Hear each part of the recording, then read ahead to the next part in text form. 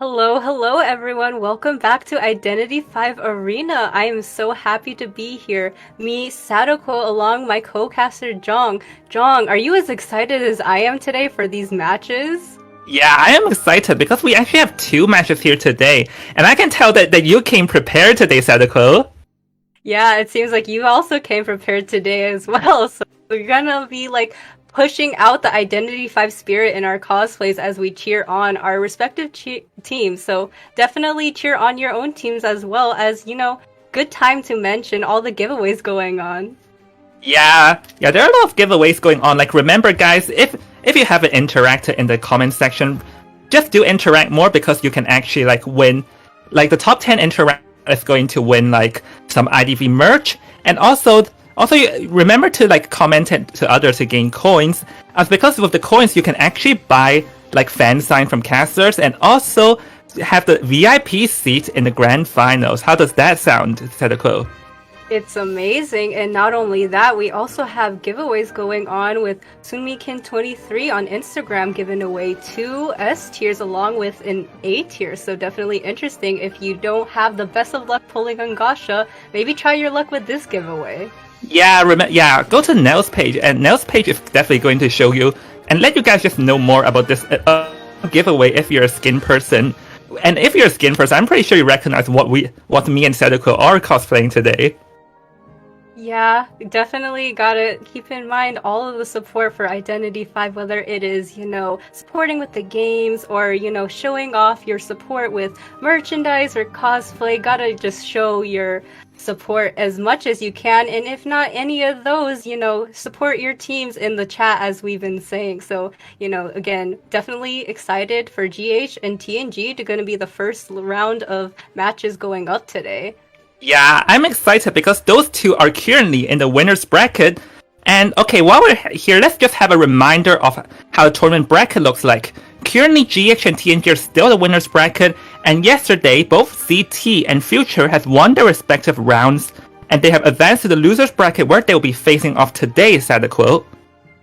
Yeah, definitely. So gotta keep that in mind. The stakes are high as we go through our matches as well. So, the matches today are going to be the results of what we're going to be seeing in the finals. So definitely keep that in mind. And the pressure is at an all-time high. So, gotta keep showing your love and support for the teams as they try to push through this uphill battle right now.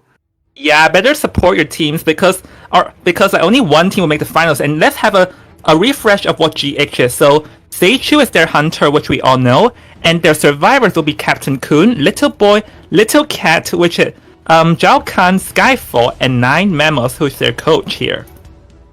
Yes, a lot of familiar faces as well. GH is definitely known for having such a strong team and within their team support as well. So we're going to have to just wait and see if that comes into play with the actual matches as well. But we will be transitioning and going to acknowledge Touch and Go's lineup as well.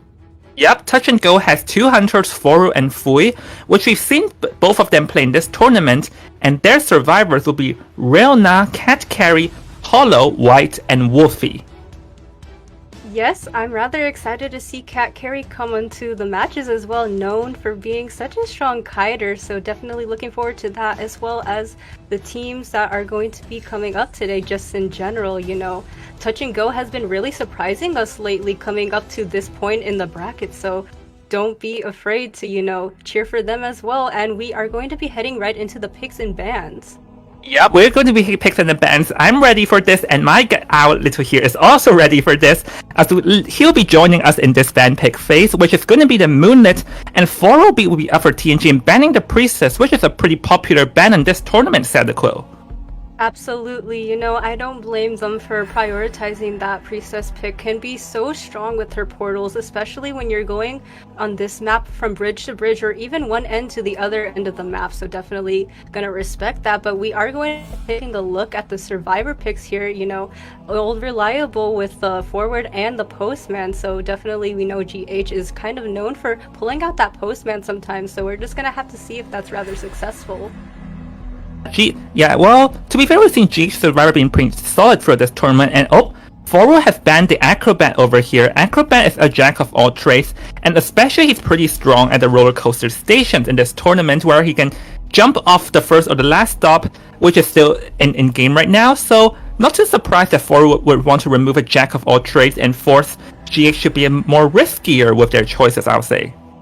Yes, definitely. Not only the roller coaster, but there is that two-story that can be really annoying to go against when you can jump off with those bombs. So gotta respect this ban pick from Foru over here, as we're gonna be waiting on the picks as well. So tell me your thoughts, Jung, on, having Moonlit be our first map coming into round 1.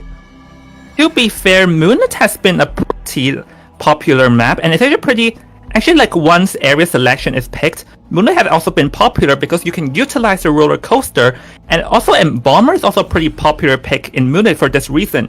Just drop the coffin at the first stop and travel away. So with the roller coaster, I think the area selection opens a layer for the survivors to play around there. Yes, definitely, but we do know that both hunters on this lineup, they have Hermit that can completely counter out the success of these roller coasters. But being said, we are going to be seeing a lock-in on the patient, super mobile in the sense he has all these hooks to, have these little cute jump tricks around the map. So definitely going to be excited to see him in this matchup here. Yeah, I'm excited too because patient is also a decent replacement for the Acrobat, can also rescue kite and do anything. So Forward still has to ban one more, and actually I'll go wild guess, and I think Barmaid is a good candidate to ban because, as we've seen throughout the tournament, Barmaid has been selected by lots of different teams just from giving the wide in mid chase, and with the flywheel can regen health. So I think Barmaid may be a good option for Forward to consider banning here. Yes, definitely. Barmaid has been rising up in the meta, being able to counter quite a common picks on the first round hunters, whether it is, the Clerk, the Dream Witch, or even in this situation with the rise of the Hermits, Hermit is going to be a little bit countered by that Barmaid as well. So definitely going to be, a valuable pick if you predicted right and you are in that Seer cosplay. So we're going to have to see if you can see the future. Yeah, well, it seems like I cannot see the future here because unfortunately the Toy Merchant has been banned because Toy Merchant in this map is also pretty decent because you can place them at the roller coaster stops and then to jump across the map and bounce away. So Foro here does not want to see any jump pads being placed in this map, but this probably opens the door for Barmaid or Dancer if that's what Jouk or GH is aiming for here. Yes, definitely. We've seen a lot of Barmaid come up, but as well, we've been seeing the rise of female dancer in this meta too. Been seeing her be a priority pick over, characters like entomologist sometimes, which I found rather interesting, but the support from a female dancer can be rather strong with her music boxes. So kind of don't blame them. And not only that, she can kite very well on her own with the utilization of the music boxes too. Yeah, female dancer has also risen in the meta. It's also one of the most popular picks, as I realized yesterday. But then again, Moonlit with female dancer is not exactly the best because this is a pretty large map with a pretty small, pretty few palette areas to utilize. So the female dancer's support may be limited in this map, considering there are other options, which we're going to see the Prospector going to pluck out here, and GH will be going for a double harasser combo, which we've seen throughout a few times over here, Sadako. Yes, definitely. I'm rather excited to see this Prospector come out to play. He's been super valuable and super successful within the couple of matches we did see him come out from GH. So gonna be excited. It's not anything unconventional for GH to be pulling out that Prospector. So we're gonna just have to wait and see with this team lineup as well at what Foru is gonna decide to pick. Yeah, because Foru has a lot of choices. As you mentioned, he has a Hermit, but Hermit with double harassers may struggle for a bit, but I actually want to look at this lineup from GH Survivors because they actually have two harassers, but then the Postman is also a pretty smart pick to ensure the decoding speed, and meanwhile, Foru has locked in the Galatea, which is going to be against this fighter team comp from GH's side. Yes, definitely. Rather excited to see this Sculptor come out.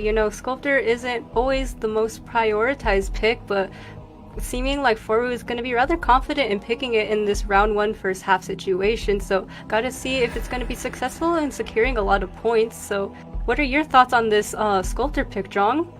Well, actually, the Sculptor pick is going to be pretty good against like fighter comps, because once with his full presence unlocked, she can knock statues all over, and her chasing becomes stronger significantly. So in theory, it's good, but then again, Patient and Postman both have like transitional kiting skills, which the Galatea does not like. So the early chase may be a bit of a hassle, as we are going to be into the spawn selections, as the Postman will be taking the last stop and the Prospector at the first stop here.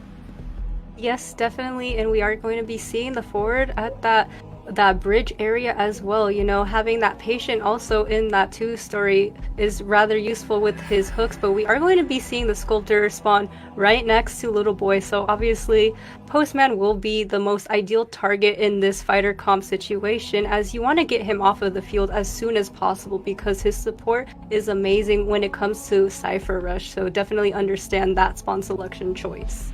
Yeah, his Tranquility Letters now says at 20%, which is going to be nerfed soon, but in this meta, his Tranquility Letters still provide 20% decoding buff, which can be a bit of a pain and hassle to the hunters. And so right now, it seems that we are going to be hopping into the game with your caster, Invisible Jump, and Sadako, as Foro here will be approaching Little Boy's Postman at the last stop.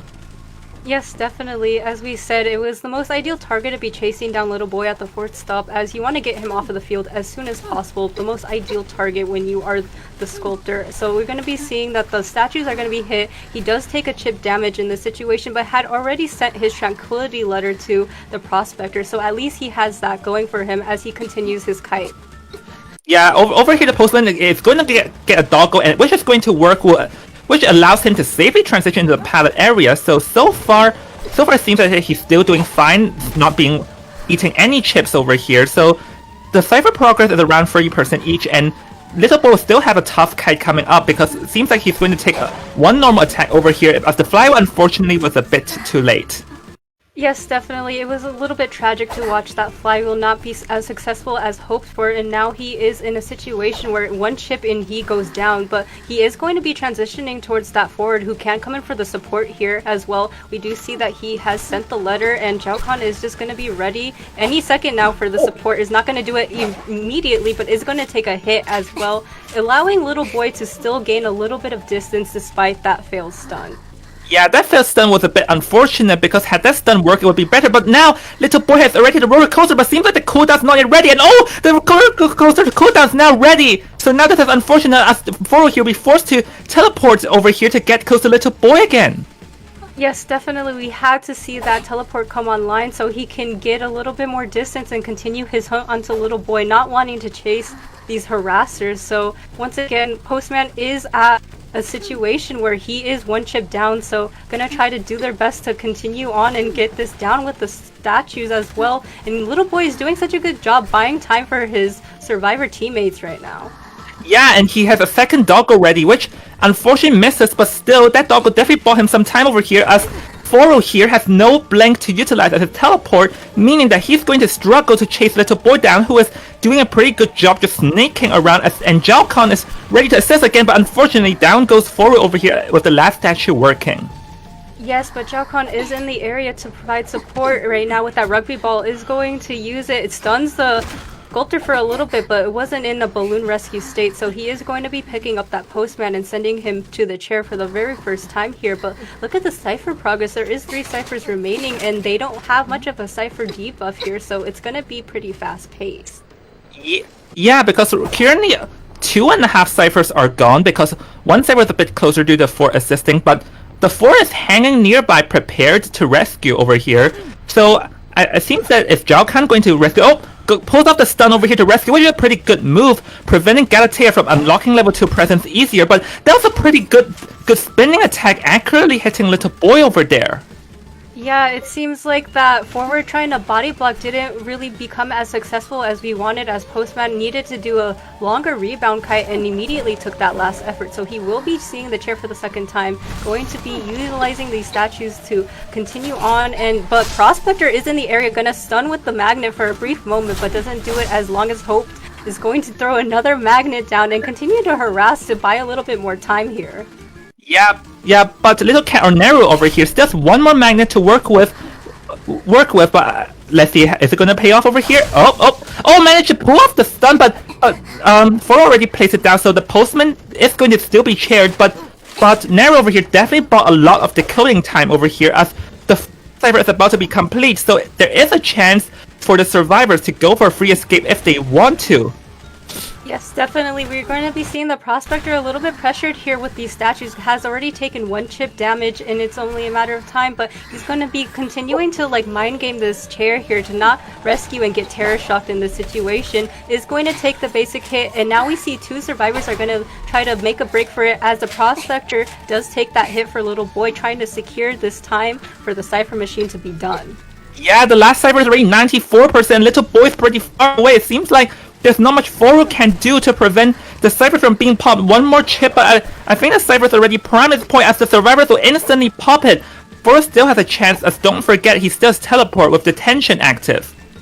Yes, definitely. He just needs to immediately get this Little Boy down as soon as possible. Does take that statue hit, but he's going to teleport knowing that there's survivors going to be in the area. Tinnitus is procced and Patient is the only one directly in his line of sight.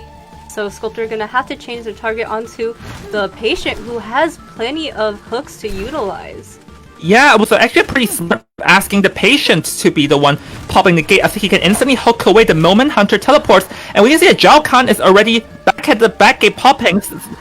It seems that they're planning for Skyfall to make it to the back gate if possible, as he still has 2 hooks to work with. As hold on, it seems that they're healing him in front over there, which is a bit of a risky situation, as now Little Boy is back in danger. Yes, it was a rather interesting choice to maintain the resources right in front of them, but however it doesn't seem to matter as Neru did throw down a magnet and allowed this stunt to come online, but now it's a little bit of a scramble to try to get to that open exit gate where, you know, Sculptor still has the tension online. Is going to be trying to figure out what target is ideal here. Prospector is going to be the target that goes down, however we do know that the rest of the survivors are also in this area. It seems like they're going to try to secure as much points as possible.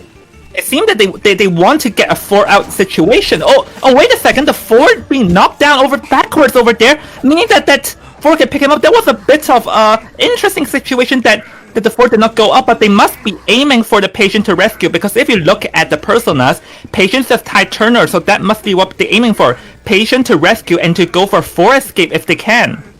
Yes, definitely. We did see that they were trying to maintain their resources. However, the 4 was able to struggle out of the balloon, you know, knowing that he was going to try to go and try to chair him as far away from the exit gate as possible. It didn't really seem to pay off. Detention is still online, and he's going to go down for a second time. But as you said, the Patient still has Ty Turner to utilize in this situation where she no longer has detention, and all the survivors are fully healthy now. Yeah, so this is very rough at this point. So it seems that Foro here wants the chair as far as possible, but then it seems that Ford may be able to struggle off a second time, because don't forget, Ford has a faster balloon struggling speed. Yes, definitely, but this seems to be coming into the play of Furu here, going to continue to keep trying this like cat and mouse game, but we do see that Neru is going to be here for the support, just throw down the magnet, and the flywheel just to narrowly avoid a hit here, but we do see all of the survivors are going to try to put their ducks in a row and trying to really secure a 4 escape when, you know, Furu is constantly bringing him farther and farther away from the exit gate that was decoded. Yeah, so now the Patient has already snaked and ready rescue, and Foro here is just going to keep allowing the Ford to struggle free and to just bring him further and further away. So now it just seems like a back and forth game, but the Prospector is here preparing to harass, but the Ford goes down once again. The Prospector has to be a bit careful to not go down himself, or this may make things worse over there for the survivors. Yeah, a little bit of misplay with that magnet, sending forward right back into Furu over there, but you know, we're going to be seeing that it's once again this back and forth struggle of trying to get this forward further and further away from the exit gate, but the survivors are still in the vicinity here, going to gear up for a rescue, but once again, it's just going to be this constant back and forth as Furu keeps trying to chair them far away from an exit gate. Yeah, and we can see that right now with him being shared over there near the slide, it seems that the 3 remaining survivors will be retreating as they realize that it will be very risky trying to go, as the Prospector and Postman both at the gate, and the Patient is still has 1 hook left, so the Patient will be hooking out, and they're going to be taking what they can get and not overextending too much. Yes, definitely. It seems like a 3 escape is in tow as they just, are gonna take what they can get as the forward was cheered far. So definitely a good show of teamwork from the side of GH. They did secure a 3 escape, which is, a feat in itself. So definitely congrats to them in this situation. Yeah. The G Survivors teamwork was pretty good. And if you look at the statistics here, look at the postman kiting for 234 seconds and everyone having above 90 seconds of kiting skills just because towards the end game, everyone was trying to like get a 4 escape by all supporting, but Foro here knowing that he cannot chair, just allowing the 4 to struggle free and bring him further and further away to ensure that he can get this very one kill. Yes, definitely. Just showing the strength of the survivors starting hot today on our very first matchup. So gotta commend them for trying for that 4 escape, knowing that it was gonna be a little bit too hard, so settling for that 3 escape. Yeah. Well, with the first game already showing some strong performance, I'm excited to see what's going to happen next, as TNG Survivor will be up next, and what will happen, we'll have to find out then. With that, we're going to hop into a break, and after the break, we're going to be continuing with more Identity V action. See you in a bit.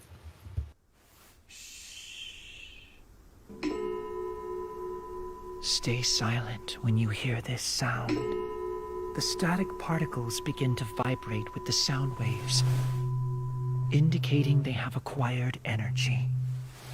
It may be a tiny amount, yet it's enough to straighten out my thoughts.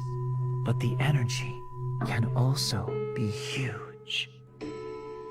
As the setting sun shone upon the final rest, I saw a musical note glimmering in gold and dancing in the air, just as they expected. The movement spread my life energy and pushed me up a pedestal until I could smell the aroma of talent in the air. The aroma was me, but it slowly faded with time. Once it faded, it cast me into the abyss, where the light from my eyes extinguished. The light shines through my fingers and onto the white keys as I continue writing, hoping the melody points me in a direction. In the reflection, I see what should have happened. He glows golden, just like they first expected.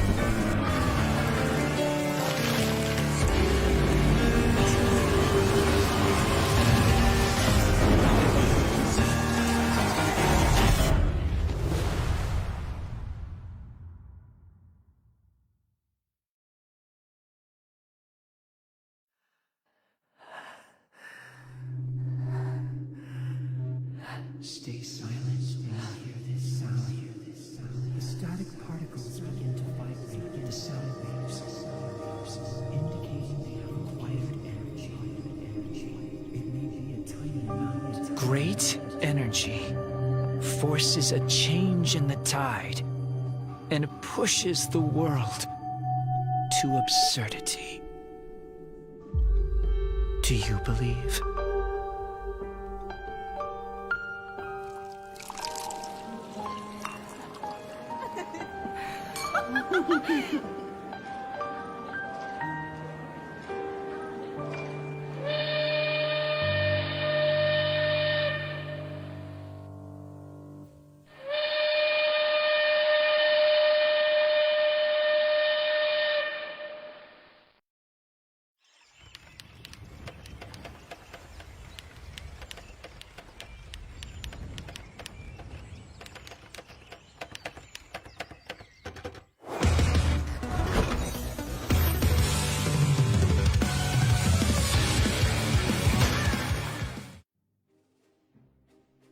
And welcome back, everyone. If you missed it, GH did a valiant effort in trying to get a 4 escape. However, they did have to settle in the end for a 3 escape, so definitely they are in the lead at the moment. So gonna be rather excited for TNG Survivors to be up next here. Yeah, because here's the thing. With GH getting a free escape, then TNG Survivor definitely will want to do the same over here in order to like tie up the very first round, or else going to lose BO1, then they'll be in a more reactive state in BO2. So ideally, they definitely want to get a free escape and tie it up. Yes, definitely. When you are on the survivor side, you gotta feel a little bit of pressure. However, at least it wasn't as bad as a 4 escape, right? So Yeah. definitely going to take your ducks in a row and try to keep cool, calm, and compose the triple C's, right? So gonna be looking forward to TNG up next. So tell me, Jong, what are we expecting here in terms of TNG survivors, do you feel? Well, TNG Survivor, we've seen them throughout the tournament, and they're actually also pretty strong because like this happened. They actually once gotten a 4 escape after their hunter got free escaped too, and they also performed pretty well in last week as well. So I'm actually excited to see what they're up against. They'll be up against Seichu, who what we know has lots of like different hunters in his service. Yes, definitely. Seichu has a pretty deep hunter pool. However, when you are TNG, you gotta know that they have been surprising us back and forth, being so strong, as we said before, making it this far in a bracket where there's been a lot of formidable teams to go up against. It's just really showing how strong they are, and they cannot be underestimated in this situation. Yeah, especially their new team. But while we're here, let's also give some shout out in the chat. So hello, Sarah or Oyawi, or rather Oiwai. Remember, if you're at the chat, just like and comment more if you guys want to have some like merch if you're the top 10 loyal viewers, or gain some coins for the Ivy Grand Finals tomorrow. Are you excited for that, Sadako? Absolutely. I'm gonna be on the edge of my seat watching those finals, but yes, definitely we are going to have a really exciting matchups today too, which are going to be determining what we're going to be seeing in those finals. So gotta keep your eyes peeled as we just go and watch the action unfold before us. Remember, GH vs TNG are currently at the winner's bracket, so whoever wins this matchup will be advancing at the finals, and they're going to just be sitting at their seat waiting while the 3 remaining teams will have to battle their way. So yep, one finalist will be determined today, and I can't wait to see which one of that it will be. Yes, so speaking of the brackets and the finals, you are in Seer cosplay, so I gotta like pinpoint it out to you. Do you have any predictions for what might be in store? I rather not predict which team will win, just to not like sound weird. So we're heading the ban picks right now. So we'll be waiting for what will Seichu ban, and if it's going to be a priestess, which is already a common trend in this tournament for them to ban priestess over the seer. Yes, absolutely. It's just beating a horse to death to be continuously talking about just how important and how successful and how valuable a priestess can be in a map like this one, where it is huge and you can easily get across the bridges with those portals and definitely provide a lot of support to your fellow teammates. So definitely understandable that was a prioritized first ban from Seichu. So definitely looking forward to what the survivors are going to be choosing instead. Yeah, I am looking forward to that too, because Seichu, from what we've seen, Seichu has played a massive variety of hunters. We definitely saw the Hermit, the Bonbon, like lots of different plays, and it seems that Touch and Go here will be opting for a different strategy, and they did not optimize the forward first, but they are going to be the Mercenary and the Barmaid, going for more of a safe approach with the Barmaid as a support here, Sadako. Absolutely, we're going to be seeing a little bit of a common trend in picking, rather safe choices in the side of the survivors, as we do know well that Mercenary is a really safe rescuer, as well as, as you pointed out too, Barmaid is such a good support. It has those wines that easily heal up her fellow survivors and can just be a little bit of a nuisance with those wines, gonna be sending them back to square one if they are a half-injured state, and then immediately taking that wine and going back to fully health. So definitely really annoying if you are on the hunter side. Yeah, and also Seichu here will be banning the seer also. So unfortunately, my cosplay character got banned. I will not be seeing myself being played. Oh well. So Seer being banned here, meaning that Seichu is more of giving himself a room to pick, because the thing that Seer's out is like a deadly counter to pretty much all hunters apart from the Guard 26. So it seems that Seichu here has not the what Hunter will be going for by removing out the Seer. So I'm actually excited for what would Touch and go for next, because there are actually a lot of different options, such as the Postman Prospector has not been banned, and I wonder will we be seeing that next? Absolutely. We do know that, Postman can be so successful in fighting that Cypher Rush, gotta keep that in mind, as powerful as he is now, as he will be receiving a nerf rather soon, so gotta appreciate him in his time at the moment. Yeah, and you know what else to appreciate in the time? This map, because there is a massive balance change in this map, and Moonlit has the most changes, with like lots of addition of palette windows. And while we're at it, Touch and Go here will be picking the Toy Merchant. So well, we talked about the Toy Merchant just now. He can fly across the map with the launch pads and the catapults, and we have actually seen their Hunter bandit. So it seems like this team really likes playing with the Toy Merchant.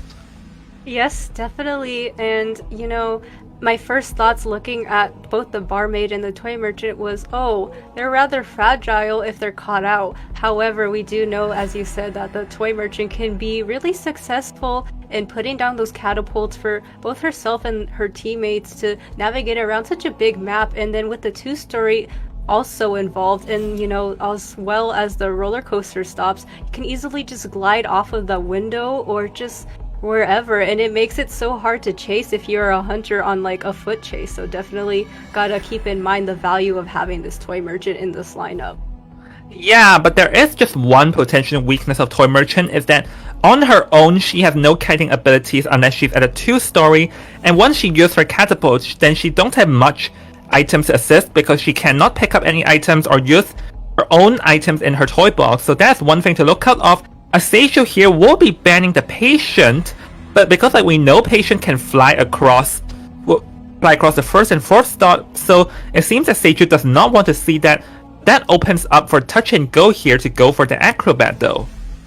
Absolutely. As we pointed out with the Acrobat ban last match, he is such a jack of all trades and has so many potential spots to utilize those bombs and jump off, whether it is the roller coaster stops or that 2-story, kind of similar to how I was talking about with Toy Merchant. And not even just that, he can be a jack of all trades in the sense of really strong kiter, or can be a pseudo rescue if need be and the situation calls for it. So definitely would be interested to see if an Acrobat comes online. Yeah, I actually think that it can be likely, because they have Barmaid and Toy Merchant both as a support, Merc as a rescuer, but they don't really have much of a kiter, and which Acrobat can fill that role. And because in this version of the game, the Acrobat can still jump across off the stations, but after the nerf it will not be that effective because of the mass map changes, making it possible for the hunters to drop down. And while we're talking about it, there goes the Acrobat as we predicted. Finally, I managed to see the future correctly this time. Absolutely, that prediction seemed to be rather successful, and as well as your analysis being rather strong, so definitely seeing into the future and utilizing the knowledge you had beforehand to really predict this Acrobat. So rather interested to see how he comes online with his support in this upcoming matchup. So now all eyes are on Seichu here for what hunter he's going to decide to pick, and wow, it is the Hermit. So honestly, no surprise, but picking it in a round 1 situation, we're gonna just have to wait and see if this pulls out as much points as he might be hoping for. Yeah, well, he's definitely aiming for as much points as possible, because there is one common trend in this tournament, is that when Hermit is pulled up, normally the results are pretty extreme, because we did see games where he got 3 to 4 escape, but we also seen a number of games where he got 4K. So it's here the Sage is definitely wanting to get that 4K and aiming to make the point difference very large, that it will be very hard for Touch and Go to chase.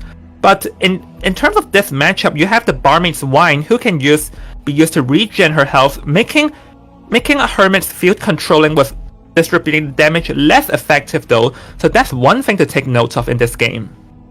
Yes, absolutely. Seichu is known for being a little bit more of one of the stronger Hermits that we've seen so far in this tournament, but this Survivor lineup can be a little bit of a hassle to deal with, as you said. Barmaid having those wines online, whether she is the one being chased or not, can just make it so the kite continues on. But that being said, we are going to be transitioning to our spawn selections. Yep, the toy merchant already took the first stop and acrobat last stop. As we expected, the barmaid will be at the 2-story and the merchant will be at the bridge. So again, this seems to be a pretty standard formation for how the survivors would pick. 2 at the first and last stop, 1 at 2-story, and 1 near the carousel. A Seichu here will be spawning at the second stop, which is right next to Cat Carrie's barmaid, which she'll probably be the target over here. Absolutely. When you're Seichi, you want to kind of target out that barmaid to make it so that she is no longer a factor in the many annoyances that come with this team lineup. So definitely gonna have to see if the strength of Cat Carrie, who is known to be such a successful kiter, can really just shine against Seichu with those stuns and all of that. So it's really exciting. We're gonna have to wait and see.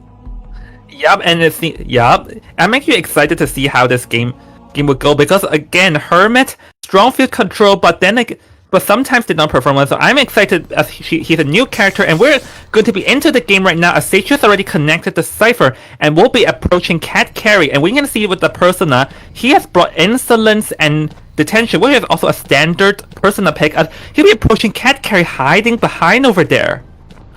Wow, hiding in plain sight, as one would say. Seichu just completely avoiding or not even taking notice of barmaid, who was hiding right beside those blocks. So now Seichu's in this situation where he's wasting a lot of time trying to figure out where that barmaid went. But once again, hid in plain sight, and now is going to be forced to vault and try to once again find a different target in this situation, knowing that that barmaid narrowly escaped from his grasp. Yeah, talk about inches ahead from a reward. He was so close to seeing the barmaid but turned around. So he'll be approaching the toy merchant, but I think the toy merchant here did not choose to play around with the roller coaster, but rather looping around over here, looping around the first stop, not giving Seichu a clear shot with his electro balls. Absolutely. So the saving grace in this situation is that Seichu's having that, natural decoding speed that is slower, but we are going to be seeing that he stuns that toy merchant, and toy merchant is going to take a hit. However, all of the survivors chose to take that health distribution, so it's basically nothing. Going to fail that blink, trying to get a terror shock, but TNG White's going to be rather disciplined and not immediately going onto the roller coaster, is going to take another hit, and the barmaid was the one who decided to take that health distribution, immediately healing it with the wine. Yeah, that's what we talked about before the map of how good it is. And look at this, now the toy merchant is already at the third stop, so the survivors over here from Touch and Go definitely have planned this with the Moonlit River Park, utilizing its effectiveness, and now Seichu can no longer go after the toy merchant and will be approaching the barmaid, who has already transitioned out in advance. Yes, absolutely. It's just an uphill battle for Seichu, who doesn't seem to be going its way. However, Cat Carrie just jumped right into his line of sight here, so going to be changing his targets right onto Cat Carrie now that he finally has taken sight of him. Does take a stun for a moment, is going to utilize that speed wine to gain a little bit more distance here. He does utilize that flywheel for distance as well, so rather good move from Cat Carrie. Really strong kiting. Does narrowly miss a hit from that pallet ball as well. We are going to be seeing him drop down and try to get Cat Carrie, is going to eradicate that pallet, and now Cat Carrie needs to play a little bit more carefully in this situation. Yeah, but we've also seen how good Cat Carrie is kind of against the Hermit, because he also did the same thing against another day, but now the chase is going to continue. And this is not looking too good for Seichu from how long this first chase is, because the first wave of Cyphers is about to be complete, but that was a pretty good sneaking attack off the Acrobat with an Acrobat. Now the Acrobat is in critical health state, so we can see that the health of the survivors are now generally being lowered over here. Yes, absolutely. In this situation, you kind of maybe want to go and conserve your resources, because they're looking a little bit deathly. Is going to be doing that catapult to glide away and get out of sight from Seichu. Going to be gaining a little bit more distance, as he's going to be dropping down a stun to transform over here as well. Going to be dropping down that pallet, and now it's going to be White who's going to be the site of the kiting right now. Oh, that was a pretty good flywheel over there, effectively preventing from getting hit, because White was one hit from down, and we can see now the barmaid already switched into the blue charge over here, so that the White will not go down over here, and the barmaid will be healing herself up. So this barmaid is giving Seichu a lot of trouble, trouble like now preventing him from effectively controlling the field, as now only 3 ciphers remain for Seichu over here. Yes, absolutely. White is going to be in the situation where their Sun N is going to be going down. A little bit of a tragic situation, but it cannot be helped, and he will be seeing the chair for the very first time. However, we're looking at the survivors' health states. It seems like they're all looking decently healthy as they conserve their resources, as said, which is something really valuable that you want to do against a Hermit. We are going to be seeing the Mercenary vault down and is going to be hit with that blink, so definitely a really decisive blink to get that off, but it's going to be rather disciplined and not rescuing right away. And now we're in this situation where the toy merchant has to do a really good rebound kite, as look at that Mercenary's health state is going to be disciplined and also going down vaulting, but has that glider to utilize. Yeah, that was a pretty show of understanding of the rogue of the station stops, from jumping, from like using the catapult to gliding over here. Oh, that was a pretty good stun over there. So now this toy merchant is definitely buying some time. And if you look at the charges, the acrobat is swapped into the blue charge, so the toy merchant won't even go down in one hit. And the ciphers are dropping left and right as the third cipher is gone. So let's see over here, but it seems that here this White will have to take a hit, but he's still alive as the acrobat again tanked it for him. Yes, definitely. Seichu getting one person on the chair for one time is something to be proud of, but right now all the pressure is on Seichu as he tries to get the toy merchant back onto the chair for a second time. As he pointed out, the cipher progress is looking really good in this situation, and it's only a matter of time before they're primed to be popped. Yeah, because the last cipher is already around 81%, so it seems that it seems that Seichu cannot do much to prevent the ciphers from being popped. So White will be going down over here, and can the ciphers be popped, or will they opt? Oh, never mind, the ciphers are popped, and now we're reaching endgame, but Seichu still has detention to down White. Yes, absolutely. Detention is in the air, and White is looking rather vulnerable in this situation. Once again, you're going to try to target this toy merchant as well, knowing that he was on the chair for one time, so going to try to secure at least one kill in the situation. Going to be vaulting off that roller coaster stop, has the glider in play. Going to be a little bit of a hassle for Seichu to chase, as it is a foot race with that glider, but is going to be dropping down the polarity as well. But it's going to be a little bit of back and forth with discipline and mind games around this palette. So Seichu, being disciplined, just going to wait until he goes into his line of sight, is taking the hit. However, the health distribution coming into play, allowing White to gain a little bit more time in this kite here. Yeah, this is a bit of weakness for Hermit, but now White will go down in one hit because there's no one left to tank the charges, and even the dungeon is in sight. There's no way that White can make it, as over here Seichu will be knocking down White once again, and the 3 remaining survivors will be escaping, so this will be another free escape, Sadako.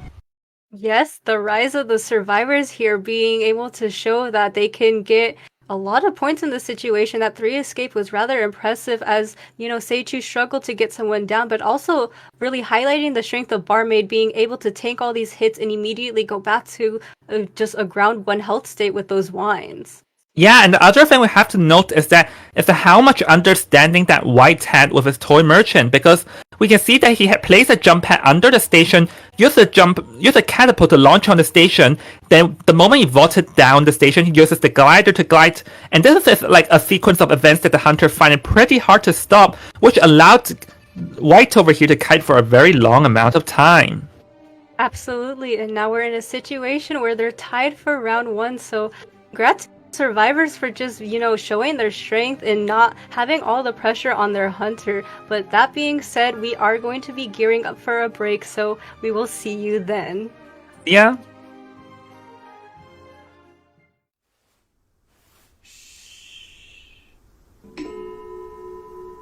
Stay silent when you hear this sound. The static particles begin to vibrate with the sound waves, indicating they have acquired energy.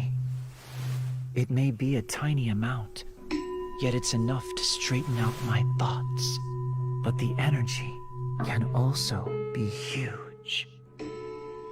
As the setting sun shone upon the final rest, I saw a musical note glimmering in gold and dancing in the air, just as they expected. The movement spread my life energy and pushed me up a pedestal until I could smell the aroma of talent in the air. was me, but it slowly faded with time. Once it faded, it cast me into the abyss, where the light from my eyes extinguished. The light shines through my fingers and onto the white keys as I continue writing, hoping the melody points me in a direction. In the reflection, I see what should have happened. He glows golden, just like they first expected.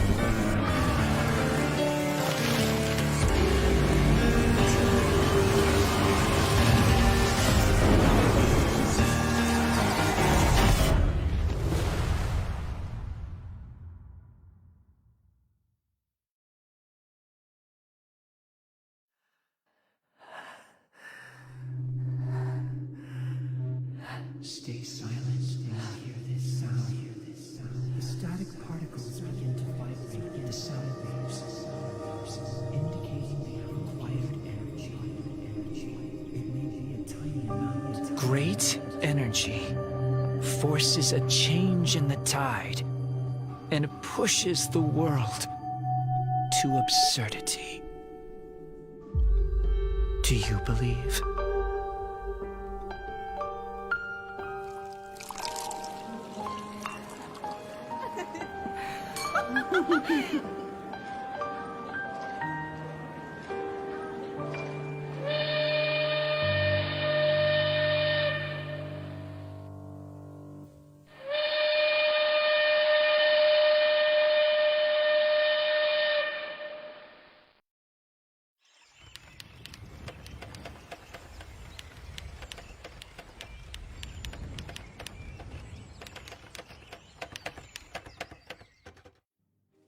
And welcome back, everyone. We just watched, the round one got tied up with the really decisive plays by the survivors. So rather excited to see that maybe the hunters are gonna have to step their game up a little bit to also try to pitch in and provide a little bit more points here.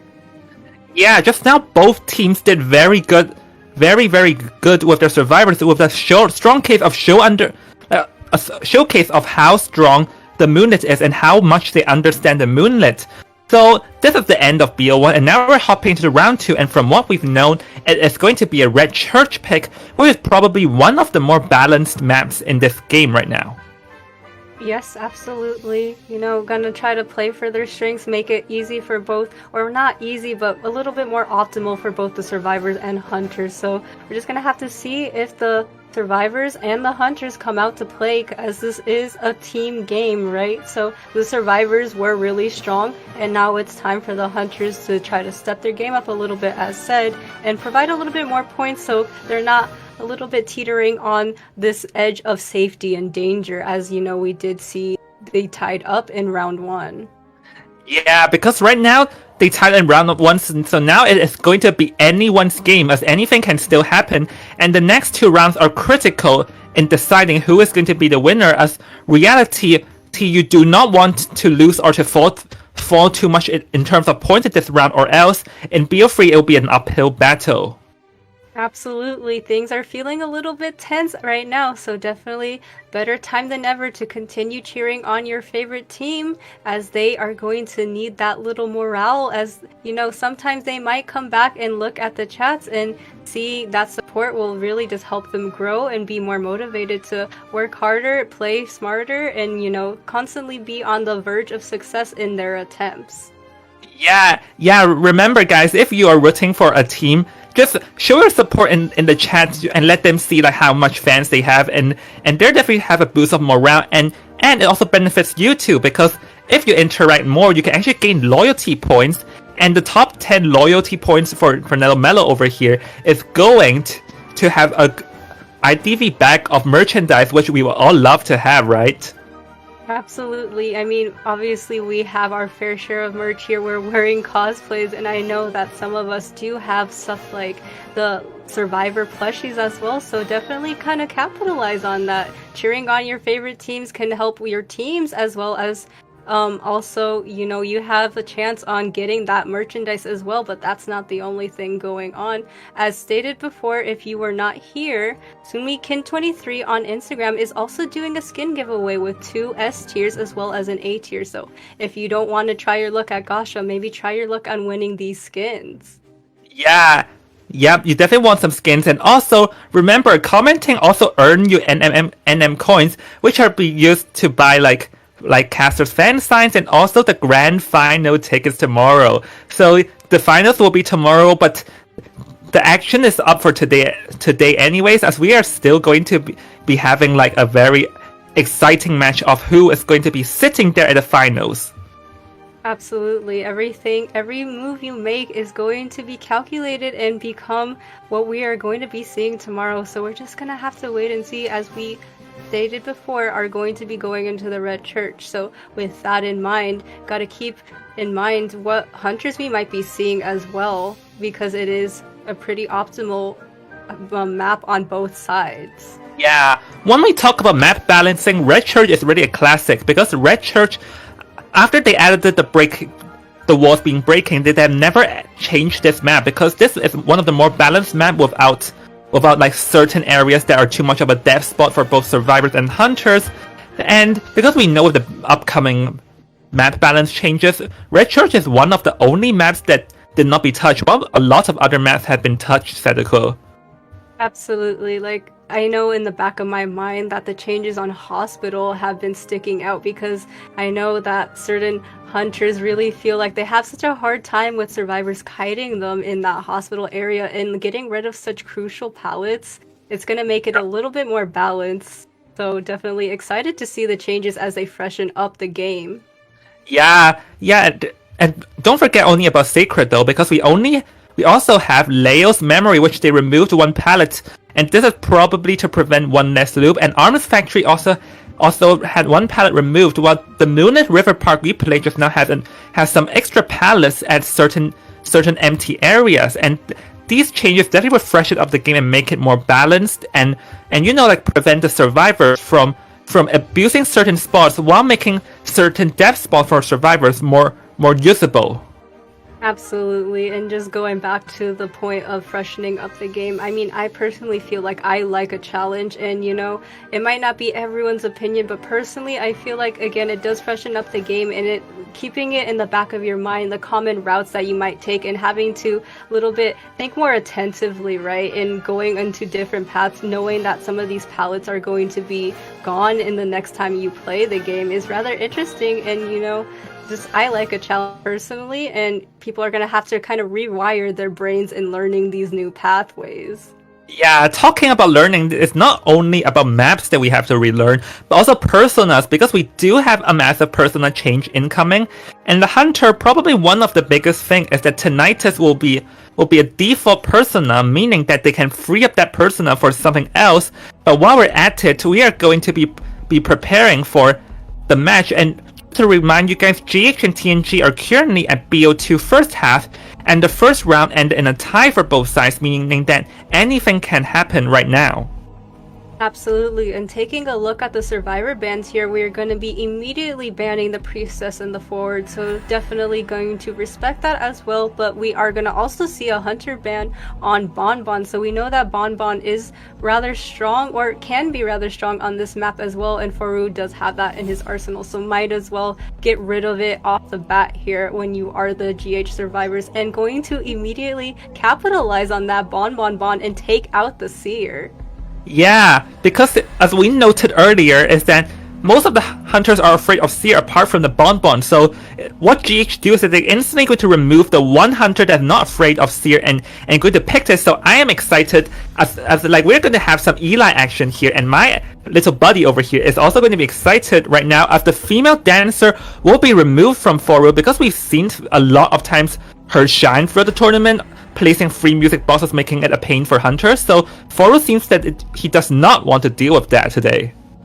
Absolutely, the support can come in from both that church area as well as the shack, but we are going to be seeing the postman come online. So again, not something super unconventional on the side of GH. They really do like bringing out that postman sometimes, as well as a, you know, traditional harasser, which we are going to be seeing with the prospector. So definitely going to be looking forward to that. But we are going to also be noting that we don't have a rescuer on the lineup right now. So going to probably be expecting maybe something like a mercenary, as he is still available. Yeah, but because as you noticed, I believe that the last pick is going to be a spot for the mercenary, and I think Foru May will be banning the mercenary because that's obvious what GH will be aiming for next. But then again, this also opens up an interesting question: is that if Foru does ban the mercenary, then what rescuer will GH be aiming for today? Or will they go for like a first officer, which is also come in the meta because as we see the Merc has been banned, so will GH go for a first officer who has risen up in the meta as a decent replacement rescuer?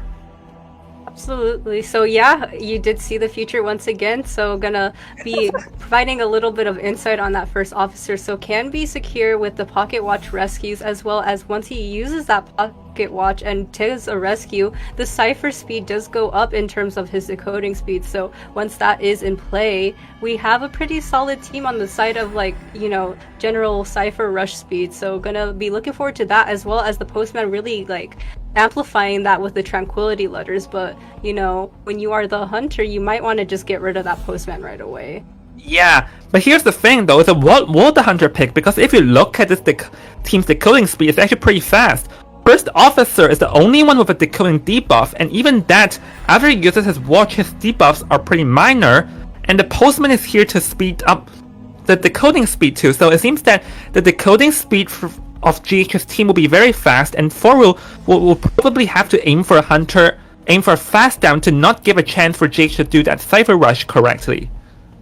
Yes, absolutely. The speed can be such a hindrance when you are the hunter, and as you said, that the debuffs are going to be pretty much negated once that first officer has that ability where his cipher speed goes up. So definitely a little bit of a hassle, a little bit of annoyance, and we're gonna just have to wait and see what Foru decides to pick here as well.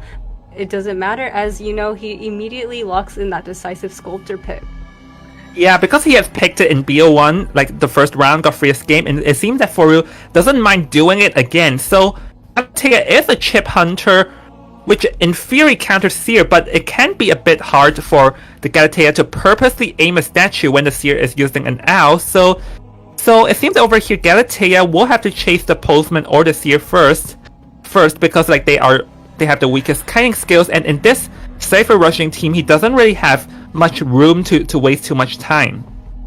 Yes, absolutely. So in theory, that is basically what you said, but I cannot help shake the fact that there is going to be such a little bit of a hassle and uphill battle with this cipher rush that's gonna be in tow regardless, because even if you are inbound chasing one survivor, that doesn't mean that the other survivors are going to stop, right? So they're gonna continue on, so he's gonna have to really focus in on his first target and immediately get it down as soon as possible to provide a little bit more pressure. But we are going to be going into the spawn locations here. Well, Little Boy is already kiting before the game begin, and so they're going to be settled in a straight formation, and Skyfall will be spawning between the broken walls, while Foru here will be spawning right next to where Little Boy and Skyfall is. So Little Boy should be preparing to take the kite over here with his doggo. Absolutely, and you know, being in that shack area, it can provide a little bit of an ability to prolong his kite around that shack, as well, having that dog that, as you said, can speed down the sculptor. But it's just gonna have to be you know, a sight to behold, as we are going to be heading into the match shortly. It's going to be a battle of wits and, you know, raw kiting ability, as the sculptor is going to be moving for the first target, which is Little Boy. Yeah, this is going to be sort of a rematch of BO1, because this chase also happened where Little Boy did kite decently, but seems over here Foru has like went towards the wrong direction when predicting the location, and this is going to be allowing Little Boy to run further away and for the survivor to steal some ciphers while Foru is confused into where the postman is. I suppose we're gonna continue to see this consecutive trend of the hunter just narrowly avoiding or missing that first chase that they are so desperately wanting to go towards, and now we're gonna be seeing a lot of just the GH going to be transitioning away as his sight is now gonna be set on Little Cat here. Yeah, or rather not, as he'll be approaching Zhao Kan's here, which is also one favorable target, as Zhao Kan will be taking a chase here, but we can see that there is a bit of a traffic jam situation as Skyfall was at the area and now breaking the walls, preparing to help Zhao Kan to kite, and now for will be approaching Zhao Kan, but seems to be able to force him in the open and getting a hit, forcing it out. Yes, absolutely. So with that owl out, that means that his only resource is going to be gone. Gonna have to gain another owl in the time that he's kiting, narrowly avoiding the statues that the sculptor is putting on. Has that flywheel for distance, but it's not so successful as he does take the hit despite the pallet drop. Yeah, and now actually don't forget, Foru has blanked this game, so Foru can blank to get Zhao Kan down if he wants. Oh, miss over there and force the blinker, and down he goes. And we can see that currently 5 ciphers still remain, but the first wave of ciphers is already about to be done. So this is a 2.5 cipher kite, which is anyone's game right now. Right, just another testament of how fast that cipher rush is, because we did know that Foru was going to be going constantly back and forth between those scrambling survivors, but it didn't seem to matter. We are going to be seeing 2 survivors in the area to try to get this rescue off and, you know, do the support that GH is so well known for. Going to have the officer and the prospector. That stun is going to allow them the time to get that secure rescue, but we're going to be seeing another stun on that Foru here, but it doesn't seem to deter him as he continues to go after Zhao Kan. Yeah, the triple magnus did not exactly have a large effect, and now he's still going to be going after Zhao Kan over here, but seems like here he missed the statues over there, allowing Zhao Kan to transition into the graveyard here, and currently Foru still does not have level 2 presence, meaning that he'll still be relying on the pure chase. That it's going to be a bit hard for Foru right now. Absolutely, Prospector is in the area to continuously provide this support. We do see a magnet is going to be online for him to utilize as he's going to continue to help out this Seer here. Going to be taking a hit for that, but is going to be also throwing down that pallet stun, knowing that was a rather calculated move, so kind of a little bit of a back and forth, but he's going to change his targets immediately back to Zhao Kan, knowing that he doesn't have as much resources and isn't much of an annoyance as the Prospector. But here's the thing though, this rebound kit from Zhao Kan was pretty good, and the survivors did a pretty good job ensuring he can go into the graveyard, and now let's see, finally for going to knock down, but one cipher only remains of how long did manage to last in the graveyard over there. Yes, absolutely. We did see a magnet try to come in for the stun. Wasn't so successful. That magnet did allow that balloon rescue. He's going to be standing right in front of Zhao Kan to try to take this hit for him. The flywheel does come into play, and the Prospector is going to be the one to hit. But the Cypher Machine progress is not where they need to be, and Zhao Kan is in this situation where he needs to do a really good rebound. Kite is in a dead area, but has a owl to utilize, so definitely going to be going back to an area where he can kite a little bit more successfully. Yeah, so seems like over here Foru decides to not to go for it and going to switch chairs into the Prospector, which is going to be Neru. So now the question is that what will Foru do, because now this is a whole chair, and we can see that the last cipher is already around 60%, so this will be very hard for Foru right now, as it seems that he cannot stop the ciphers from being finished like right now. Absolutely, we do see that Skyfall is in the area to come in for this rescue, going to be able to do this, gonna take a hit for that, gonna take another hit, but is able to get the rescue off. So we are going to see the Cypher is primed, and now it is going to be a foot race as Foru tries to get Little Cat down, but obviously you don't want to be chasing a Prospector. It's going to be such a hard time. Does take a chip damage, has a magnet on him, but he is in the area, gonna be pressuring off that exit gate. You know, Little Boy's gonna be the target here. It does force out the blink, and now he is going to be hit. Actually, now Foru still have a chance to go for title, because the thing is that Nero is still in the vicinity, and Nero only has one magnet left to work with. So now the moment Postman gets chaired, now Foru can go after Nero over here. So now that's a good test of what will the survivors do to ensure this free escape. Absolutely, we do know that he is in the vicinity of the dungeon here. However, it doesn't seem like he's going to commit to that, as we are going to see, the support of the teammates come into play yet again, as Skyfall is going to be really gearing for this rescue, trying to secure as much points as possible to allow that rescue in this situation. Does get the rescue off, and now Postman needs to buy a little bit of time, but the distance is not enough. He's going to be downed again, and now we're in a 3-down situation. Yeah, but the Prospector can be healed up to rush the gate, but the question is that now 2 survivors are down at the front gate. What will they do? Because it seems that over there was a bit of jam and some like mischoices over here. So now, but the good thing is that the tension will be over in 10 seconds, so they can rush the gate if they want to over here. But currently, no one left has Tide Turner, so this will be very tough for the survivors. Yes, absolutely. We do see a magnet come online as a flywheel to try to get to rescue. Well, they're going to be using 2 flywheels and another hit. And now the situation that was looking rather grim for Furu is looking rather strong. So definitely interesting with this team support here, but it wasn't enough, as Postman is going to be sent back to the manor, and now Neru is going to be the one seeing the chair for the first time. Yeah, no, the Prospector, I think, has been chaired once before. Now, this is his second chair, and Zhao Kan is nowhere near close to completing that gate, though. So now this has to be very dangerous, as the first officer is in half of it cannot rescue. So right now, the first officer has to stay nearby, or else Zhao Kan will be in danger. So it seems that now Foro can go for a free K if they want to. Absolutely. We were saying that the hunters really need to step up to the plate here, and it looking like just that. Maybe it was a little bit of a miscalculation and a snowball immediately going on for the survivors that allowed Foru to really secure to escape in this situation. Does use the teleport, but the survivors are not there, so a failed teleport allowing them this time to go through the exit gate and the dungeon, securing a decisive tie. Yeah, that was a pretty dangerous situation over there. I say that because during the end game, when he was chasing the Prospector, over then the Postman has just started decoding the front gate, which was a bit of a danger, because then the Galatea switched into the Postman, got him down fast, and the Prospector still in the vicinity. So it seems like there is a bit of a error of decisions on the survivor side, allowing that tie though. Absolutely. Sometimes their courage and their bravery pays off, but this was not one of those situations. However, they were able to scrape by with a tie, with Foru teleporting to the gate where they weren't even at. So that is their saving grace, definitely. Yeah, because that was a pretty good move from the first officer, positioning himself in a place where the Galatea cannot find him, because had the Galatea spot where the first officer is, then this would have not been a tie and it would have been a free kill, which would have made things even worse. So with that, actually with a very intense endgame, BO2 ends in a tie for both teams, which means that anything can happen in the next round. So we're going to be hopping into a break for now, and we'll see you guys after the break.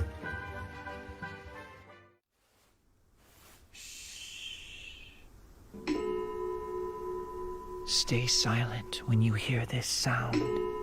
The static particles begin to vibrate with the sound waves, indicating they have acquired energy. It may be a tiny amount, yet it's enough to straighten out my thoughts. But the energy can also be huge. As the setting sun shone upon the final rest, I saw a musical note glimmering in gold and dancing in the air, just as they expected. The movement spread my life energy and pushed me up a pedestal until I could smell the aroma of talent in the air. The aroma was me, but it slowly faded with time. Once it faded, it cast me into the abyss, where the light from my eyes extinguished. The light shines through my fingers and onto the white keys as I continue writing, hoping the melody points me in a direction. In the reflection, I see what should have happened. He glows golden, just like they first expected.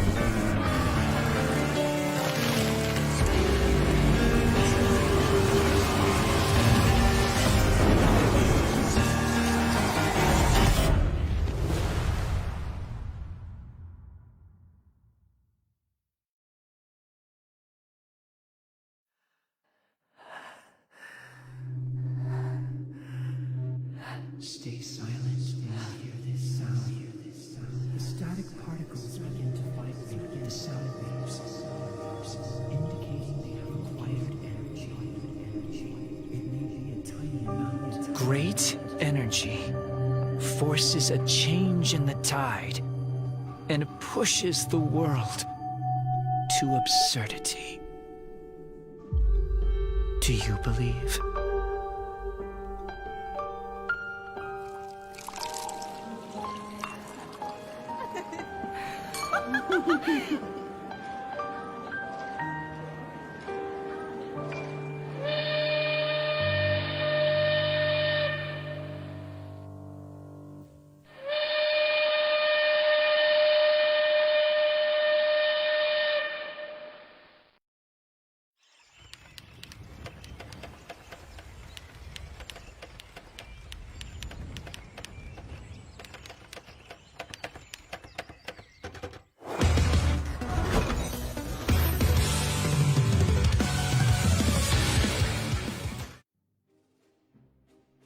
Welcome back, everyone. We just witnessed an insane match, constant back and forth of who we thought might be the victor in that situation, which ultimately ended in a really decisive tie due to a miscalculated teleport. So rather interesting. And now looking at the scoreboard, we have a 2-round tie situation.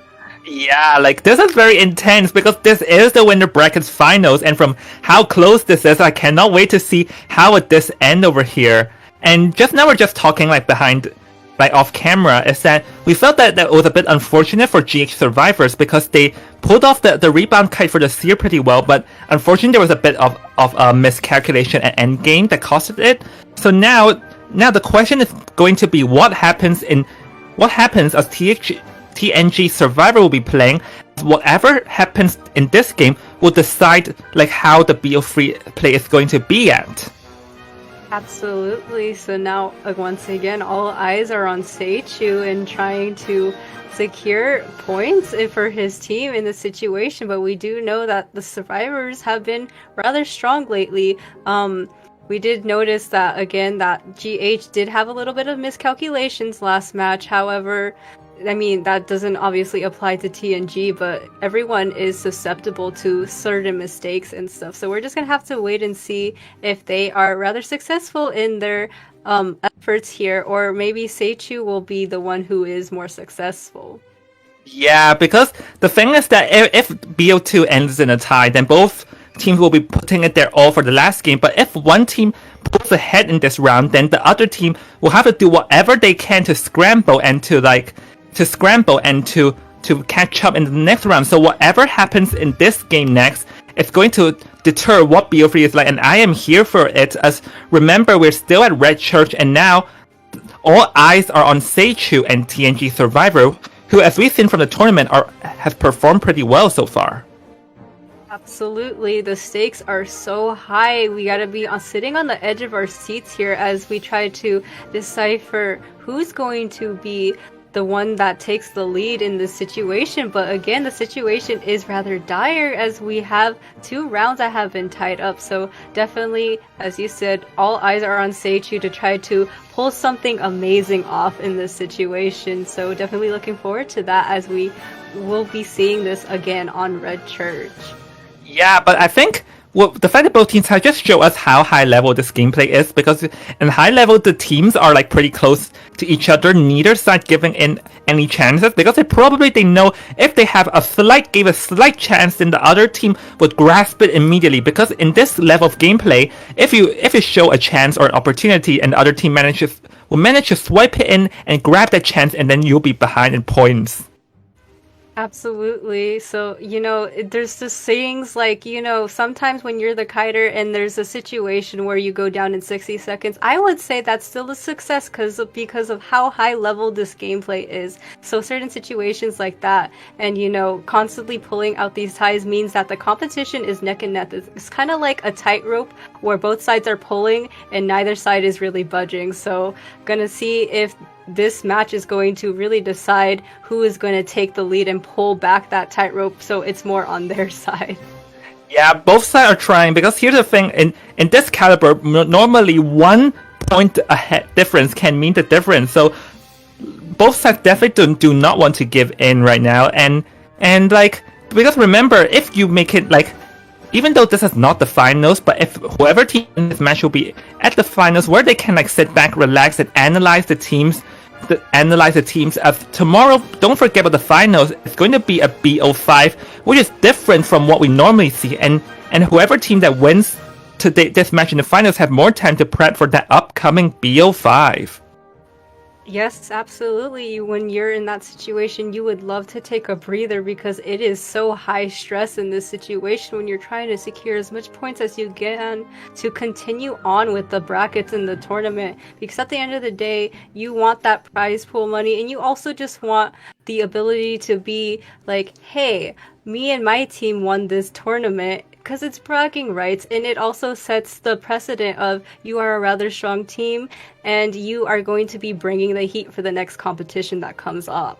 Yeah, that definitely should just a showcase of skill, and also, like as you mentioned, prize pool money, which every team that made it here already won the fair share amount of the prize pool. So yeah, but you definitely want to earn more, as we're going to be hopping into BO2 second half, and say it'll be Seishu against Touch and Go, and this time Seishu will be opting for a different approach, banning the priestess and female dancer, which are both pretty popular in this tournament. Yes, absolutely. So again, to highlight that they are super strong on that church area, you can immediately just go towards that middle, and then they can throw down a music box, or they can throw down a pallet to prolong their kite, or, you know, provide an exit getaway from the hunter. So definitely kind of hassles you want to immediately get off of the plate so you don't have to worry about them in the future. Yeah, so but here's the thing though, is the Seichu did not ban the Seer. Probably can go for Bomb Bomb, but it seems that over here, Touch and Go will be removing the Galatea from Seichu, and he actually released the Bonbon up for play, because from what we've seen for this tournament, Seichu's Bonbon is pretty good too, so I feel like Seichu now have a choice between Bonbon or Hermit now.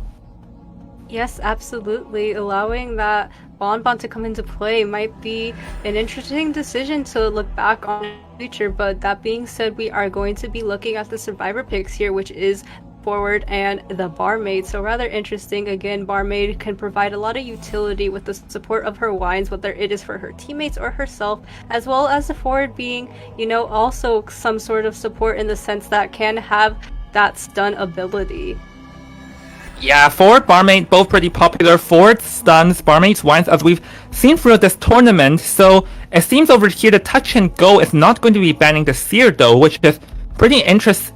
Or rather, not choosing the Seer though, which is pretty interesting. It seems that Seichu doesn't ban it, but they don't choose it either. So Eli, seems that in this tournament, Eli's priority pick is not that high, as the Postman will be banned over here, as Seichu does not want to see any Cypher Rush, as we've seen a lot throughout this tournament and today.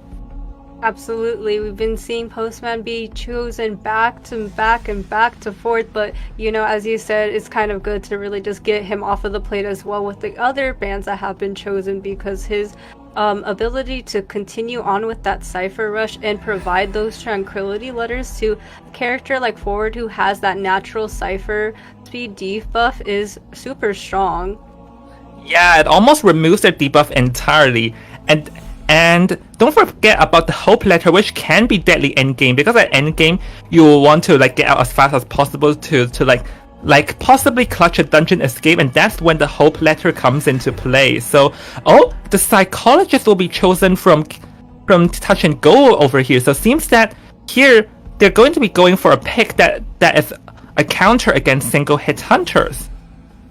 Absolutely, and it's a little bit more of like a tanky lineup, because we do know that Barmaid can take a hit and then heal herself if given the opportunity with her wines, and then we have Psychologist with her stress relief, which kind of allows her to kite longer. But we do know that sometimes we did see Psychologist be brought out in the chance that there was a Hermit, so now we have two survivors that can counter that Hermit, limiting Seichu's options if he did consider bringing out the Hermit. Yeah, I feel like Touch and Go over here is directly telling to Seichu, I do not want to see your Hermit, because this is like both Psychologist and Barmaid here can tank extra hits against against the Hermit over here. So if Seichu does pull that out like he did in BO1, then he'll definitely have a tough battle ongoing. And we can see that below, Acrobat has already been banned, and he still has one more ban left. And I do wonder, will he? I think that he can consider banning the Prospector, which like strong stunning support and stuff, because Prospector again a pretty popular pick, but oh, never mind about that, as Touch and Go has already chosen it as Seichu banned Acrobat. So yeah, we talked about it. The Forward and the Prospector double stunning, which we have seen throughout this tournament, how much support they provide. Yeah, having two harassers on the Survivor lineup is going to be such a headache for Seichu. You know, it's not only that they can harass, but they can also be pretty good kiters as well, so definitely having a little bit of utility on both sides of the spectrum, and can provide support for the barmaid and the psychologist, who, you know, once they're out of their resources is going to be kind of stuck trying to kite with their raw ability. But you know, as we said, Bon Bon is on the plate here, and Seichu's going to completely take it up and try his chances with it. Yeah, because the Hermit is not favorable against this team comp, and with Bon Bon, he can still chase after the barmaid and the psychologist, especially because barmaid's wines are not that deadly in front of a Bon Bon. So I feel like this choice from Seichu makes sense, as the psychologist and the barmaid will definitely have to be watching out, as Bon Bon will probably be coming after them. Absolutely, and it can be so deadly with those bombs, and you're gonna have to try to mind game them and know the timing of them. It's gonna be a little bit of a rough time if you're the psychologist and the barmaid in that sense. But you know, once again, they do have that ability to regen or go back to a base 1 health state. So we're just gonna have to wait and see. Yep, because here's the thing though, I think Seichu, this pick, because Bon Bon is a TIE hunter, because people don't really dare to rescue in front of Bon Bon, because from what we know is that Bon Bon is a very strong camping hunter, so people normally would sell. And we're going to be in the map picks right now, as 4B securing the center, barmaid and Prospector form a straight line, and the psychologists have chosen to spawn near the graveyard this time. Absolutely, we do know that both harassers are kind of in the vicinity of the more weaker survivors that would be in the terms of kiting, so definitely gonna have that utilization come into play potentially as Seichu decides to spawn right next to the Forward. Yep, and before like we've that, because like before the games we saw the hunter normally spawn closer towards the survivor, but this time Bon Bon chose to spawn further away from where all the survivors are. So now this means that Bon Bon's closest target is a Forward, which he cannot chase, and he'll probably waste some time trying to locate the barmaid or the Prospector. So meaning that the start of the chase will be a bit slow in this game, as we're going to start the actual game right now, as Bon Bon will have to look for Cat Carry's barmaid, who is slightly further away based on the spawn selections. Yes, definitely we are going to be seeing discipline on the side of the survivors to immediately know to rotate, not try to give any more opportunity for Seichu to get a quick down. Cat Carry is in the area, however, going to be crouching. We did see that Seichu narrowly avoided him before, but Cat Carry was spotted out rather an obvious hiding spot, so going to be going away from that area into the shack. Yep, definitely not going to be a repeat this time, as Seichu will be spotting Cat Carry and going to be chasing him. Unfortunately, the first connection bomb didn't hit. And hold on, a drop over there! It seems that, I'm not sure if that's intentional or not, but that dropping attack is going to be pretty deadly, as now Cat Carry will be forced to use her wine early game. Absolutely, I guess the saving grace in that situation is you're getting rid of the basement. It's going to take that hit. The support from the Forward being in the center is going to be proven to be successful. Gonna fly, or no, not flywheel. Gonna be utilizing that rugby ball to gain a little bit more distance and not get a hit, not allow this Bon Bon to get a hit on him. Rather interesting, he decided to switch targets onto the Forward. Gonna make sure that resources is gonna be wasted in this sense. Gonna take 1 chip damage, is going to be taking a main hit. So now he is 1 chip away from going down. Yeah, but you have to watch out because Bon Bon has a remote bomb now. One saving grace is forces half a football to work with, as he's going to be using up most of them here in order to transition back into the church. But there are not a lot of pallet or window areas nearby to play with, so down goes the Forward over here. Absolutely, and forward we'll be seeing the chair for the first time. They did allow those survivors to prime nearly 2 ciphers in this situation, but the basement is here, but he does not decide to go for the basement, going to be chairing outside. Yeah, he can already chair the basement because forward has a fast struggling speed. If he chairs the basement, it's highly likely it will not work. So first 2 ciphers are being gone. The barmaid cipher is a half done, so it's now it's a 2.5 cipher situation, which is tiable. But here's the thing, though, is that I do not feel like the survivors are planning to rescue because this is a bonbon we're talking about, and all 3 remaining survivors don't really have strong rescuing ability. So it seems that the survivors here have no choice but to sell out this forward. You make a very valid point, Jong, as we do know Seichu is kind of monitoring this area, but is going to be extending out a little bit more, trying to see who might be proccing tinnitus, but also not wanting to stray a little too far, as he really wants to secure this we're going back to the manor immediately. So definitely interesting, as the psychologist is going to be the one proccing that tinnitus, and Seichu's going to try to be figuring out who it is, and now he's going to be going towards the center area.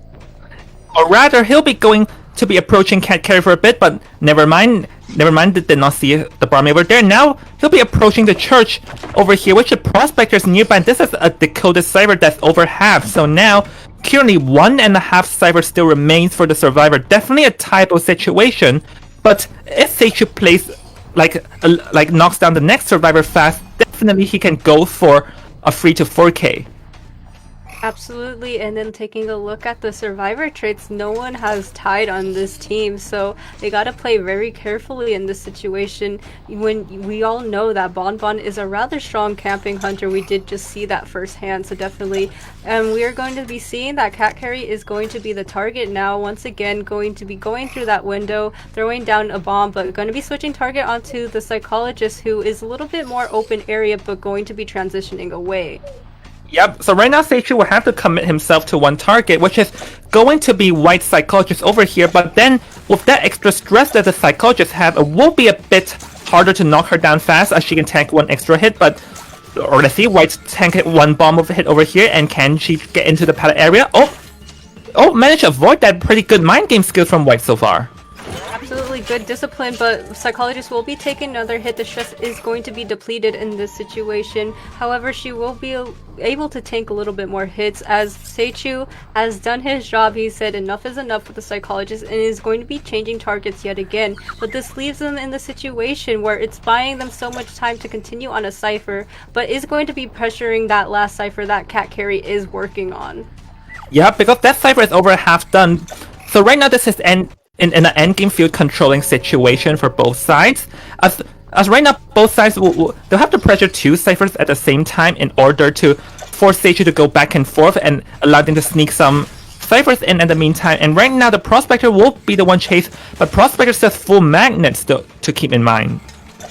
Absolutely, and then the health states on the survivors, they both have a little bit of a chip damage here, but is going to be pressuring White off this cipher now. Going to be, seeing that constant back and forth, is going to be taking another chip damage, is at half health state, so it's only a matter of time unless this is really disciplined, but however, they will be going down now.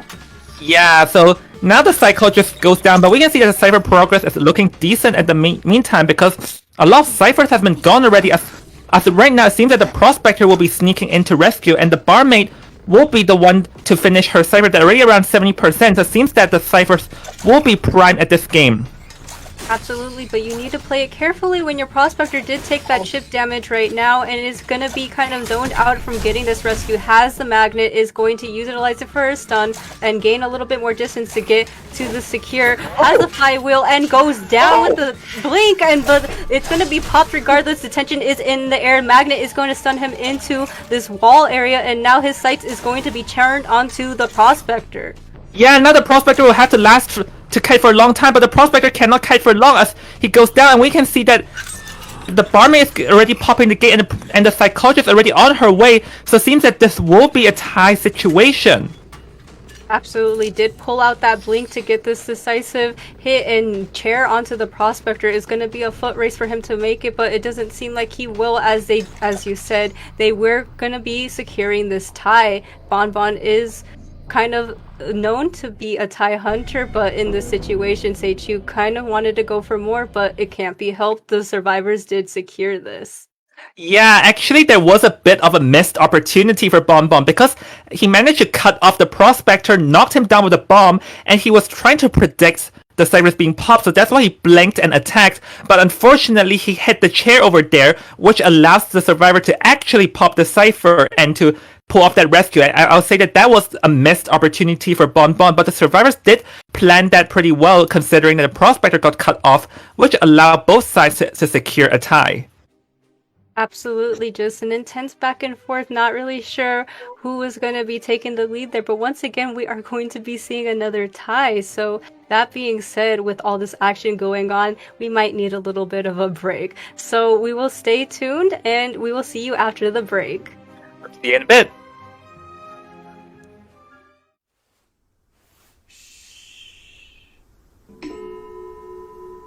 Stay silent when you hear this sound. The static particles begin to vibrate with the sound waves, indicating they have acquired energy. It may be a tiny amount, yet it's enough to straighten out my thoughts. But the energy can also be huge. As the setting sun shone upon the final rest, I saw a musical note glimmering in gold and dancing in the air, just as they expected. The movement spread my life energy and pushed me up a pedestal until I could smell the aroma of talent in the air. The aroma was me, but it slowly faded with time. Once it faded, it cast me into the abyss, where the light from my eyes extinguished. The light shines through my fingers and onto the white keys as I continue writing, hoping the melody points me in a direction. In the reflection, I see what should have happened. He glows golden, just like they first expected.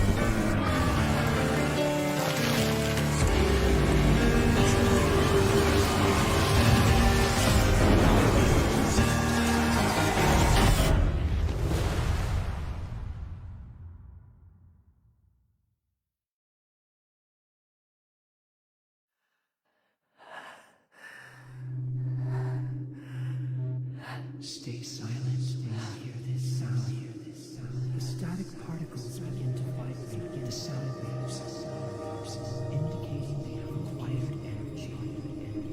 It may be a tiny amount. Great energy forces a change in the tide and pushes the world to absurdity.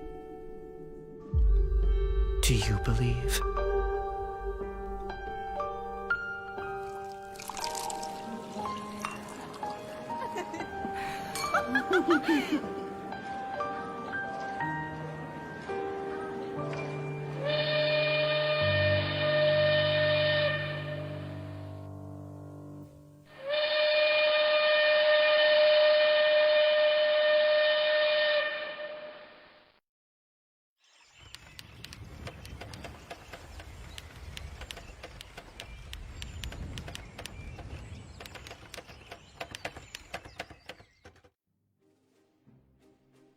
Welcome back, everyone. We just witnessed yet another tie in this intense heat up with the GH and TNG matchup. So definitely looking forward to what this next match is going to have in store for us. Jong, tell me your thoughts about last match. Last match was honestly pretty intense because there was a bit of dangerous situation. As we've seen that the prospector was forced to rescue in half health and it got cut off and then he got bombed down, but during this time the hunter actually had an opportunity to get a 3 to 4k, but unfortunately when he blinked trying to predict the cipher being popped, he unfortunately hit the chair, and I feel like that was when the opportunity to get a 3 to 4k was gone, because I felt that had he not hit just blinked over there, even if the prospector put off a rescue, both survivors will still be at his face and he can still knock one down. So that was a bit of a missed opportunity that resulted in a tie over there, which was unfortunate, but misplaced or stuff like that does happen. Absolutely, yeah, there was this conversation backstage about how there was a potential 3 or 4K, but the past is in the past. You can only move forward as, once again, we are in another tie situation. So gonna be rather interesting as they gonna pull out the stops for this next matchup. Yeah, because what happens at this match can potentially decide it all, because both 2 rounds end in a tie, which means that this 3rd round, whichever team wins this round will manage to win it all, because they cannot have any distinction for the first 2 rounds.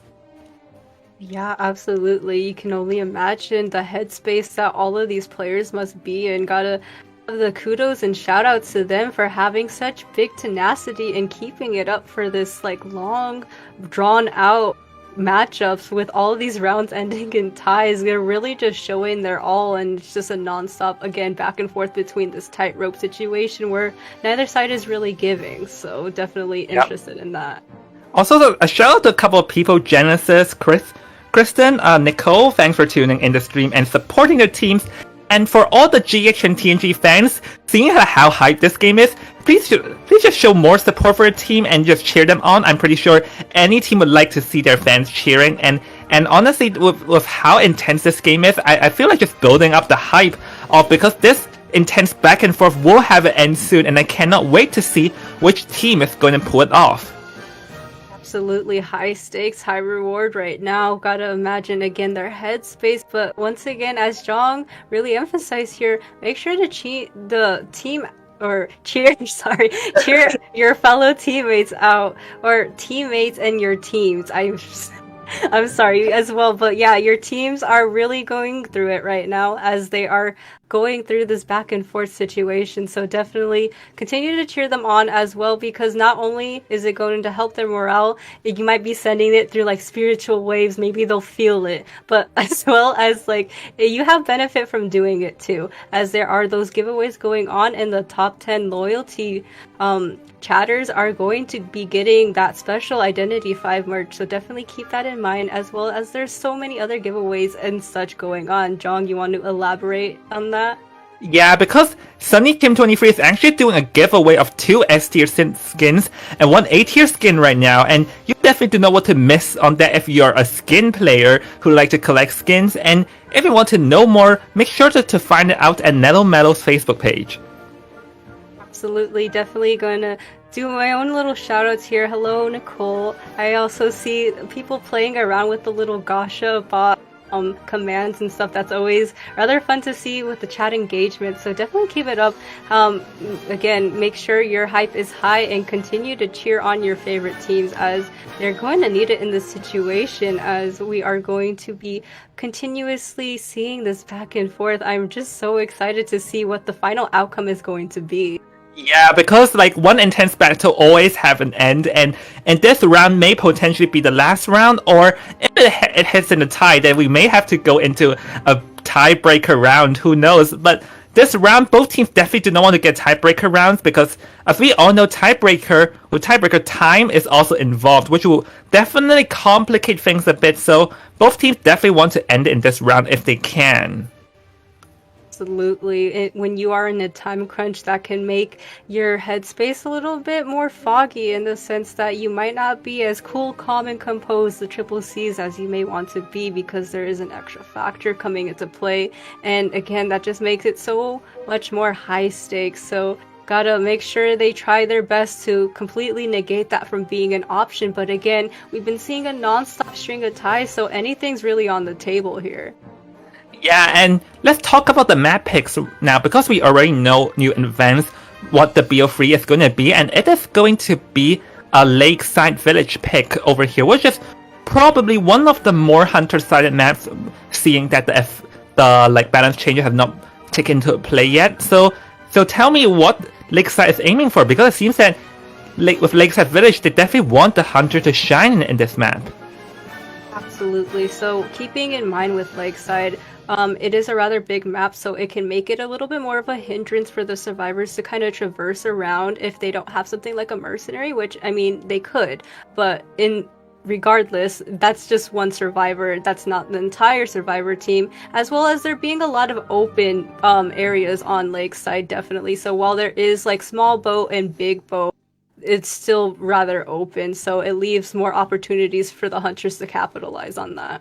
But Lakeside definitely opens the door for female dancer because as we've seen in the matches yesterday, female dancer is a popular pick over here too because just placed at the center and just to like have loop around and then transition. And actually we've been seeing today is that I think that both GH and TNG knows how strong the female dancer is and they do not want to deal with it as they kept banning Martha over here, not Martha, like just banning the female dancer over here, not giving her a chance to appear or to like wreak havoc with her slow boxes. Absolutely. We did see one match earlier in the tournament where they let her loose on Lakeside Village where she was able to put down those music boxes and it allowed the barmaid to go to that shack area and prolong a kite for such a long time. So definitely cannot have a force reckoned with if you decide to have that dancer on the field, which I mean, you are going to be playing a really risky move with that. Yeah. Well, with Lakeside, I think Lakeside is also one of the very few maps that we have to treasure because there is a balance change update coming soon. And one is that they added an extra pallet at the front gate, and the other is that they actually had another opening for the big boat, which is right at the seaside, which gives it possible for survivors to transition in. So what do you think about this change, Sadako? Once again, I appreciate all the changes that have been coming just because it makes the game more fresh. Identity 5 has been going on for years now, and people have been kind of hardwired in their brain to learn certain paths or learn certain areas, and with the pallets being added or pallets being gotten rid of, you gotta kind of take it more into like, this is a new change, this could be good. It might be a little bit annoying to adjust to, but it's something that keeps the game fresh and everyone will be learning once again. Yeah, talking about learning, and now we're going to be learning and what will be the character selections be, and I think in this game both teams will be giving it their all because this can potentially be the last match. Like things can potentially end in this round as rather not banning the female dancer for Foru over here, banning the seer forward and the toy merchant, because toy merchant we know also pretty strong in this map, but leaving the female dancer up open. And I do wonder what would GH be going with, going be for the dancer as we talked about. Absolutely. So not sure if it will be a priority pick, but we do know that GH really loves bringing out a harasser, most specifically prospectors. So maybe we'll see that come out. But again, we also have some other highlight survivors that we might see, like, the postman or something like that. So again, definitely rather interesting to see what they might have in store for us. Yeah, and also the barmaid too, because barmaid is also a pretty popular character in this tournament. Mercenary, postman, barmaid, dancer all have been released and they all can be picked as, look at that, dancer is indeed in play and prospectors in play. Wow, we see over here the Galatea and the Bonbon will be removed for this match, Sadako. Absolutely. So it seems like we both had a little bit of our say in what survivors might be chosen. So again, we are going to be seeing the harasser, the prospector, as well as the female dancer, both showing really great utilization and utility in terms of how they can support their fellow teammates, as well as being able to provide a little bit more of resource for being able to kite themselves. So now I think the question is that what will Foru ban next? And I feel like one big candidate for Foru is to ban the barmaid, because as you mentioned over there was one match with the help of the dancer's boxes. The barmaid can transition herself further away with her healing wines because the dancer barmaid combo is pretty popular. So I feel like the dancer is definitely one front candidate for Foru to remove over here in case Foru wants to pluck out the hermit. Wow, rather interesting. We are going to be seeing a ban on the Gravekeeper, not something we traditionally see be brought out rather recently. We do know that he used to be meta, but not so much anymore, so definitely interesting that they decided to ban that Gravekeeper. Yeah, I actually thinking what can this Gravekeeper ban means. I have a feeling that I actually have a slightly feeling that Foro may be wanting to go for a clerk. Well, I think the Gravekeeper like counters single hit hunters because he can dive underground, force the hunter to hit it and have attack recovery. So I guess because like, if Foro is going for single hitters like a clerk, bloody queen or stuff, then they definitely do not like too many shovels, and that's what Foro is removing. But that, on the other hand, opens the door for GH to go for the postman if they want to, or the barmaid as well. Absolutely. So I think with that situation in mind, you gotta kind of pick your choice in here, because it wouldn't be the most ideal to pick both a barmaid and a postman, but we are going to be seeing obviously a little bit more of a secure rescuer just to keep their ducks in a row in a situation where Lakeside is a rather big map. So having a secure rescue and having a survivor that can traverse the map rather quickly is going to be of their benefit. Yeah, I think this leaves up a question that if you look at this comp already, Mercenary, Dancer, Prospector is a pretty solid team comp. Like with a Rescuer, Support, Harasser, and actually I feel like the last specific spot is open for anything, so anything can be banned or picked, but Foro will be removing the Acrobat. I do not want to see a Jack of all trades, so I do wonder what will GH go for. They can go for the Barmaid or the Postman too. Absolutely. I was just thinking that maybe they could pull out an Acrobat, but that ban completely negated that line of thinking as well. So, as you pointed out, they do like having a postman. It's something we might be seeing, but also in the back of my mind, maybe they want to go for a different kind of kiter. So Patient might be utilized on this map. He has hooks and can have some rather interesting hook spots around both ships and the walls. So definitely gonna have to wait and see here, but they're gonna have to prioritize what kind of utility they're gonna want from this last remaining survivor. But it's gonna be another harasser, the batter.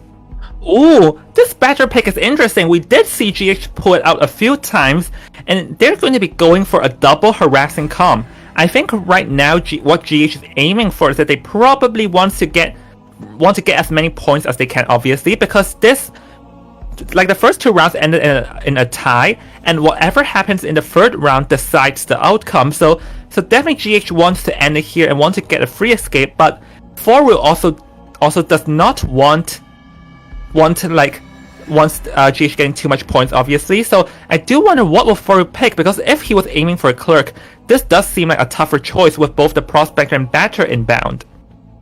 Absolutely. Having two harassers, especially ones that can regenerate, or in the case of the batter, can pick up his balls and continuously try to harass the hunter, can be so annoying. So definitely something to keep in mind when you are on Foru's side. Gonna have to like gamble with your options as well. So definitely a little bit of a tough back and forth situation when you are trying to figure out who's going to be the most optimal hunter in the situation where you're gonna get much points as possible. But we are going to be seeing the breaking wheel come out on Lakeside. Wow, Foru is definitely going in on this breaking wheel.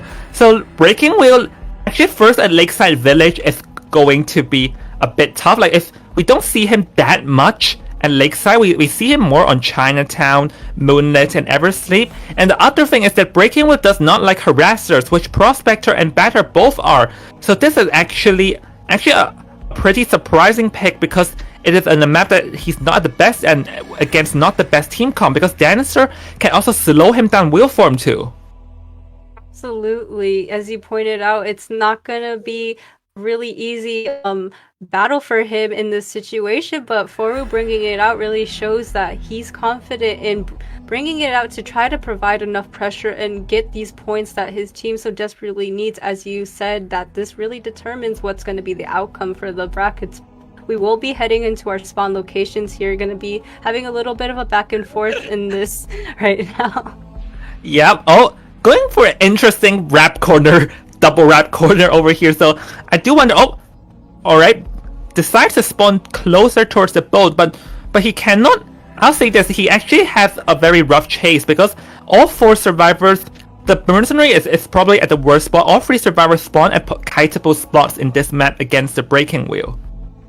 Yes, absolutely. So we're just gonna have to see if this breaking wheel pick is going to make or break what this outcome is going to be for the matchup. So definitely looking forward, but as you said, it's an uphill battle. That being said, man, I'm just so excited to see if this breaking wheel is going to be successful, but we are going to be heading right into the match shortly as we do see him go into his wheel form in the vicinity of Zhao Kan.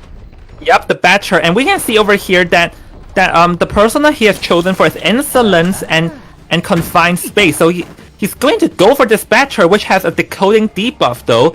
So this allows two people with normal decoding speed to decode as fast as they want. As Zhao Kan will be kiting around in this double 11, which is a decent spot to kite around, but you can see that Foro already blocked off that window, not giving a chance for Zhao Kan to utilize that window at double 11. Absolutely, gonna really take use of that confined space. Gonna be in wheel form, gonna try to maintain a spike onto the batter. Has one spike, now gonna try to get another one. Has the cricket bat out in the situation, but is going to have another spike, and he does have that flywheel available now, but is gonna be trapped and go down rather quickly at the start of the match here. Yeah, we were just talking about an uphill battle, but Foro proved us wrong as he got two spikes pretty fast and also had a pretty accurate trap, not giving any chance for the batter to utilize his flywheel or his balls over there. So now this is early down will be a rough situation for the survivors as Skyfall here will be approaching in the vicinity at the small boat. I do think that Skyfall is going to be proccing tonight. It's going to be remaining at that little boat area, knowing that that batter got down rather quickly. So going to try to buy a little bit more time before he goes in for this rescue. However, Breaking Wheel is in the wheel form. The rescue does go off, and once again, his sight is on Zhao Kan. Has one spike already, and it's going to try to go out. It has been pushed back by those cricket balls, gonna break the cricket ball and maintain his resources on him, but going to go back into the wheel form to try to get another spike onto batter. Yep, and alright, flywheel's away, one spike though, so now forward here, we're trying to get another spike over here because don't forget, though Zhao Kan still has his space balls to work with, so alright, going to do the snap and knock him down, and right now, only two ciphers are gone due to how fast the down is, but the Prospector is here prepared for action. Absolutely, it didn't seem like he's going to have any action come on right now, but the magnet is online for Foru. It is still attached to him, and Neru is going to be in this area right now to provide a little bit more pressure. Does get that stun and is going to go in for this rescue rather decisively, but no, is a little bit more disciplined, not wanting to get chair shocked as there is going to be a double harasser support situation. Yeah, but over here, Foro already has a level 2 ability, meaning that he can actually down Zhao Kan pretty fast over here, and Zhao Kan will have to try and hit Foro with his baseball, or else he'll get... Oh, never mind, forget about that. Apparently there's no flying spikes over there, so over here, wait, the batter has already looped his way around to the shack over there with the help of the female dancer. We can see that the female dancer's box will be coming into play here, slowing the hunter down in wheel form. Absolutely, we did know that last match with the survivors, the over support was a little bit of a situation where it didn't go on, but we do have a double magnet stun in this situation. They're really going to commit to this support for Zhao Kan to maintain a little bit of an extra life with the rebound kite, but he does have those two spikes. It's going to go for Neru as well, but the slow boxes are in this vicinity as he transitions back into the shack area. Yeah, the dancer boxes and the prospector here definitely allowed him to live longer, and try to go for the snap, but the batter must have predicted it using an accurate cricket ball to knock away that snap, and now Foro is still struggling to get Zhao Kan down. This was a pretty good support coming in from both the batter, the female dancer, and the prospector.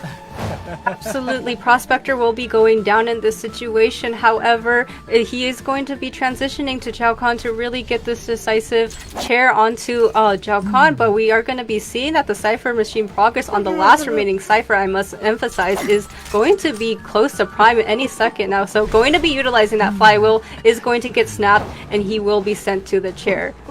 The mercenary elbow pad must have tried to force the heal, unfortunately did not work. So actually the survivors did pretty well, trying their best to allow the batter to stay alive to endgame.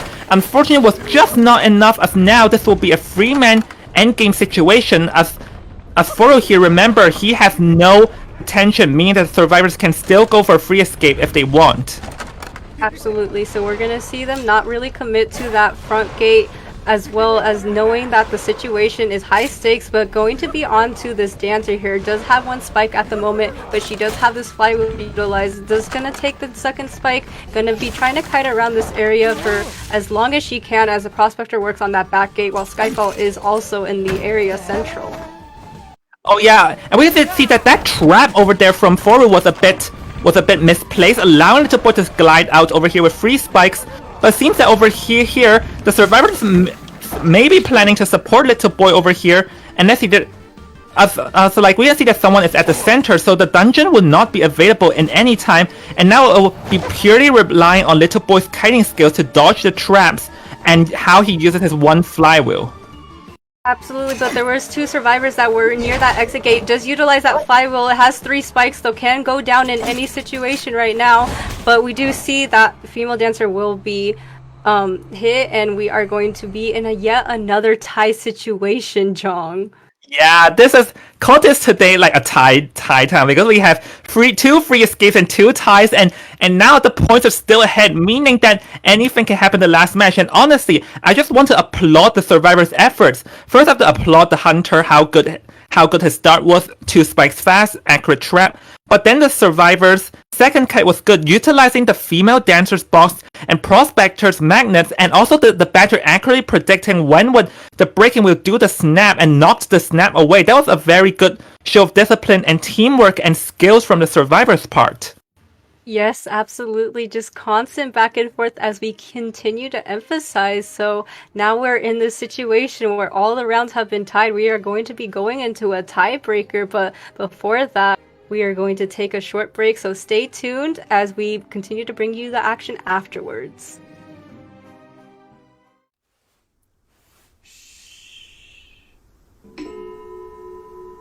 Stay silent when you hear this sound. The static particles begin to vibrate with the sound waves, indicating they have acquired energy. It may be a tiny amount, yet it's enough to straighten out my thoughts. But the energy can also be huge. As the setting sun shone upon the final rest, I saw a musical note glimmering in gold and dancing in the air, just as they expected. The movement spread my life energy and pushed me up a pedestal until I could smell the aroma of talent in the air. The aroma was me, but it slowly faded with time. Once it faded, it cast me into the abyss, where the light from my eyes extinguished. The light shines through my fingers and onto the white keys as I continue writing, hoping the melody points me in a direction. In the reflection, I see what should have happened. He glows golden, just like they first expected.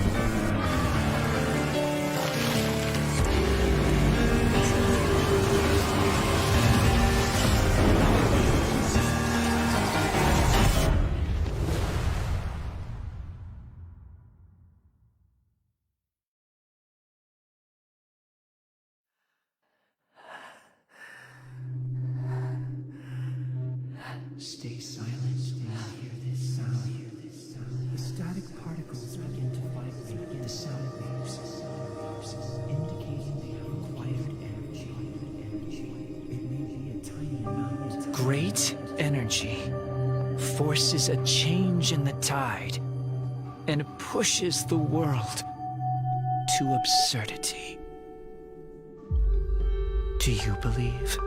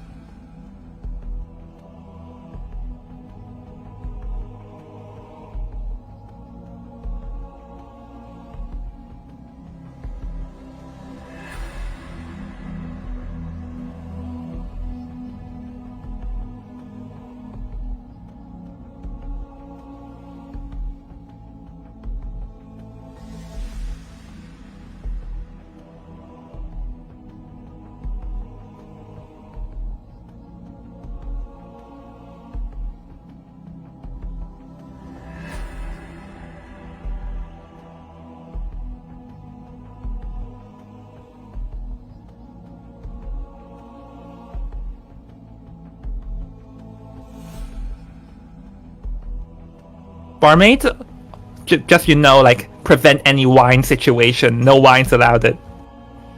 Yeah, absolutely. Gotta really appreciate Barmaid in her current state, as she's kind of obviously got broadened up into the meta, so definitely can be a hindrance again with those wines, whether it is the health regenerating wine or if it is the wine that allows her to go faster and transition to a different area. So definitely really versatile in having that utility. But I guess I am the seer today, and Acrobat is going to be locked in. Yep, so now only one character remains, and remember, if any team gets a free escape or free K, it'll be over on spot, and both sides definitely do, if the situation is bad, both sides definitely do not want to let the other team win on spot and maybe try to drag it into BO4. So I think right now the last ban, I think the Postman can be a candidate, and call me the seer, as now as I predicted it correctly, Postman ban, no Cypher rushing allowed it. Absolutely, knowing that they really just like going back to their Postman, having that utility in the back of their pocket, gonna be completely negating it as an option. So looking at this last Survivor pick, it's gonna be a little bit interesting to what they might be having in store for us. As you said, Postman is off the table, the Patient is off the table, who is kind of conventionally the more secondary kiter that they might bring out, but they might bring out another harasser in this situation as well. Well, if we're going for conventional picks, then Barmaid. If we're not unconventional picks, then can be another harasser from Touch and Go over here. But they're going to be going for the Embalmer though. Embalmer is a pretty tight character because his coffins at the boat is a pretty valid strategy. But then if played right, can potentially tie from bad situations. So I think Touch and Go here is trying to place themselves in a situation that is not easy for them to get 3-4K.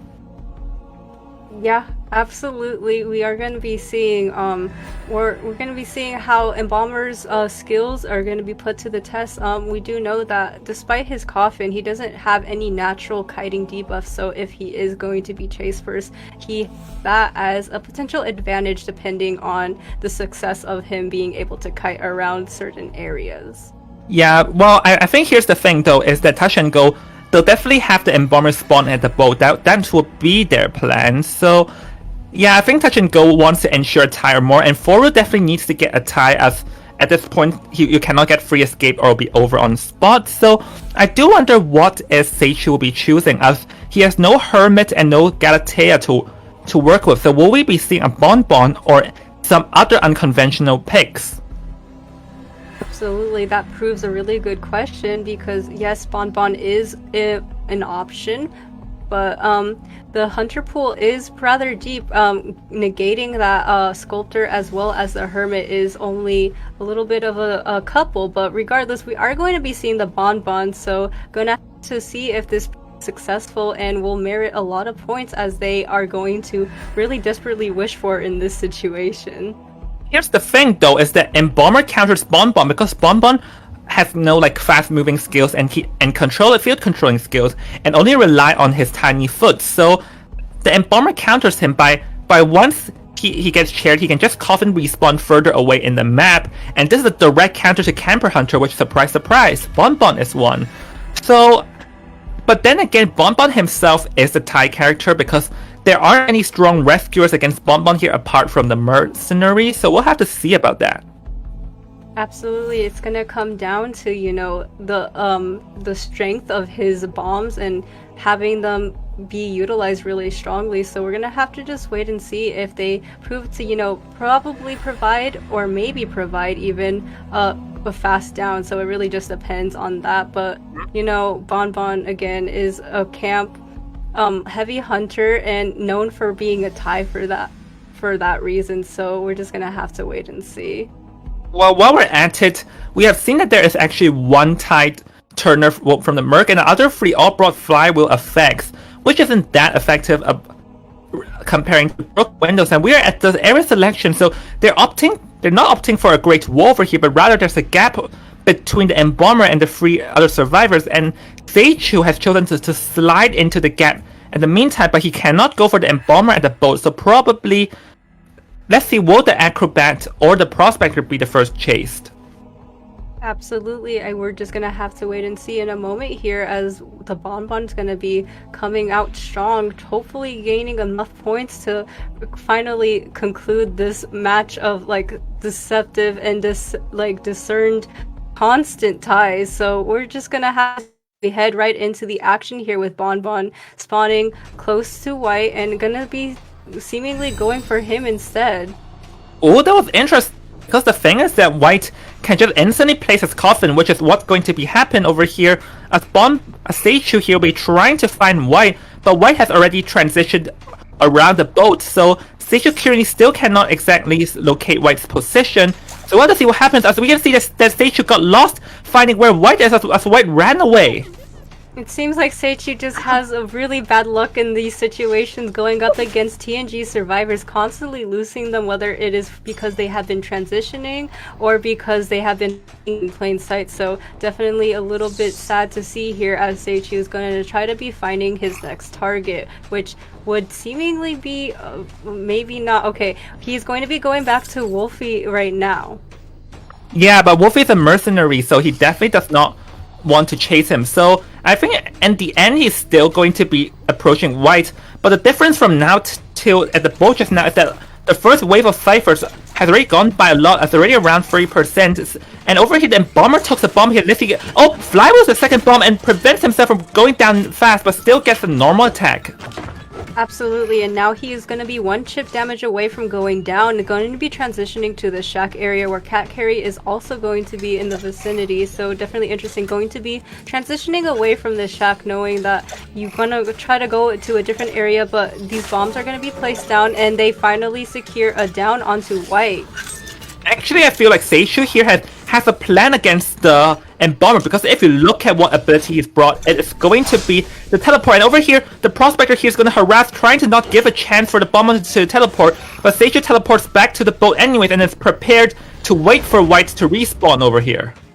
Absolutely, so we are going to be seeing that teleport come into play, going to try to immediately get another down onto white. Last effort is proc.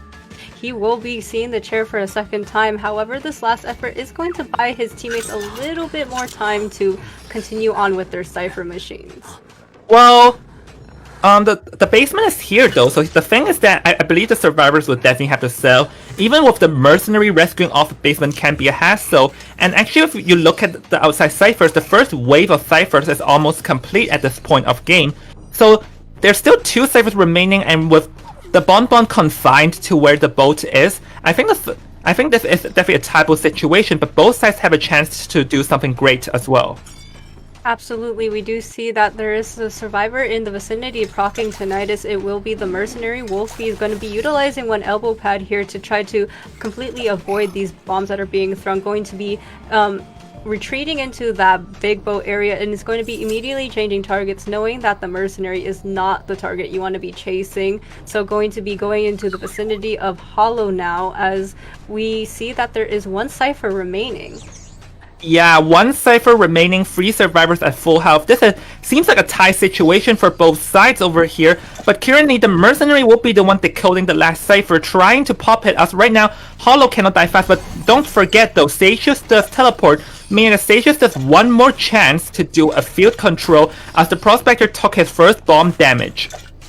Absolutely, we do see that he was going to be gearing up for a Magna, but I digress, as we're going to be seeing the target be changed onto the mercenary yet again. Going to be utilizing yet another elbow pad, and going to have only one more elbow pad to have in his back pocket. So Seichu's going to really be committing to this as he's forced to because of the teleport, as Acrobat's going to be continuing onto the cipher machine, which will be heading towards 50% soon.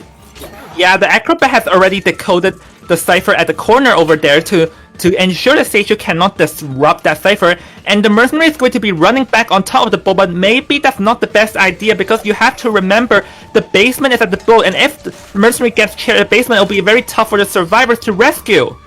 Absolutely, so it's going to be a back and forth situation here with Wolfie going to try to avoid all of these bomb hits as well, going to be utilizing this boat area to try to kite as much as he can. Going to be having a little bit of a topsy-turvy situation. Does take the hit, but the cipher machine is primed and the tension is in the air, so definitely looking like a really tieable situation, as he pointed out earlier. Yeah, but don't forget, Seichu saved an elbow pad that he did not use, probably just for endgame now, but Bomba here actually still have a chance because he has teleport, meaning he still has one chance of field control as the mercenary has already hidden himself at the boat. And now the question is, will Seichu go for the gate or will he be committed to this mercenary? Really good sign of discipline on the side of the survivors, not committing to that exit gate, knowing that teleport will be up in a moment, but we do also see that Wolfie's going to be in this boat area, so Seichu really needs to pick his battle here and make it really decisive in order to at least secure a tie. Yeah, but here's the thing though, at the meantime, Cat Carry has already made his way towards the back gate, ensuring that no matter what, one survivor can at least escape, and the Prospector also leave the area, so now it's all on how long can Wolfie kite, because if Wolfie doesn't kite long enough, Seichu can still do a teleport. Absolutely as well, so definitely going to try to get this down onto Wolfie as soon as possible, because it's going to take one hit right now, and it's only a matter if he can get another chip damage, because that is going to be all that it takes for him to go down yet again. So it's going to be continuing to loop around this ship area, gonna try to mind game him, trying to see if he's going to drop, but doesn't drop just yet. So really good discipline on the mercenary side, but is going to be kind of confined to the ship area, knowing that it's rather dangerous. Yeah, but you have to... Right now, Bomba cannot afford to let Mercenary leave the ship, because you have to remember, he still has one more elbow pad at his service, and the other thing is that the dungeon is actually at the beach over there, so if he's not careful how he positions, then the Mercenary can escape through the dungeon here, and he's going to be getting close over here, but it seems that the Mercenary cannot make it, and with that, it's going to be another tie! Absolutely, it was a strong battle between them, but again, neither side is going to let each other have this breath of fresh air and being able to get a win over the other, so another tie is really going to secure this back and forth situation. So, yeah, let's talk about that game, because I feel that that game is a pretty standard bonbon. I think the Embalmer, they picked it to ensure it's at least a tie, like that's what TNG is aiming for, and it achieved that, and over there, I feel like TNG definitely has some thoughts of wanting to get a free escape, but Seichu was also pretty smart in positioning himself between the dungeon and the mercenary, not giving a chance for the mercenary to use as one elbow pad to get to that dungeon. And now let's look at the scoreboard over here, which is 4-4, 4-4, and 4-4. So after 3 rounds, we're actually in a tie, and would you look at that, as we will have to approach a tiebreaker to settle the tie. Yeah, absolutely, but with all this excitement, I think it is more than necessary that we take a break. So we will be taking a short break, and we will see you all after.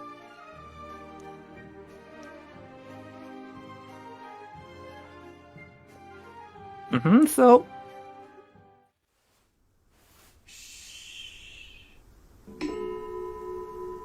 Stay silent when you hear this sound. The static particles begin to vibrate with the sound waves, indicating they have acquired energy. It may be a tiny amount, yet it's enough to straighten out my thoughts. But the energy can also be huge. As the setting sun shone upon the final rest, I saw a musical note glimmering and dancing in the air, just as they expected.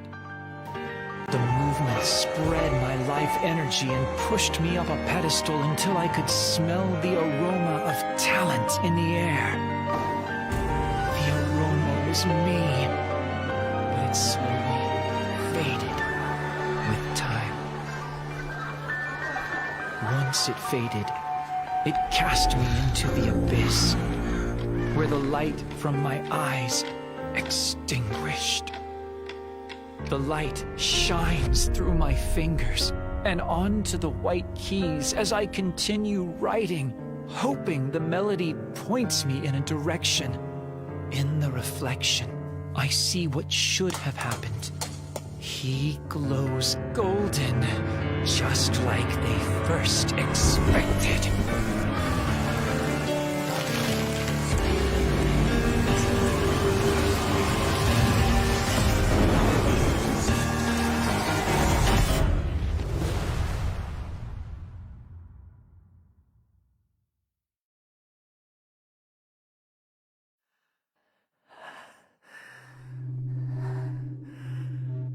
Stay silent when you hear this sound. The static particles begin to vibrate with the sound waves.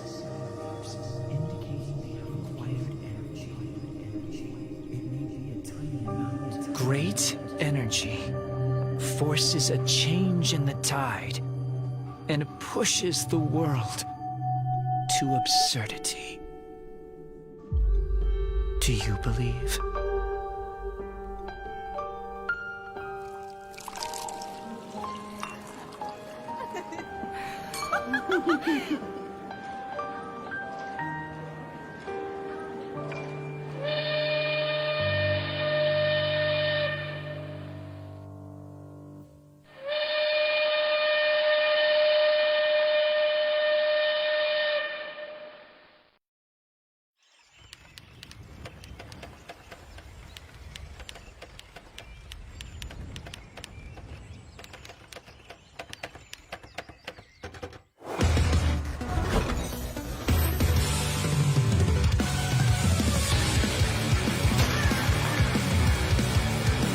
Koi! Yakuto!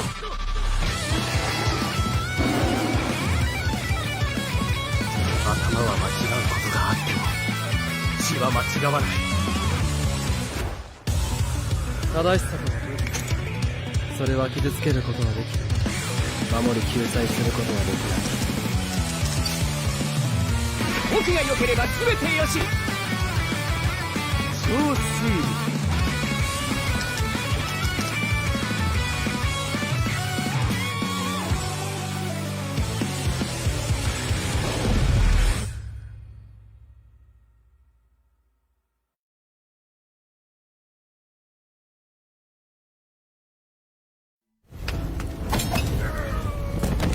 An everlasting night with no end in sight. Even the dazzling light failed to pierce the darkest dream.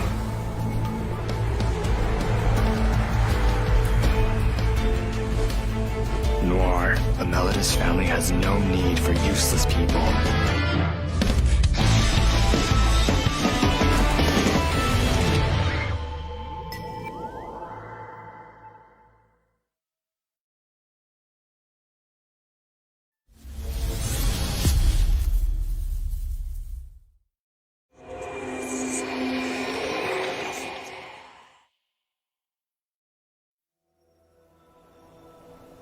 Creating a perpetual motion machine is like being trapped in a never-ending dream. Reality grows from these sketches, expanding through years of fruitless effort.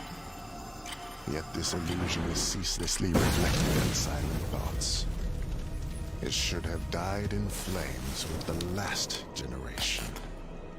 Mr. Marines, based on our preliminary investigations, the suspect may be a student of yours. Yet the embers rekindled in the next generation. This is the law of nature. If you really wish to rise above this law, you must dive deeper and deeper.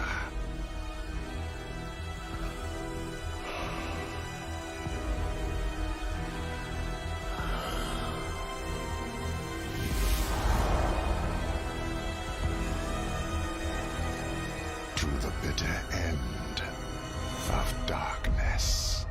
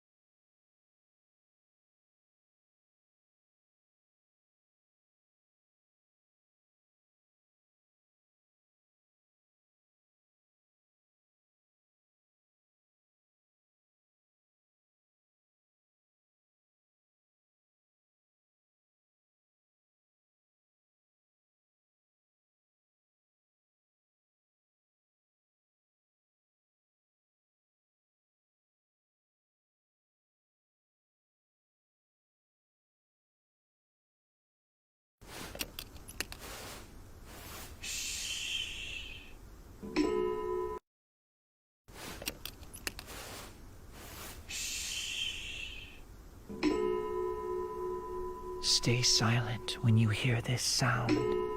The static particles begin to vibrate with the sound waves, indicating they have acquired energy. It may be a tiny amount, yet it's enough to straighten out my thoughts. But the energy can also be huge. As the setting sun shone upon the final rest, I saw a musical note glimmering in gold and dancing in the air, just as they expected. The movement spread my life energy and pushed me up a pedestal until I could... Welcome back, everyone. We are going to be seeing yet another match with all these ties. It's only a matter of time that we are going to see an end to this rather soon. Yeah, so this is actually a BO4 we're in now, a tiebreaker. So for those of you who are not familiar with the tiebreaker, let me tell you how does this work. Is that because in 3 rounds, all teams cannot split the difference, so a 4th round will be used to decide which team will win, and in this BO4, whatever team gets the higher score, then they will win this match. But in the event of another tie, what will happen is that we'll be looking into the time the survivor used to escape. And the time, like the team that has a faster escape time will win BO4. Should both matches be a 4K, then the team that achieved the 4K faster will win the round, Sadako. Absolutely, and we do have the results from the coin toss with TNG's Hunter going to be headed first, GH's Survivor, and the map pick is going to be Arms Factory, so rather interesting to shake things up a little bit. Yeah, they've battled all the way from a village, a church, to a amusement park, and this factory will be used to settle these 2 teams who is going to advance, GH or TNG. So I am excited to find this outside the core. It's only fitting with how close these teams are. They'll settle things down with a BO4. Absolutely, like a Super Saiyan final match, a final boss battle going on in this final map. So gotta be looking forward to it, everyone. So be sure to be continuing to show your love and support in the chat as well, because once again, your teams need it, as well as you can benefit it from it too, with all of those Identity 5 merches on the line if you are one of the top 10 loyalty members. Yeah, don't forget you can also gain coins from interacting with your chat, and if you interact with the chat and gain coins, you can gain Caster's fan sign and also VIP ticket to the IVA finals, which is going to be happening tomorrow, guys. Don't forget. Absolutely, you get to see all the action live time as you sit in this voice call with the casters, so definitely rather exciting. Having no delay is going to be super exciting, as you are going to also be witnessing the casting live time, so definitely look forward to that and try to aim towards that, as it is an option for you in these several giveaways going on.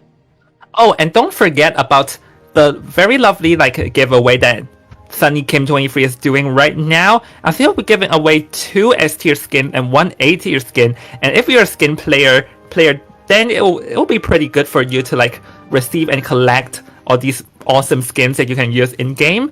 So Sadako, tell me, are you a skin player?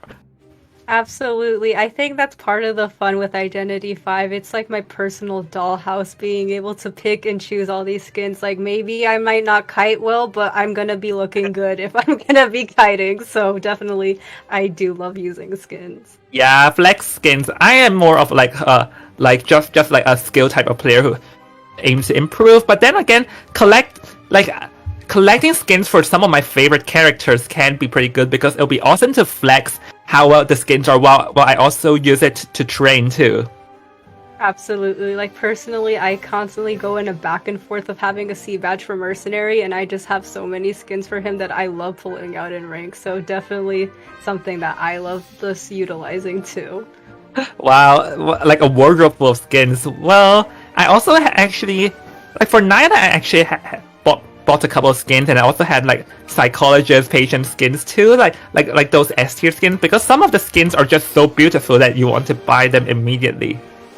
Absolutely. I know sometimes I make the most impulsive choices when it comes to spending money just because some of these designs are just so beautiful. Like, I definitely personally felt that when I saw Lady Bella, I was like, I need to buy that immediately. And then immediately as I saw it too, I was like, I need to cosplay that immediately. So definitely gotta show some support for the amazing designs that this game has. Well, here you are now, Lady Bella cosplay live at cast, and everyone gets to see it now. Yeah, well, Yeah. I'm actually more of a hunter player, but when I play Survivor, I actually do like to cosplay the Seer a lot because I feel it's pretty cool for him. And actually, this lunar face skin is actually one of my favorite.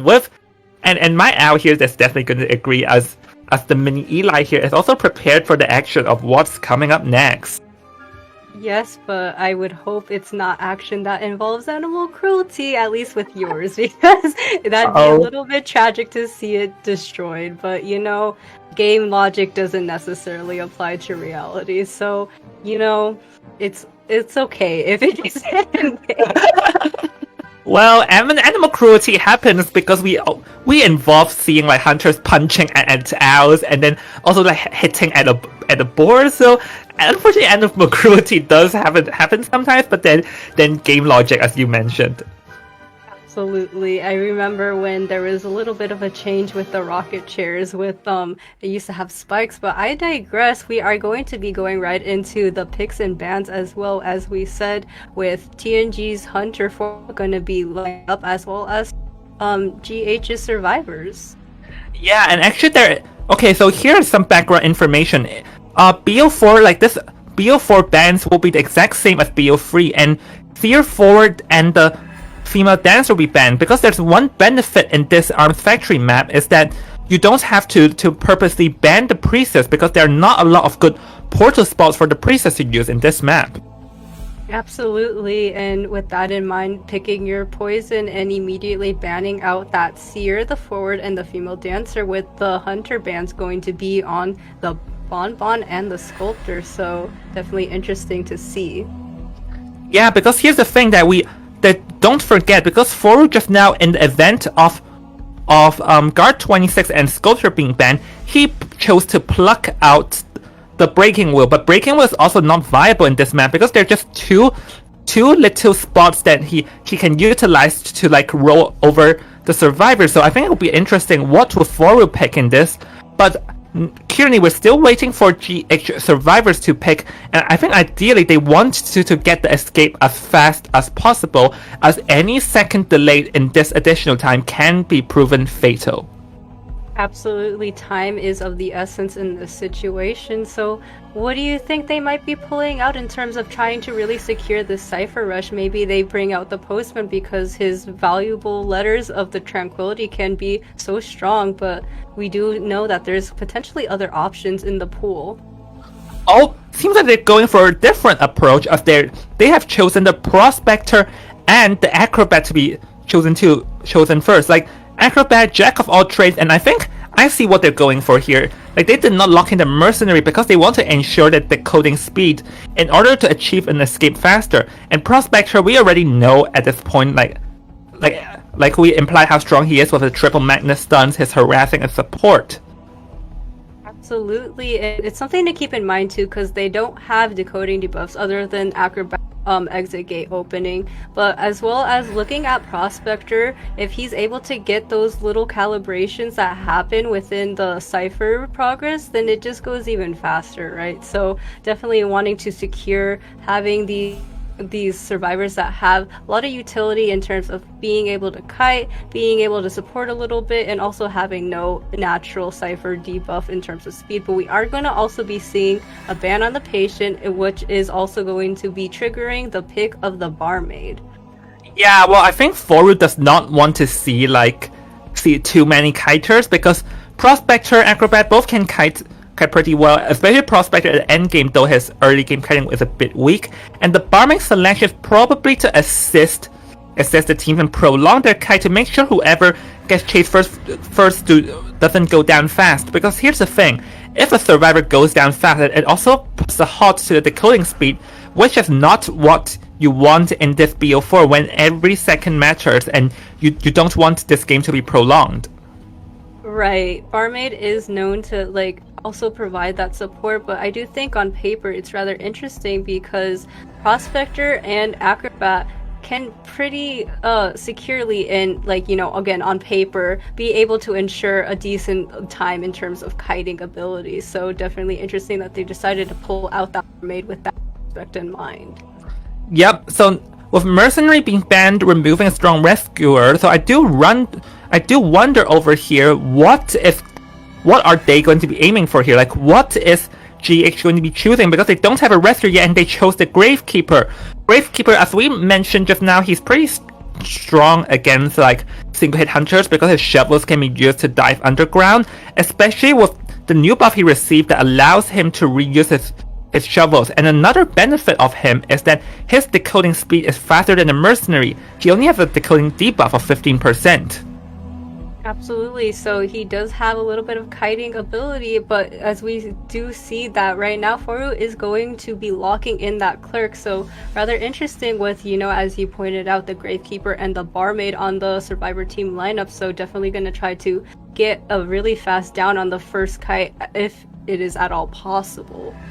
Yeah, because the thing is that we've already seen that how good like the Barmaid is to like give wines mid-chase, but I think the clerk makes sense if you're considering BO4, because the thing is the clerk is also very good at slowing things down, because with her inbuilt ability she can lock ciphers and also lock gates, meaning that it'll be very good for her to drag out the time, even though if it is impossible for her to like gain more kills, she can at least do is drag out the time.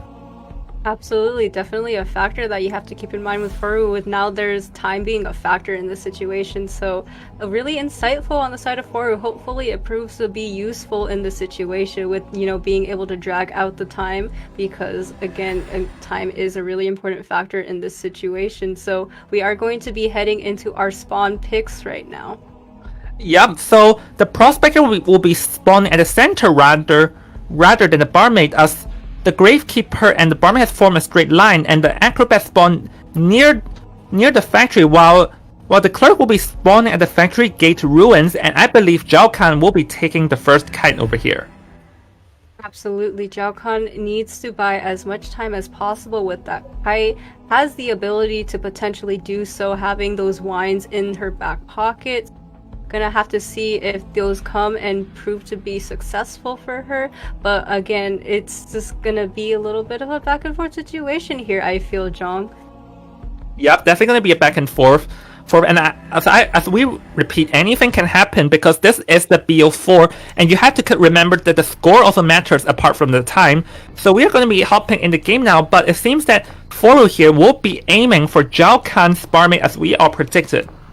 Yes, absolutely. It is the most ideal target when you are Zhao Kan. Going to be using that overhead sight to kind of poke out where the Barmaid is going to be heading. Barmaid going to be trying to avoid line of sight, going to be vaulting this window, showing that that confined space is going to be blocking off a potential route here. But it seems like Zhao Kan is just going to be navigating towards this shack area. Yeah, we have seen that just now Foru got lost on the direction of the Barmaid for a split second, allowing Zhao Kan over here to position himself further away. So right now the chase is going to be taking effect, as Gravekeeper still being recorded, thinking about slowing the cipher immediately, but pretty smart for Zhao Kan to pulling that pallet while not being recorded, so that there's not a chance for Foru to gain any pallet lifting recordings. Yes, absolutely. Just buying a little bit more time for the cipher progress to keep on going. Going to be recorded in this situation. Going to be disciplined enough to not throw down that pallet immediately. Going to be able to prolong this kite a little bit longer. Rather interesting that recording didn't land, and is going to be taking a main hit right now, but has that wine to regen her health and go back to a full health state. Yeah, and the Prospector is already here, prepared to harass, and Skyfall was also there to assist.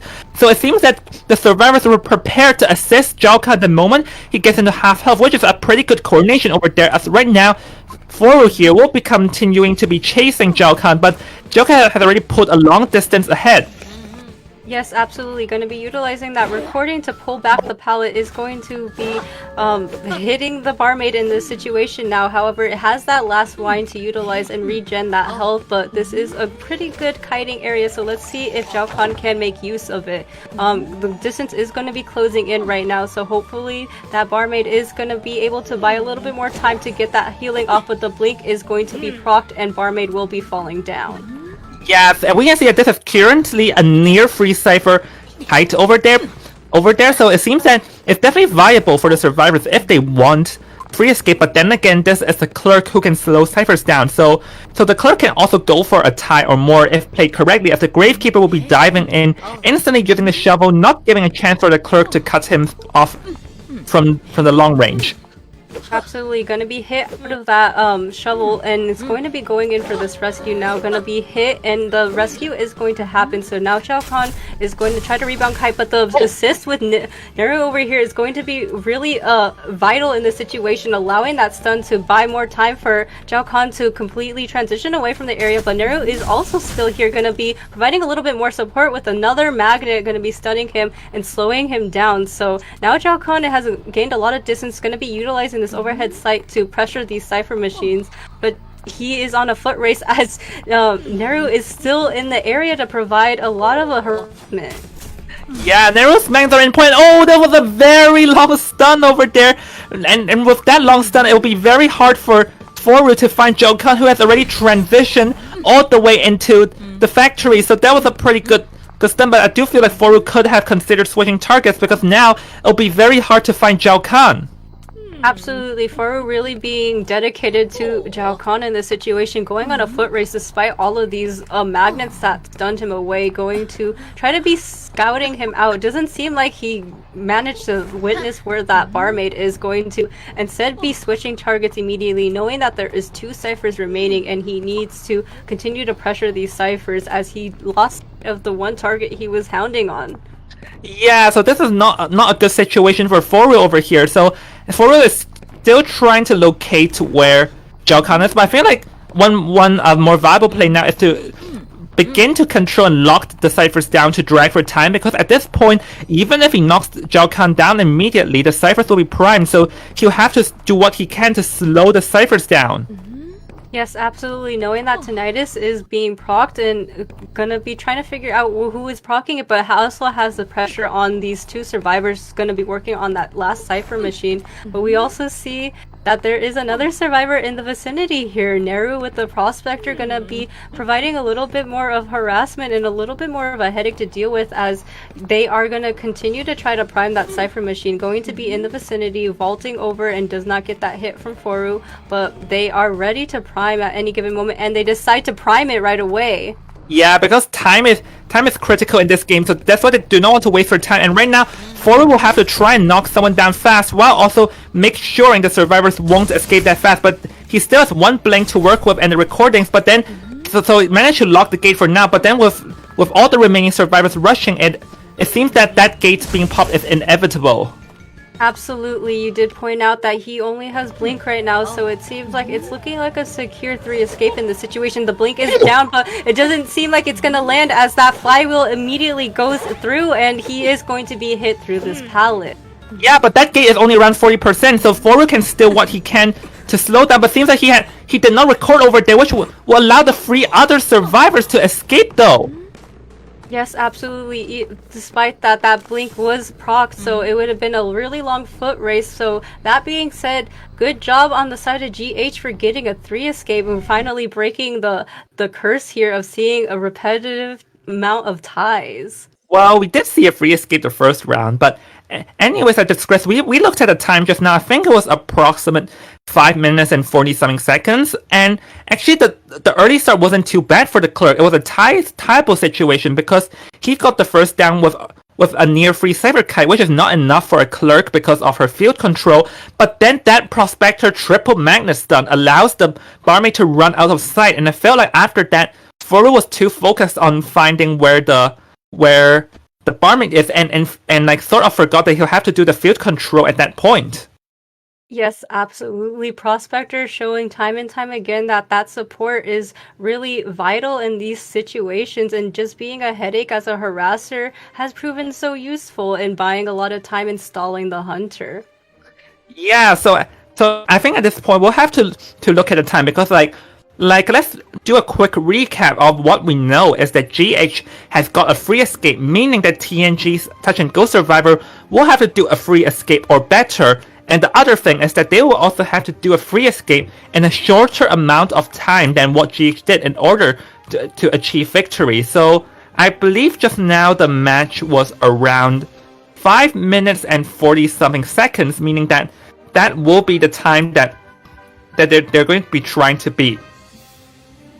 Yes, absolutely. It's going to be a really tense and uphill battle from here, Jong. So, I mean, there's a lot going on and the stakes are high, so definitely gotta keep up that excitement, everyone.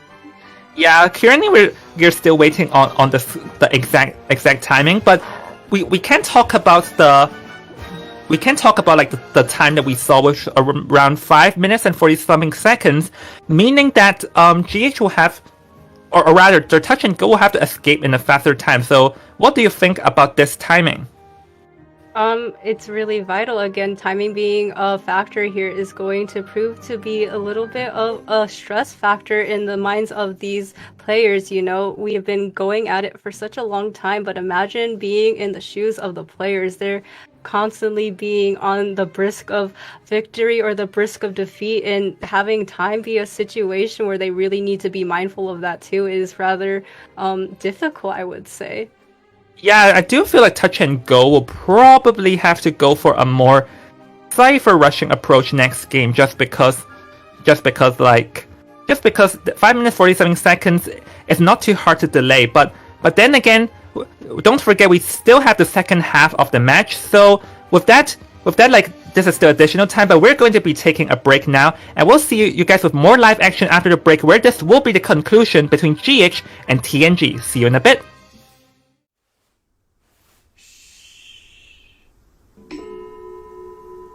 Stay silent when you hear this sound. The static particles begin to vibrate with the sound waves, indicating they have acquired energy. It may be a tiny amount, yet it's enough to straighten out my thoughts. But the energy can also be huge. As the setting sun shone upon the final rest, I saw a musical note glimmering in gold and dancing in the air, just as they expected. The movement spread my life energy and pushed me up a pedestal until I could smell the aroma of talent in the air. The aroma was me, but it slowly faded with time. Once it faded, it cast me into the abyss, where the light from my eyes extinguished. The light shines through my fingers and onto the white keys as I continue writing, hoping the melody points me in a direction. In the reflection, I see what should have happened.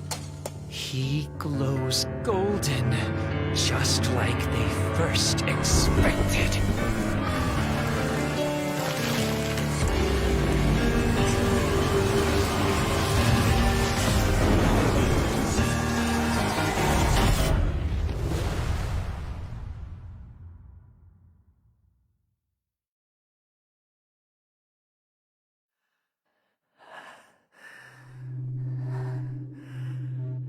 Stay silent and you'll hear this sound. The static particles begin to vibrate with the sound waves, indicating they have acquired energy. It may be a tiny amount. Great energy forces a change in the tide and pushes the world to absurdity. Do you believe?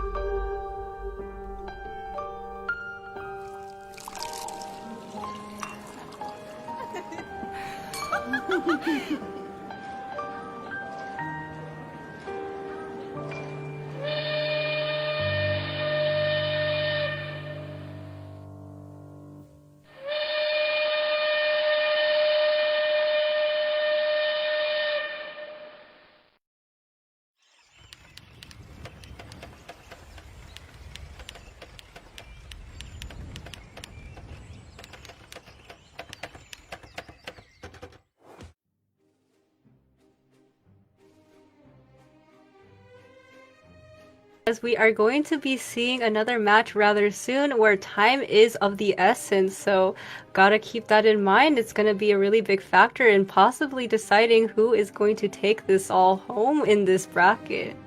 Yeah, so let's have a quick recap.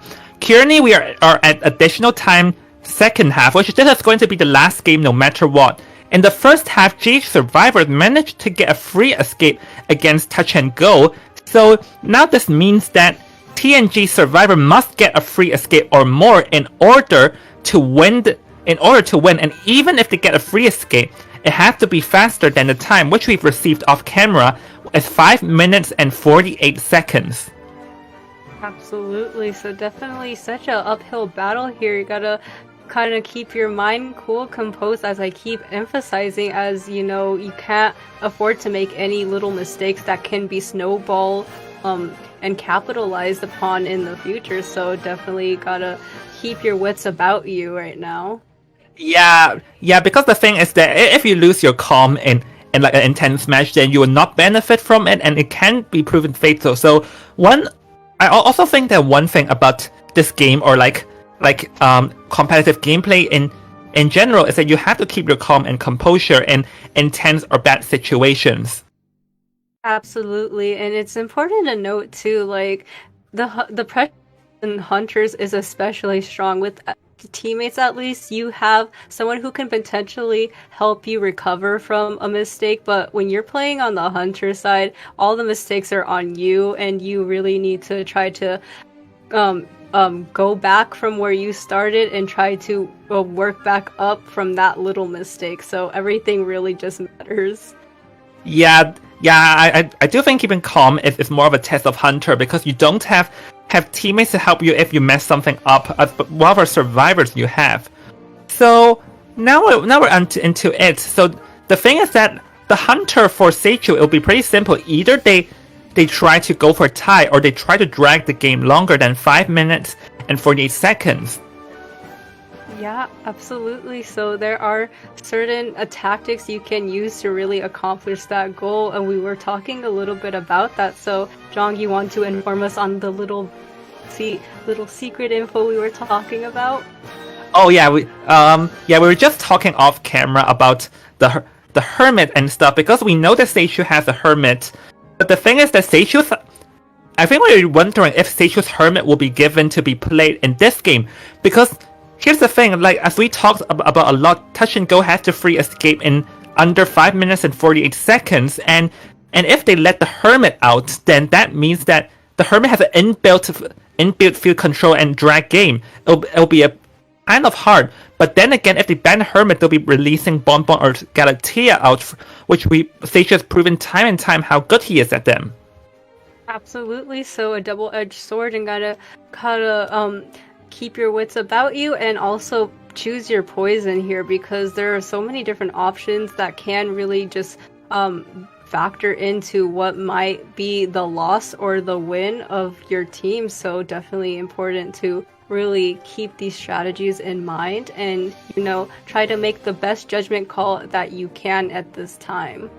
Yeah, because with time being a factor, this also tests the ban pick skills on what character to ban, what character to release, because ban pick is also one pretty crucial factor, especially we've seen the ban pick evolve a lot over the years, as now it now became survivors and hunters taking turns banning and choosing, and I think with time thrown in the mix, this also is a good test of skill for both teams. Yeah, absolutely. Sometimes we do note that there are ban picks that are rather questionable, and then there could have been more effective ban picks. So definitely going to see if that might be a potential factor that comes into play. But sometimes, when we see a ban pick, it's rather preference or trying to play a little bit risky to see if it works in their favor. Yes, I think right now Touch and Go will probably be the team that goes for a more riskier ban picks, because they need a free escape in like a relatively short time. So now we're going to be into the ban pick screen. Seichu will be banning the Seer, Female Dancer, and Forward, which are the free standard bans in Arms Factory now. Yeah, absolutely. So knowing that he is banning that Seer, gonna be a little bit of a indicator towards his hunter, knowing that that seer can be a little bit of a hassle, so we won't be seeing something like Bonbon who doesn't care, but we are going to also be taking note of the hunter bands, which is going to be interesting enough, the Sculptor and Hermit. Oh, so over there, Touch and Go chose to release the Bonbon because Seishu proven his Sculptor a lot, and Hermit, as we talked just now, an inbuilt dragon game, and they cannot afford that, so rather they'll be testing their chances against this Bonbon. So if it's a Bonbon, they'll probably go for a Mercenary here, but I think they also will have to opt for like more rescuing approach because Bonbon camping skills are strong. Absolutely, and we do know that Seer ban was in place, so obviously maybe not something that Seichu was rather considering until, you know, that might have been open to him in this situation. So definitely going to be looking to see if that is a consideration for him moving on, but we are going to be bracing ourselves for this rather integral pick of the survivors as we wait right now. Yeah, you're absolutely right about that, Sadako. I think Seichu did not consider Bonbon seeing the Fierce band, but Touch and Go definitely wants to force him into the Bonbon, and probably because that's the one that he has the most. They have the most confidence against, and we're going to be waiting for the picks. But I believe that Mercenary has to be picked even no matter what because they just cannot like afford a fit rescue, or they actually can go for the first officer too, a faster decoding, but yet can still pull off a rescue. But never mind, they want to emphasize on decoding speed and went for the postman and prospector. Yes, absolutely. So having a harasser and someone who can really push the cipher speed in your back pocket will be pretty interesting and, you know, can prove to help them in the future potentially. So we're going to just have to wait and see in terms of their success in this situation. I do think that, you know, having a harasser in this lineup is going to be something that can be rather useful in the situation that he might be coming in for a support in terms of his other teammates being able to kite, but we do know again that time is of the essence, so definitely gonna just have to again pick your battles and choose your poisons when you are gonna try to push these ciphers as quickly as possible. Currently, I do wonder that if TNG can go for a double decoding approach if they really want to place emphasis on the time. I mean, that's definitely an option. Seichu will be removing the acrobat from the roster over there, not allowing them to choose a solid kiter and like rescuer, a jack of all trades, to force TNG into more riskier options. And I do wonder, what is TNG aiming for? Would they go for a cipher rushing approach, or would they just choose to play it more solid and just bank on this postman? Absolutely, we're just gonna have to wait and see, as we cannot predict the future, maybe, but potentially. But we do see that with the ban on the acrobat is just, as you said, gonna try to be getting rid of all these more stable and solid survivor picks to force them into the situation where they pick more risky survivors. So gonna be interested in seeing if they potentially bring out another kiter character or maybe another harasser, but as you said, is probably more important to bring out something more solid, secure, sturdy, like the solid, secure, sturdy Mercenary. Yep, Mercenary being picked over here to ensure rescue because Seichu can be going for Bomba, but to be fair, he still has other hunters to use. As from what I know, he has a pretty huge hunter pool. So I think the question now is what will Seichu ban? And if there's no female dancer, I think he can consider. I do wonder, will he ban the barmaid just because that we've seen? I think the last game just now was a carbon copy of how good the barmaid is with her assist and kiting. Yes, absolutely. With these current barmaid picks, they haven't really seen to prove to not be successful, so getting rid of a factor that could be more secure, like that could be in the mind, but nevertheless we are going to be seeing a ban on the patient, who has a lot of ability to traverse around the map and also has a lot of cool hookshot trips with his 3 hooks, so definitely something interesting. I wonder if TNG was even considering a patient in this situation. Yeah, I do wonder if they were considering, but then again, I think Seichu's fault is that he does not want any characters that kites him for long, because he probably wants to achieve a tie, because a tie is an easier situation than ensuring you drag your time over 5 minutes and 48 seconds. So now the question, the million-dollar question is back on TNG. What are they aiming for here? Would they go for a harasser or another decoder? Like, what strategy would they aim for? Because they have to do a free escape in a short amount of time. That's like two key questions thrown again in one swoop. Absolutely. So looking at the survivor lineup, they might be a little bit able to kite on their own, Postman being the most vulnerable in this situation, but if he is able to provide the support with the tranquility letters or even that dungeon escape letter, which would buy a lot more time to quickly get rid of the exit gate being a factor, then maybe it is possible to just do something like a really quick cipher rush strategy with these three in mind, because in paper they can be able to prolong a little bit of a kite. Well, it really does depend on the postman, but nonetheless we are going to be seeing the mechanic come out here. Going for a double decoder. It seems that here Touch and Go knows that they have the cipher rush in order to drag the time over 5 minutes and 48 seconds, but I think this opens the door for Seichu to actually go for the clerk rather than a bonbon, because cipher rushing is not that good with a bonbon here, but clerk has, as we mentioned just now, inbuilt build control. And the other thing is that clerk benefits from having no harassers, and here like Prospector is the only harasser, but the mechanic and postman don't have much kiting abilities, so I feel like clerk is a very favorable choice for Seichu.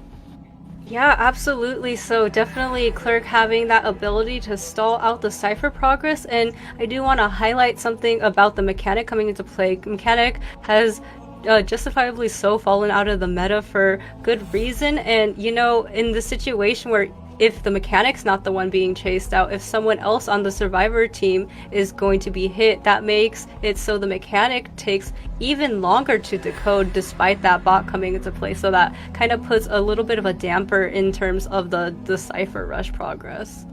Yeah, but here's the thing is that mechanic will probably be the first chase. Seichu here definitely does not want to let the mechanic decode happily with her bot.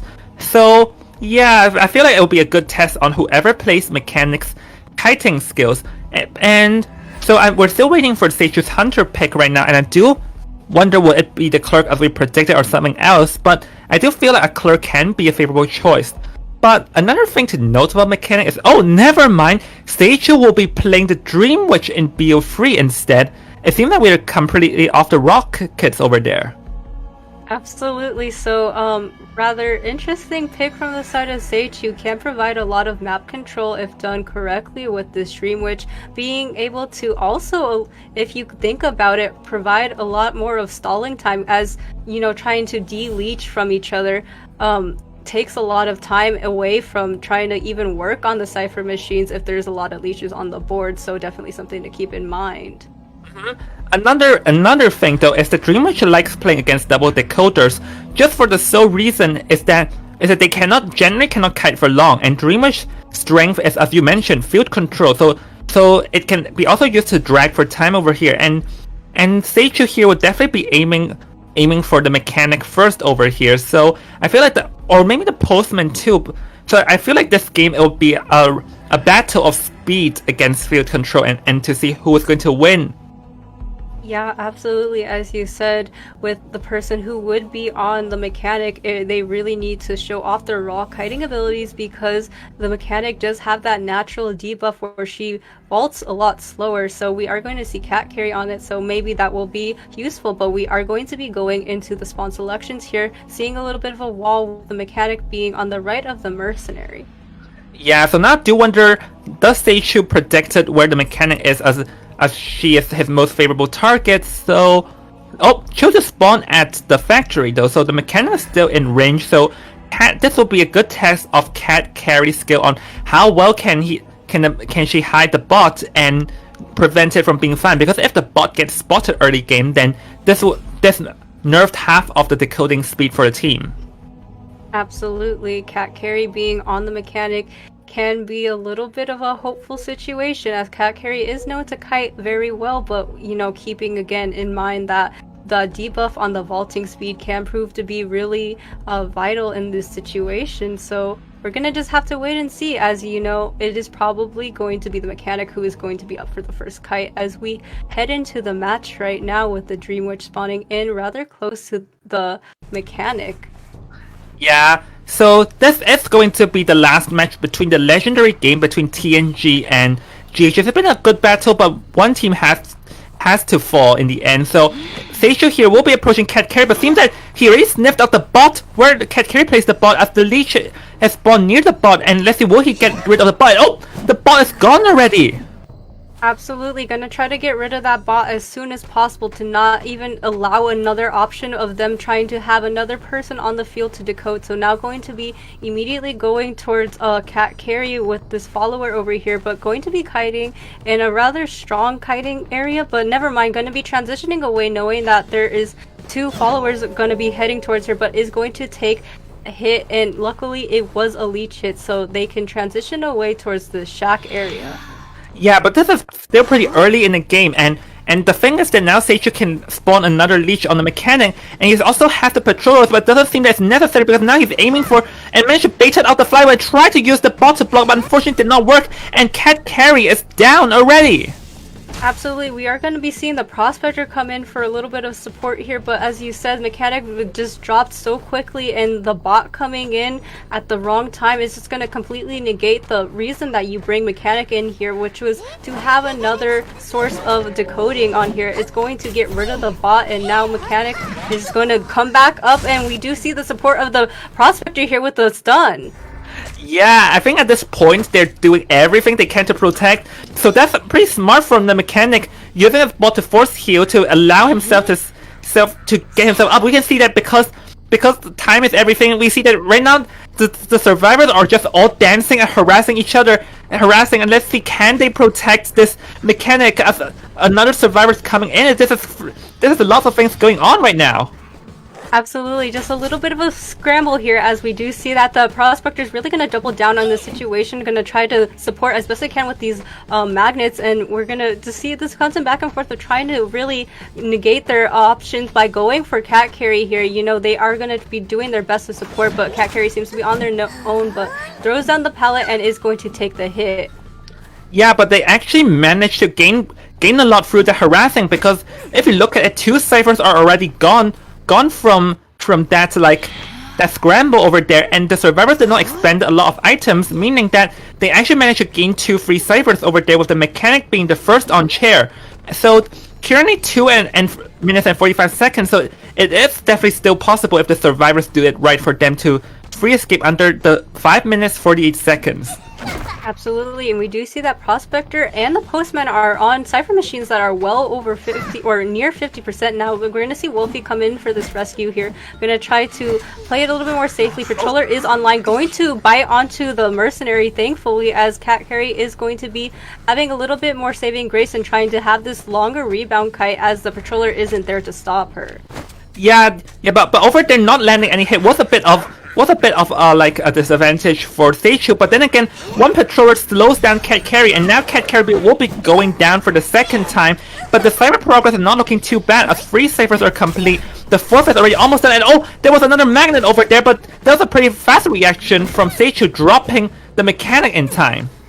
Absolutely. Once again, we are going to be seeing double support situation over here, as there is going to be 1 cipher remaining. So looking really good on the side of survivors here, as we don't even see that the mechanic has been sent back yet, only on the second chair situation, as we do see yet another leech is going to be on the map. Yeah, but right now Seishu will be positioning her leech at the last cipher to slow them down, make sure they cannot rush the last cipher. So now it will be a camp situation here on can they protect Cat Carry before the last cipher is done. They managed to pull it off once again without anyone taking damage. So Prospector shoved it backwards, and now they're doing everything and tries to use a blink, but unfortunately misses, and Cat Carry is going to run further away. Yes, the blink did land onto the mercenary, and then there was a pallet stun right after. We do see that the last cipher is going to be in tow, not enough to pop in anytime soon. We are going to also be seeing that they are going to try to reserve their resources in this situation, but we are going to also see a pause in the match here. So definitely just give us a moment to make sure that everything is in tip-top shape, because such a dire situation with this match can mean everything, and we need to make sure that everything is in order for the players. Yeah, it's definitely not favorable if something like internet or something uncontrollable like affects the game. But let's talk about moments before that break, because we know that 5 minutes and 48 seconds is a magic number for the survivor side. Meanwhile, it was at 4 minutes and 30 seconds just now, and we're back into the game right now. So right now there's only one leech remaining, and the survivors still doing anything they can to protect the mechanic, but they only have around 1 minute left to get out, otherwise the time is going to be up. Yes, absolutely. So everything is on the line here. The Miss Blink did not land, and we do see the mechanic also utilize that flywheel to gain a little bit more distance. Gonna land the hit onto Prospector, who is doing such a good job on trying to support his teammate here with these body blocks. But as you said, time is of the essence, is going to hit that mercenary and will be falling down shortly. However, we do know that Cat Carry is going to be the target for Seichu, as well as going to be continuing his sights onto the mechanic, but the Cypher Machine is primed. Yeah, the Cypher Machine is primed at this point, so it's going to be an endgame situation, because it's very likely going to be free scale. Oh, Mello finally got the blink, but that was not a good idea using that blink, because it removed the mechanic's leech, meaning that Dreamwitch has now no leech to chase Cat Carry down in endgame. Yes, absolutely. It's basically like starting from scratch in the situation. Hollow is the only one in the vicinity of that leech, but right now it's going to be a little bit of a back and forth. You don't want to be chasing a prospector who has all of these magnets in store, so it can be a little bit of a situation, but does go down because the tension was in the air. Yeah, that was a pretty smart move, sneaking in that spawn follower to knock it down. And Seisha here will be wandering around the map, trying to slow down. If the prospector is down, this probably ensures at least one will be eliminated, because right now all three survivors are going to go down one hit because America's in half health, but going to be dropping the prospector probably wants to prolong the time even more. Absolutely, we're going to be seeing another time stall situation, as there are two followers and a leech right here to really, again, just drag out the time as much as possible. Gonna not really commit to chairing him right away, because time is of the essence here, and definitely just gonna continue this back and forth, knowing that he can just finally deciding to chair him in this situation. Yeah, but the thing though is that right now it's already around 6 minutes, so the time is already up long ago, which means that the survivors definitely will have to get a full escape if they want to win, but seems that at this point it's very unlikely with the health, so it seems that they're going to be escaping and take that free escape, so meaning that the BO4 also ended in a tie. Yes, absolutely. But we are going to be crowning our winner here with GH. So congratulations to GH, doing such an amazing job in constant back and forth tie situations. Perseverance did save them at the end of the day. They kept their heads clear and they were able to secure this win. Yeah, because the thing over there is that TNG did all they can do, because we can see that the Seichu missed two blinks, which they capitalized on it, and they definitely tried everything they can to protect the mechanic from the start to finish, including force healing that up in the middle, but unfortunately time was up when they're trying to protect the mechanic, which is what allowed the GH to take the win. So GH is going to be the team that advances to the finals tomorrow, as TNG unfortunately drops down to the losers bracket. Yes, it's such a big congratulations to GH, but also share your love and support for TNG too. They have been here for such a long time and kept the dream in the back of their minds and tried so hard. Unfortunately, they did not succeed, but it was such a valiant effort to continue to watch as the viewers right here. Just amazing matches of Identity 5 action. Yeah, as a viewer, I would love a back and forth, which we completely saw just now. Back and forth, back and forth. In the end, if you look at the scoreboard, it'll be 4-4 fourth games in a row. I think we all did not expect that it would be that close. So in the end, unfortunately, time was the deciding factor, as GH will be taking the win. But if you're fans of Touch and Go, don't be too sad yet, because we'll still be seeing them in the losers bracket tomorrow. Yeah, absolutely. Which, that being said, make sure to tune in for the finals tomorrow. Going to be a lot of crazy matches, I'm sure, that are going to be in store for us. So definitely also make sure that you have snacks and water and stuff, because I think personally they're going to be rather long. Yeah, so with that, once again, congratulations to GH for making it to the finals. Fans of GH must be very happy at this outcome. But the action today is not yet over because we still have another match from the losers bracket, and it is going to be ZT versus FT Future. What will happen? Well, we'll find out later. And with that, we're going to be going into a break now, and we'll see you guys in another matchup after the break.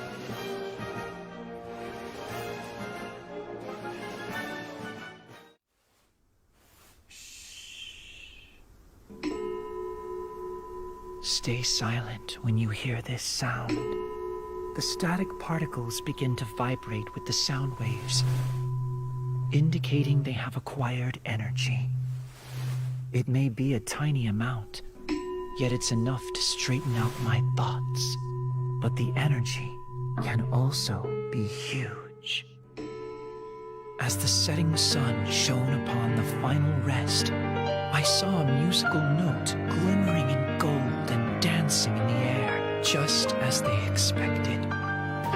The movement spread my life energy and pushed me up a pedestal until I could smell the aroma of talent in the air. The aroma was me, but it slowly faded with time. Once it faded, it cast me into the abyss, where the light from my eyes extinguished.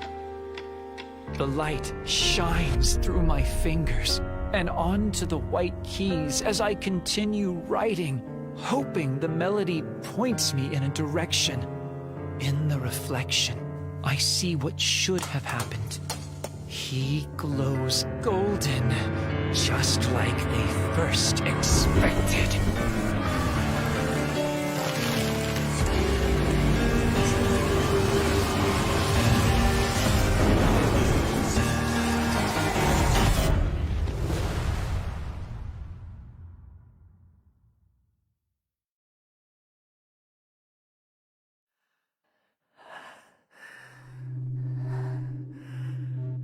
Stay silent when you hear this sound.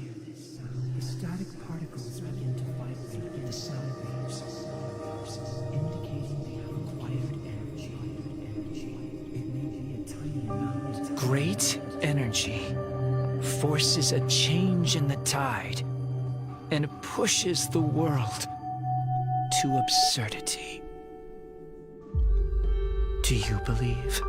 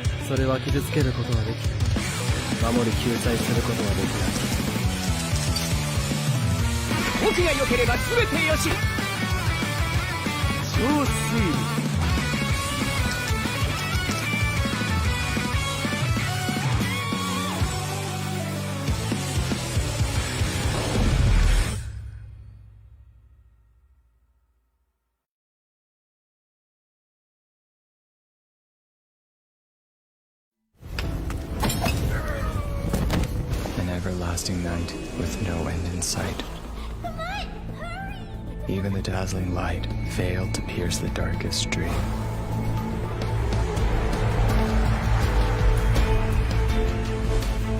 Noir, the Melodus family has no need for useless people.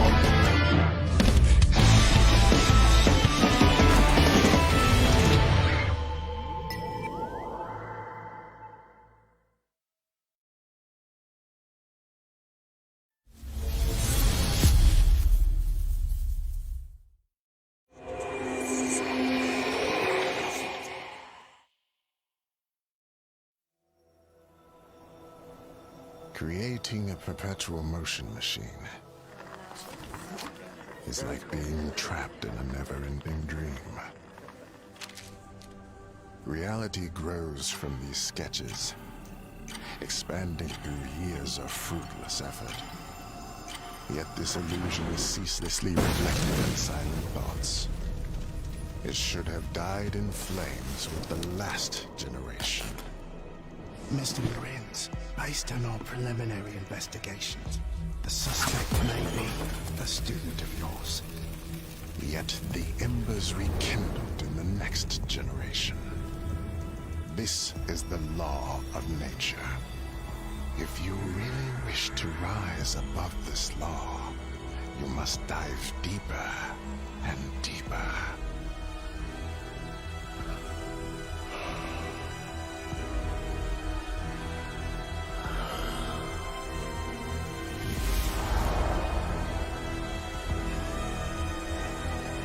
To the bitter end of darkness.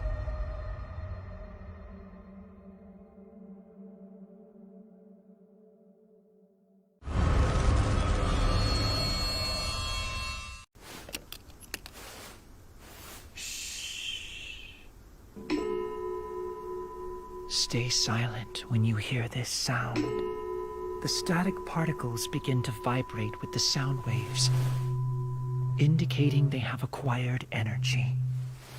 It may be a tiny amount, yet it's enough to straighten out my thoughts. But the energy can also be huge. As the setting sun shone upon the final rest, I saw a musical note glimmering in gold and dancing in the air, just as they expected. The movement spread my life energy and pushed me up a pedestal until I could smell the aroma of talent in the air. The aroma was me, but it slowly faded with time. Once it faded, it cast me into the abyss, where the light from my eyes extinguished.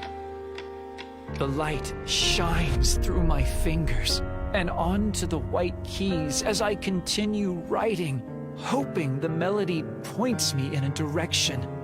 In the reflection, I see what should have happened. He glows golden, just like they first expected.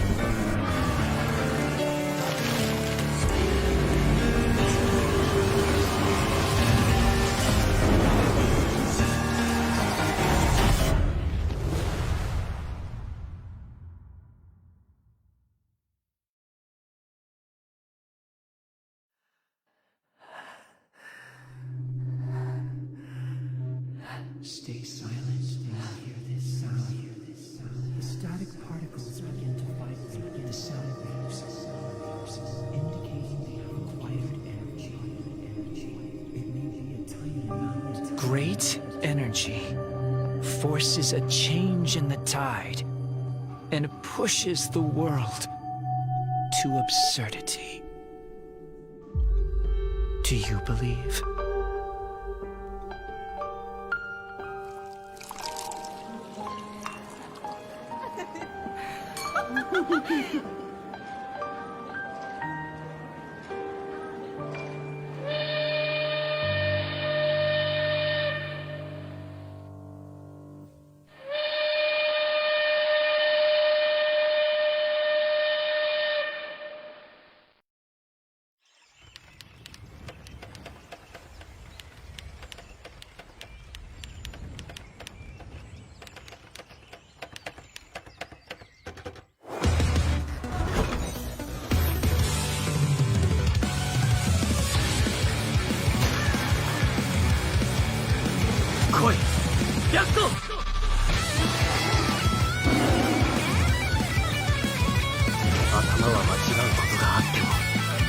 気は間違わない。正しさとはどうか。それは傷つけることはでき守り救済することはできない。僕が良ければ全てよし。超推理。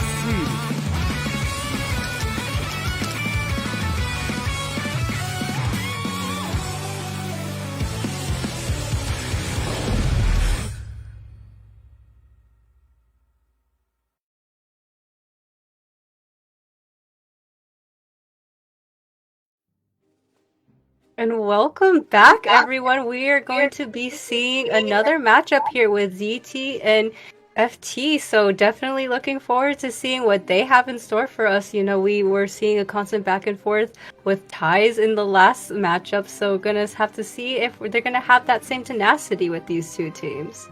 Yeah, last matchup was a very back and forth between GH and Touch and Go, and right now we're going to be second matchup ZT versus Future over here. And once again, just to remind you guys, this is a loser's bracket match, meaning that whatever team loses will not have a second chance and will unfortunately be saying goodbye today.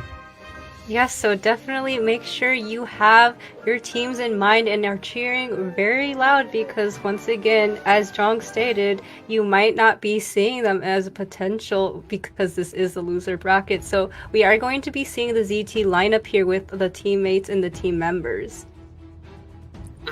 So ZT's Hunter will be Miko, Mary, Brown, and Kuga, and their survivors will be Miku, Shadow, Starbuck, Zed, Run, and Miss Night Rain, all pretty familiar characters and names that we've been running throughout the tournament, and if you have paid attention to IBC, pretty familiar names. Yes, absolutely. Would be considered a rather tightened team, but we are going to be going into future lineup here with Nino Pancake, Shin, LMM, Dragon, XP, and DDD, so definitely looking forward to what they have in store for us.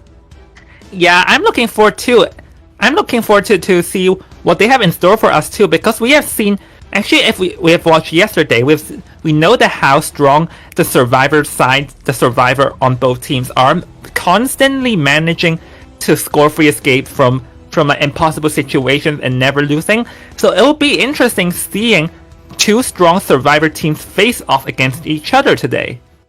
Yes, absolutely. So maybe we're going to be seeing another situation of a tug and war, because as you said, they are going to be rather formidable with facing each other, but the stakes are even higher in this situation, as one team will be eliminated in this bracket. So again, make sure to cheer them on as well. There is going to be another reminder here that we have a couple giveaways going on. So with you cheering in the chat, you have a potential of being one of the top 10 for your activity, and you will gain Identity 5 merch, so rather exciting. Yeah, you can also gain NM coins by just interacting and commenting, and the NM coins will allow you to like buy some VIP tickets for the IVA finals, and also you can gain cast signature, like caster signatures too. And in the end, do not forget about the giveaway that's being done, where you can gain 2 S tier skin and 1 A tier skin over there. Like, check Nello Mello's page to find out more.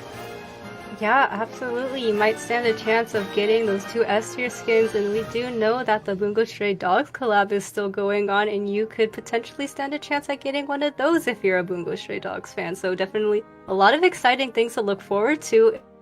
Giveaways. Yeah, I mean, apart from the game, we also have just a lot of exciting things to look forward to off stream with the giveaways like signatures and also merchandise, just a lot of things, and just once again shows how fun the game can be and this tournament is. Yeah, absolutely. So shout out to, Sunmi Kin for having this opportunity for people to gain the potential on getting these skins, as well as, a production for being able to also hold these giveaways and having these opportunities for the fellow viewers. Definitely having a lot of incentives here to enjoy the game to its fullest. Yeah, also shout out to a couple of people on chat who have been here around. Demister, Ricky, Genesis have all. So yeah. Remember, guys, once again, cheer on whatever team that you're rooting for, and just to let them know that you support, because I think the teams would love to receive supports off camera. Yes, absolutely. I know if I were in the shoes of these professional players, I would be going back and looking at them. But that being said, we are going to be going into the picks and ban selection stage with Future's Survivors going to be up first, along with ZT's Hunter Kuga going to be showing them stuff. Oh, so it seems like this is a pretty interesting, but Barmaid is going to be removed immediately, because we do know Kuga is a Dream Witch player, so I guess a Dream Witch player does not want to face against a Barmaid, but that opens the door for the Seer to be picked though, Sadako. Yes, absolutely. We do know, again, it's been reiterated so many times, but gotta focus in on that. Seer is kind of feared by a lot of hunters other than Bonbon, but I digress, as we are going to be seeing the lock-in on the forward and the female dancer. So rather interesting. They're going to really try to capitalize on the female dancer's ability to support with those music boxes. Yeah, because we've seen already seen yesterday and today just how strong the female dancer can be with her support and stuff. So I mean, I think it makes sense for FT wanting to lock it in immediately. Yes, absolutely. So we are going to also be seeing a ban on the psychologist. So rather interesting, going to be getting rid of all of these survivors that have this ability to regenerate health or have a little bit more of a fighting chance, as you know, psychologist has her stress relief, which completely gets rid of the damage that is hit on that first hit. So definitely interesting that they kind of want to prioritize that. Yeah, and the other thing, the psychologist is also a direct counter to Dream Witch though, so I think that's what Kuga does not want to face against, is that Kuga does not want to face against Dream Witch counter. So I do wonder, will FT pull out the Seer, seeing the Seer also is pretty strong against the Dream Witch, or would they be going for a different approach and choosing stuff like Prospector or just like other unexpected choices, or like the Acrobat? Yeah, absolutely. All viable choices in this situation, as you keep pointing out that, you know, Seer is such a little bit of like a hassle against a hunter like Dream Witch, but it's read your mind and your cosplay, it seems, as we are going to be seeing a lock-in on the Seer, so definitely going to capitalize on him being out of jail and having that owl to utilize and potentially recharge, right? So can be useful in so many situations against, especially, as you said, a Dream Witch. Yeah, Dream Witch is afraid of Seer, but Seer being released is definitely pretty rare nowadays, so I think we can all treasure the time that Eli is let out of jail, as I know I'm happy, and this little guy here is also happy that Eli is out of jail, and Acrobat will be removed from Kuga, and they're going to be choosing the Embalmer, because Embalmer also works against the Dream Witch by instantly respawning and not giving the chance for Dream Witch to do the field control.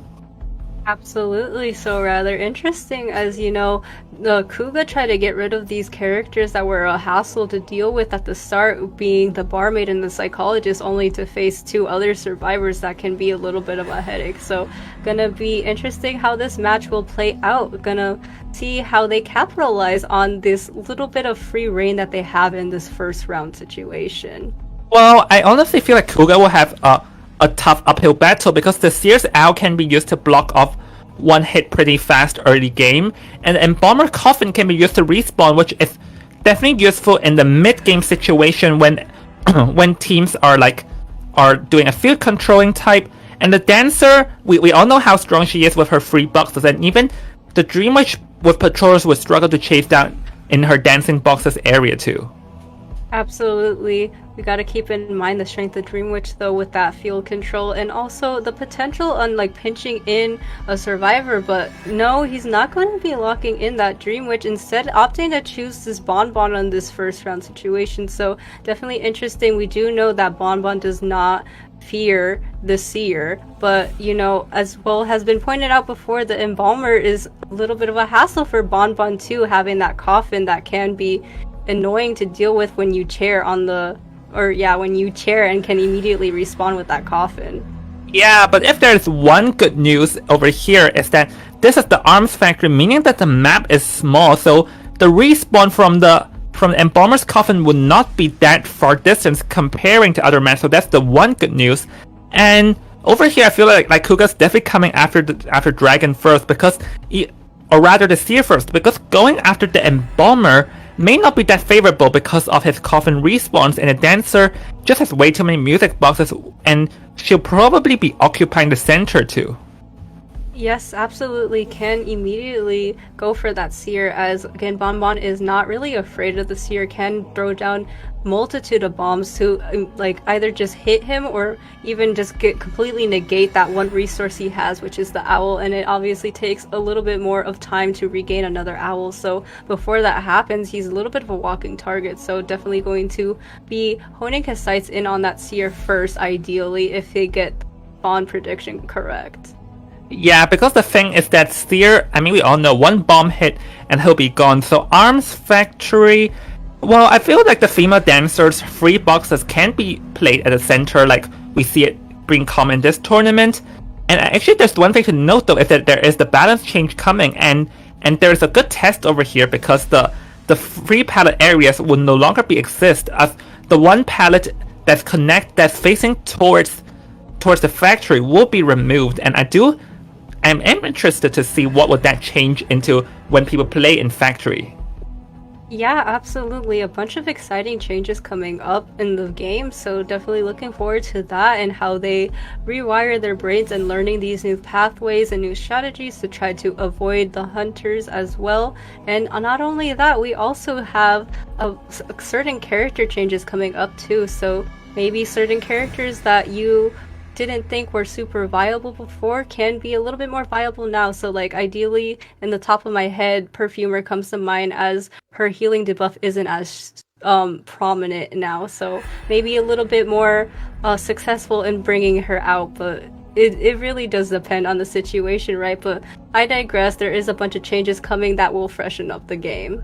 Yeah, about that, like there are the characters that's going to move back in the meta, but there may be characters moving out or just like not that effective as before. Namely, Dancer that we see here is one of them, because Dancer's boxes can be broken more faster, and triple boxes will no longer stack. So this is going to nerf her down a bit. She'll still be viable, just not as strong. And another one being nerfed is Prospector, but Prospector only has a tiny nerf to him, but yeah, definitely not as strong as before. So I am excited and here for all these balance changes for the game.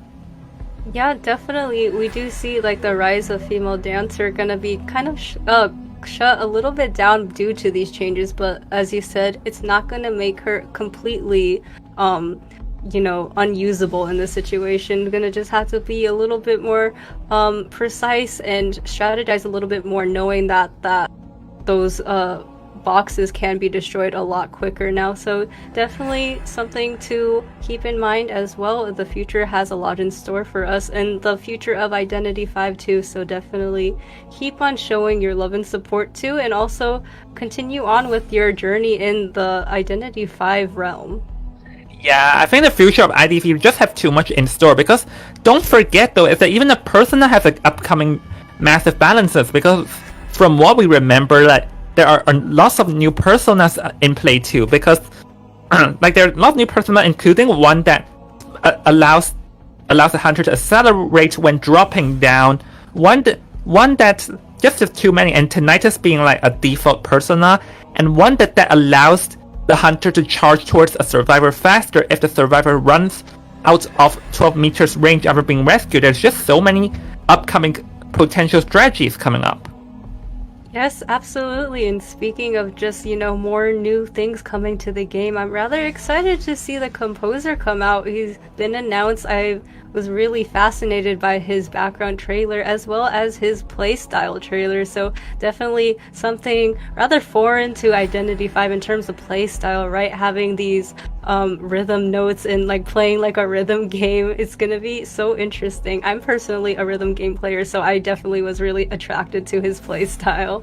Yeah, if you are a rhythm game player and very good at hitting those rhythms, definitely go and play the composer, because if you can hit notes, then you can accelerate your decoding speed very, very fast.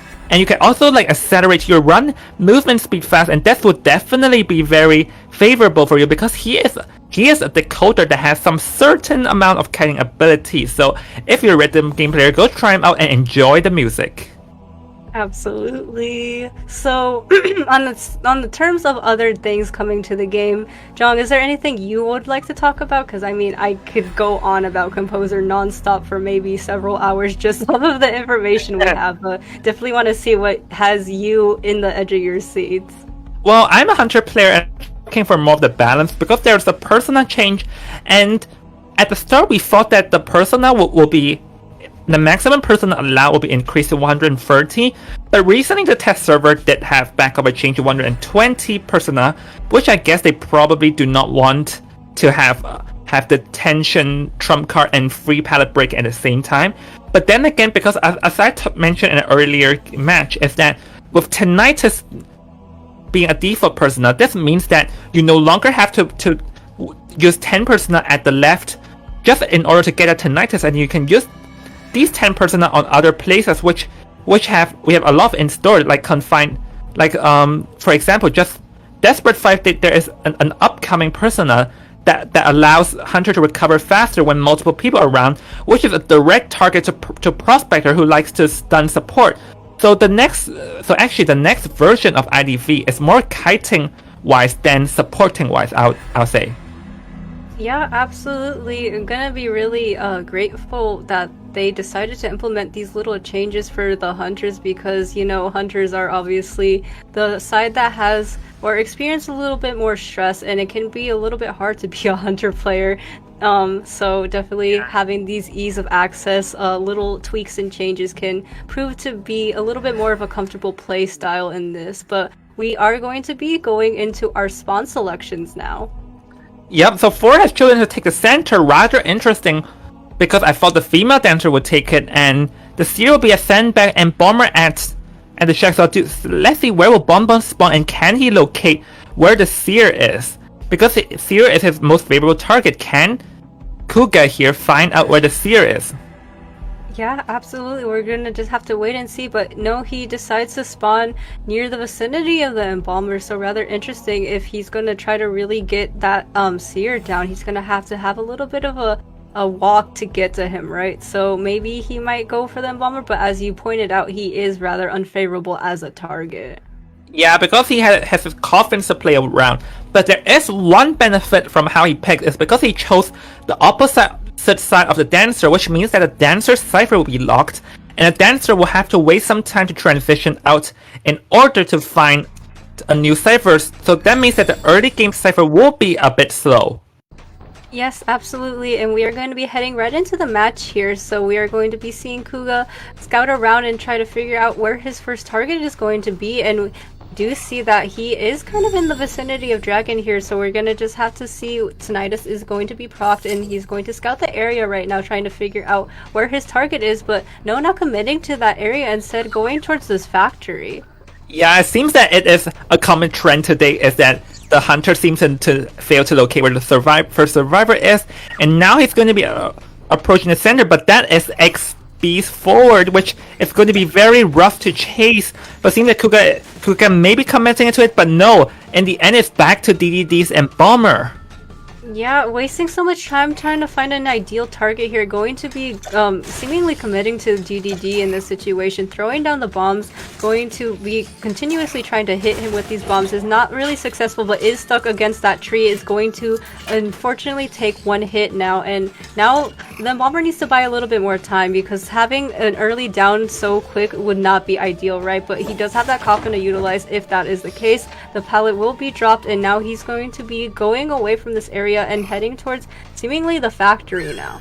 Yeah, over there Kuga tried to mind game DDD, not realizing that actually DDD just charged towards the factory, and now DDD is in the factory with the music boxes in place, so this will be very rough for Kuga as DDD managed to dodge another set of bombs, and Flywheel's another set, and the blink goes out and managing to knock down without giving the out a single chance.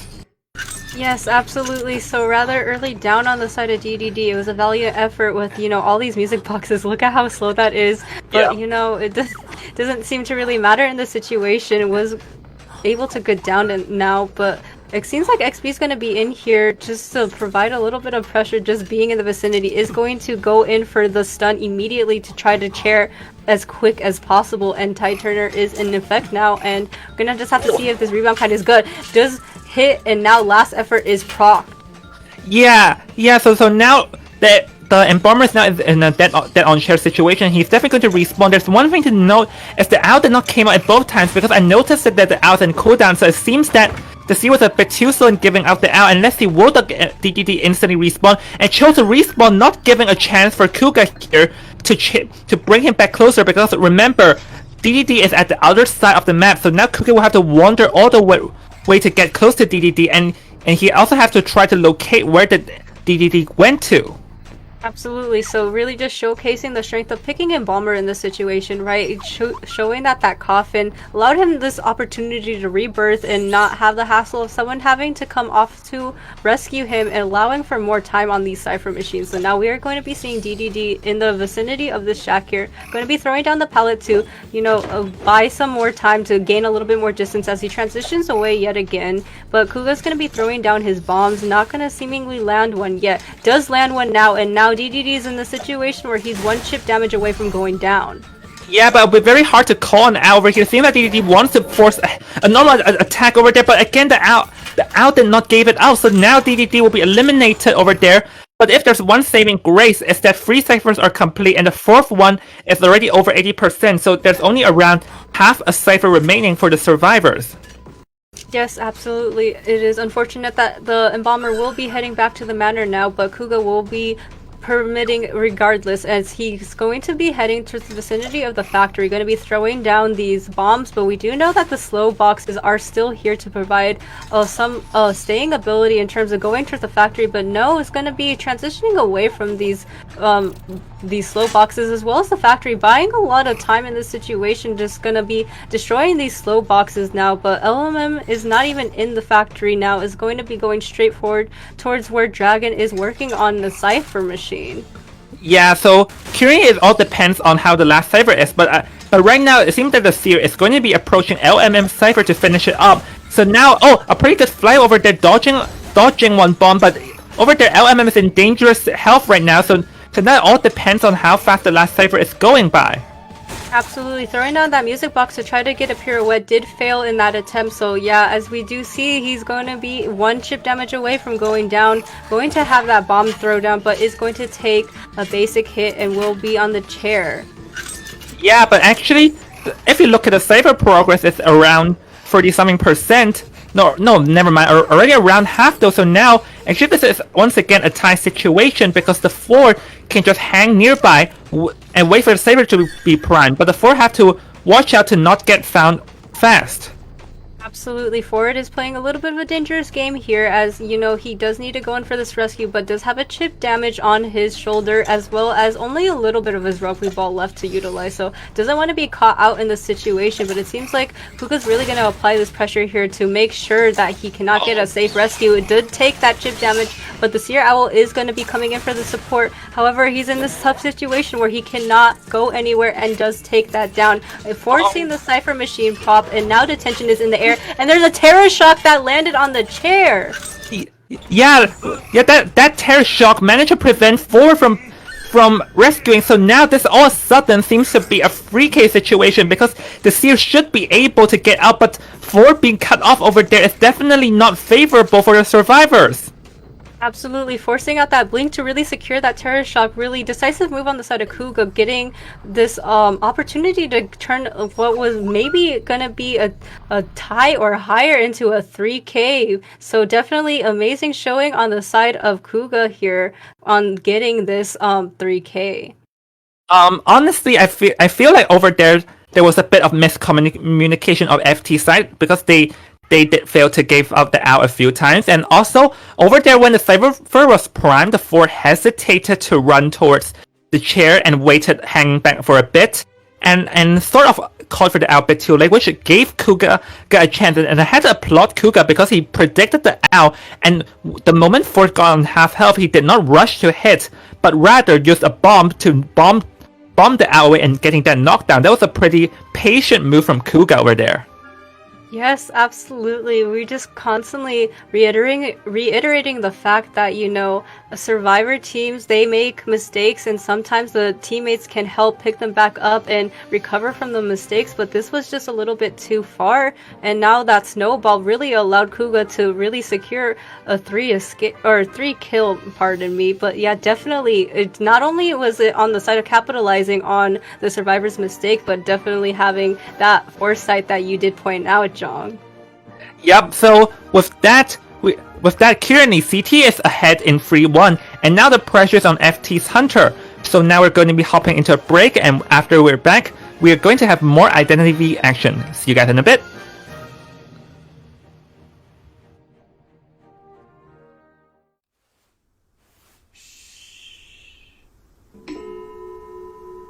Stay silent when you hear this sound. The static particles begin to vibrate with the sound waves, indicating they have acquired energy. It may be a tiny amount, yet it's enough to straighten out my thoughts. But the energy can also be huge. As the setting sun shone upon the final rest, I saw a musical note glimmering in gold and dancing in the air, just as they expected. The movement spread my life energy and pushed me up a pedestal until I could smell the aroma of talent in the air. The aroma was me, but it slowly faded with time. Once it faded, it cast me into the abyss, where the light from my eyes extinguished. The light shines through my fingers and onto the white keys as I continue writing, hoping the melody points me in a direction. In the reflection, I see what should have happened. He glows golden, just like they first expected.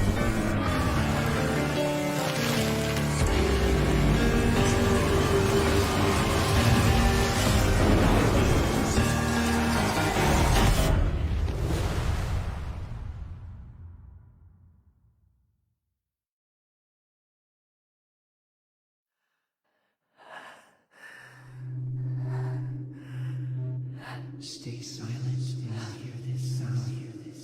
The static particles begin to vibrate with the sound waves, indicating they have acquired energy. It may be a tiny amount. Great energy forces a change in the tide and pushes the world to absurdity. Do you believe?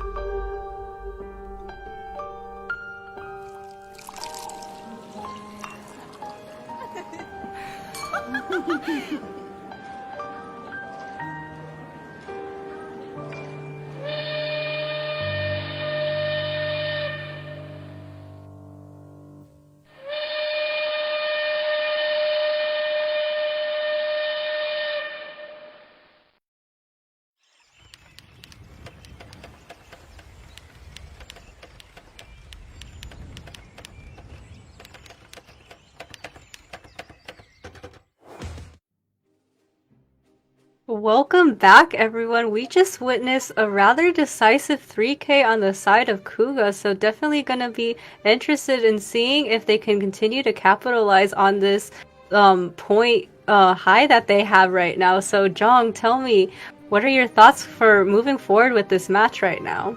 Well, because from what we've seen yesterday and today, it was mostly the survivors that shine because it's constantly around tie to free escape. So seeing a free K over here from Kuga over here definitely gave an opening for ZT. So for them to try their best to increase the gaps, because right now it's going to be FT's Hunter against ZT's Survivor, and there won't be that much pressure, and the pressure is on FT's Hunter to do the same, or else they're gonna lose BO1. Yeah, definitely. Again, just another uphill battle if you are the hunter as well. So kinda gotta keep your wits about you. It is round one, but sometimes these round ones are the most important factor in these matches. So definitely gotta keep your wits about you and kind of play smart and tactfully, or maybe take a risk and maybe it'll pay off. So we're just gonna have to wait and see. Yeah, well, I do believe FT Hunter probably will not take a risk because they can also still aim for a tie because a 5-3 with a 2-point defect is salvageable. But if unfortunately if something bad happens and the point difference is very large, then it will be unsalvageable moving on. So I do believe that FT will probably if they can go for a free kill, will go for it. But if not, they still will take a tie. Can take a tie, like maintain 2-point defect and try to reverse that in the future rounds. Yeah, definitely would rather a tie or, obviously higher than you getting less points than possible. So gotta keep that in mind. Kind of gotta pick your battles and pick your losses as well in that situation. So gotta just commend these teams for coming out today. And, this is the losers bracket, so they are going to be fighting hard for their position and make sure they aren't eliminated. So definitely remember to continue to cheer on your favorite teams in the chat room. Yeah, well, speaking of the chat room, so now is in the stream, I can see along with Furon and Demister. A quick shout out to the couple of people who've been hanging around the chat by now. I already recognize some names and just all the support you can give because we already have 120 people at the live chat. Sadoko, how does that sound? Definitely really exciting. Just amazing that there's a really big turnout for, competitive Identity 5 matches. Gotta be really excited about the action here and the just a continuous show of love and support for the game itself. So gotta really commend all the viewers too for coming out, making time to see their favorite teams match up and continue on with this fight for, consisting and going forward in this tournament. Yeah, definitely about that. It's just so happy to see so much support on the Identity V. This like asymmetrical game, like just how popular it is and how much people are willing to do for it. It's just pretty happy seeing here as a live caster and seeing how all these players, how hard they've trained in order to do well this game, and just how large this competitive game environment has become. Yes, and with the future in store, with all these changes and new content coming, hopefully this outcome and this turnout of people who are fans of Identity 5 continues to increase as time goes on. So definitely really looking forward to the future of Identity 5 in terms of its fan base and, audience as well. Yeah, hopefully it keeps on growing. It keeps on growing because I would love to see it keep on growing and for IDV just to grow larger and larger one day. For it being a competitive game environment, as it would be nice to see that, Sadako. Yeah, absolutely want to be seeing, with that too, gotta keep in mind that would also encourage more players to come into the game and, maybe continuing on with this trend of seeing more competitive teams coming as well. So that means even more action in these Identity 5 tournaments, as well as providing a little bit more of, people to watch out for. There are titans, there are well-known players and teams that have been strong, but sometimes, they gonna have new teams that come in and surprise us, like TNG, for example. But that being said, we are going to be going into the picks and bans here with ZT Survivors on, as well as Futures Hunter Nino Pancake. Okay, so Nino Pancake will be here. So now we're waiting for ZT for Nino Pancake to make the first bans, but this is Arms Factory, meaning that no priestess ban is necessary. So I do wonder what we have in store, as the female dancer will be the first one being banned over here, Sadako. Yeah, we do know, we usually say something about Priestess being so annoying with the support with her portals, but she's not an option. In that case, it's going to be female dancer with the support with her music boxes, so definitely understand that ban. But we are also going to be seeing the lock-in on the first two survivors with the forward and the postman. So, not any unconventional picks by any means, but definitely love seeing the postman being a prioritized pick here. Yeah, Postman sort of nullifies Ford's Decoing debuff. And talk about unconventional pick, I think we all remember what happened with ZT yesterday when they plucked out the lawyer, so that's interesting here. But Nino Pancake will be banning the barmaid, so still not banning the Seer over here. I do wonder what is he up to, as the Acrobat will be chosen, as this is a solid looking team comp from ZT Survivor if you ask me. Yeah, absolutely. You have the best of both worlds in the situation of you have a rescue harasser, you have someone who can provide more Cypher Rush, and then you have, again, another jack of all trades, which is the Acrobat. Good kiter, can be a good rescuer, could be a good support with the use of his bombs, and also having them bombs for himself. So we're just going to have to wait and see to what these other picks are going to be. Yeah, this is a solid looking team comp, so I think I'm interested to see what Nino Pancake will be choosing, and chooses to ban the Seer this time.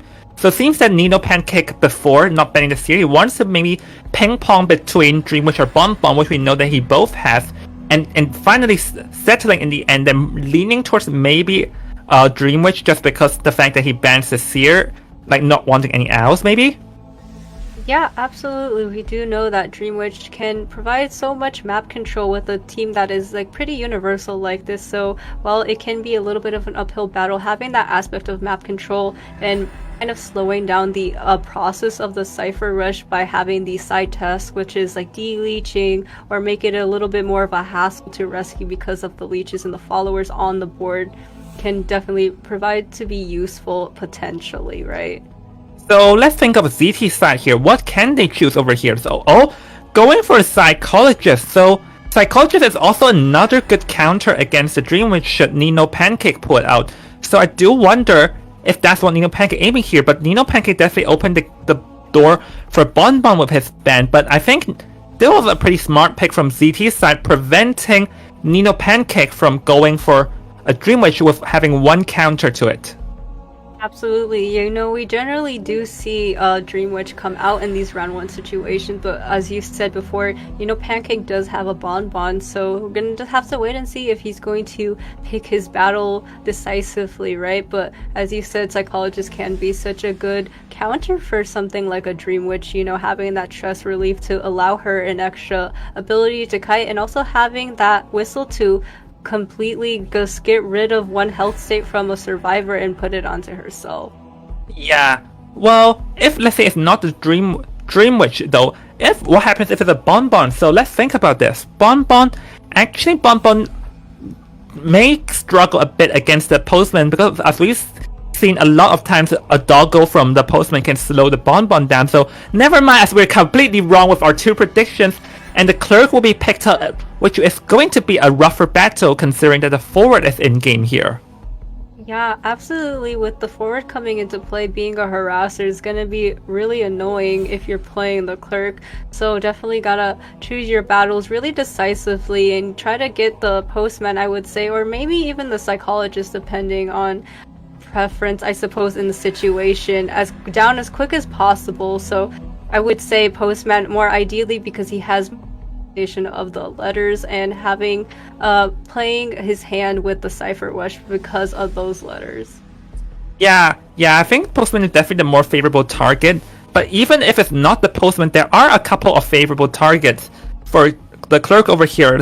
Namely, Psychologist can be chased because no kiting abilities, and Acrobat rougher but can be chased in worst case, but I think there are like a decent counter. So I'll say this match banks on the forward, because forward counters the Clerk harassers, so how the forward plays is going to be critical in this game. Yes, absolutely. So all eyes are on the forward now, as you said, as he is going to be the make or break for this team lineup. So definitely going to be rather excited for that, as we are going to be going into our spawn selections at the moment. Going to be seeing that they are going to be considering doing a line situation. But no, I was a little bit wrong, as we do see the lock-in on the Postman, the forward, as there is a little bit of hesitation from the Psychologist and Acrobat, but it does seem that we are going to be seeing a wall with the Psychologist in the vicinity of the forward. Oh, this is a pretty interesting pick from Nino Pancake, as he chose to spawn at the factory over there, which is not a favorable situation right now if you look at it, because the two favorable targets, Postman and Psychologist, are pretty far away. So it seems that this selection from the clerk is going to put him in a disadvantage if we're just talking about the early game. Yeah, absolutely. We did point out the most ideal targets to chase if you're a clerk, and as you said, they are not even in the vicinity of the clerk, so we're gonna just have to see if the clerk is going to decide to kind of change targets and make a foot race to more ideal target, or kind of commit to someone. But that being said, we do see Nino Pancake's gonna leave this factory and gonna try to use his overhead sight to see who is in this area, gonna be in the vicinity of Run at the moment. Yeah, but definitely not going to chase after him, and going to be approaching where Psychologist is. But currently, let's see, can Nino spot Zed? It seems that he spots out Zed's location, so now he can chase after this Psychologist. Yeah, absolutely. So as we pointed out, we're going to be one of the more ideal targets to get in this situation. Going to be trying to mind game him, but we do see that Zed runs right into the area of Nino Pancake here. So going to be rather interesting to see. Does have this discipline to not throw down that pellet right away, but does throw it down now. The recording is going to get rid of it, and now Psychologist is going to take a hit. However, the stress relief is going to completely negate that damage. Alright, here's one thing to note though. Note the quote is that the clerk brought excitement, and he has no trump card, meaning that he only has the excitement to work with. So let's see how does this pull off over here, as the 4 is going to assist, but clerk can lift the pallet back up, and Zed will just be completely looping around this pallet. And oh, that was a pretty good recording over there, slamming the pallet, allowing him to snake the second hit, which should be happening here. Oh! Absolutely, we do see that Psychologist like very narrowly avoid that hit, so rather interesting. Going to instead hit that forward who was still in the area for a reason, but we are gonna see the clerk is gonna commit to this forward. Interestingly enough, gonna kind of drain him of his resource of the rugby ball, knowing that the clerk is carrying excitement, so maybe this is a rather decisive choice from the side of Nino Pancake. Yeah, oh! Breaking the pallet over there, so the forward will have to do the rest of the kite, and there's not much football for him right now, so it seems that there's not much the forward can really do over here apart from this pallet mind game, but the clerk can just lift it back up, and the forward expanded his last bit of football. So let's see what will happen here as it finally goes down with 2 ciphers gone, and the 2 half ciphers also gone as well. Absolutely, forward will be seeing the chair now, and not even with the usage of the excitement as we told, but we are going to be seeing the overhead sight going to be kind of blocking off the cipher that Zed is on at the moment. Night Rain is in the area to provide tinnitus and maybe even go in for this rescue, but seeming like not going to go in just yet if he is planning that. But Nino Pancake is going to kind of zone him out, is going to take the hit, and now is going to get that rescue off with the Tide Turner. Yep, so now gonna chase after Run again, and managed to land the hit over there, so ensuring that there's no rebound kite. And we see that during the ciphers are dropping left and right, as because we have like the third cipher already around 60%, and last 3 ciphers are all being worked at. It seems that this is more of a tie situation right now. Yes, absolutely. There are 2 ciphers that are above 50%, and Postman is working on one that has a little bit of progress, but not much to break the bank here. Forward is going to be on the chair for a second time, and we do see that there's going to be a little bit of pressure on Night Rain and the cipher machine that they are working on. So definitely interesting, but we do see that Zed is in the area to also go potentially in for this rescue. Yeah, but here's one thing to keep note of is that Zed has no Tide Turner, so this may be a potential hassle. As we can see that the Postman is also coming here, wanting to give a doggo, but Nino Pancake will not give them a chance, slamming the pallet over there, ensuring Run will be eliminated for good. And now this is actually 3 ciphers remaining with 3 survivors left. Yeah, I'm honestly not sure I really agreed with that situation there, because that was a little bit of an oversupport that they could have just continued on with the ciphers with. As you know, forward didn't even have a rugby ball left, so I digress. We are going to be seeing Nino Pancake use his overhead sight once again to continue to pressure these cipher machines, knowing that the survivor is in the area, and going to be targeting out Zed, knowing that he is at 50%, and also recording him in this time. Yeah, also it's also a pretty smart move considering that one of the last ciphers in this area, so the Postman is coming with a doggo once again, and this time managed to bite, but excitement finally coming into play here, removing that doggo effect and going to see if we can get Zed down, but seeing it not going to happen right now, so let's see what's going to happen here in this chase. Yes, absolutely. We're going to be seeing a lot of discipline on the side of psychologists, but unfortunately will be going down due to that vault. So we're going to be seeing the chair for the first time here, as Acrobat is half injured right now, and Postman is the only one with a healthy state. So going to be the one working on the cipher machine. Going to have to see how they decide to distribute their responsibilities as psychologists is going to be on the chair. Yeah, but swapping it seems that right now they're going to be swapping places as the Acrobat's charging for the cipher, and Shadow Starbuck here will be good rescue, but there is one potential risk behind. If there ever cut-off happens, then this may not work in favor, though, as right now, Shadow Starbuck already got hit once. Yes, there is something to note that the Postman does have that bravery letter, so can go to the chair a little bit quicker. We do see the recording's going to go off, does not get hit, so luckily there is that going for them. Zed is going to have a rebound kite ability in this situation, and the cipher machine is primed, so looking pretty alright. The psychologist will be going down, and the cipher machine is primed with the tension in the air. Yep, so now it all depends on how long can this psychologist last, and Clerk has no blink to use, so it can only rely on pure skills and locking gates. So Zed will be kiting around the free walls area. So let's see how fast can Nino Ben kick down Zed. If he downs Zed fast, he can still have a chance to go for a 3-4 gate. Okay, as the gates have not been done yet. Yes, absolutely. A really good point to point out here, as Zed is going to be fighting for the life in this situation, but unfortunately is going to be going down, and now the exit gate progress is looking rather slow. As you said, the ability of Clerk is coming into play in this situation, but seeming like Postman does have that dungeon letter that is allowing a little bit extra speed in decoding that exit gate.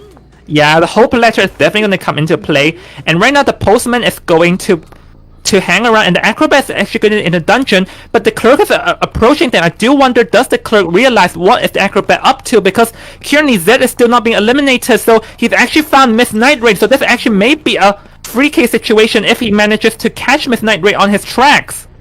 Yes, absolutely. It seems like Miss Night Rain was going to be trying to go for the exit gate instead, but it's seeming like it's going to be changing their communication in terms of going for this dungeon instead, because knowing that this Clerk has the detention, it's going to be a little bit of a foot race here, but Miss Night Rain is able to secure the dungeon escape.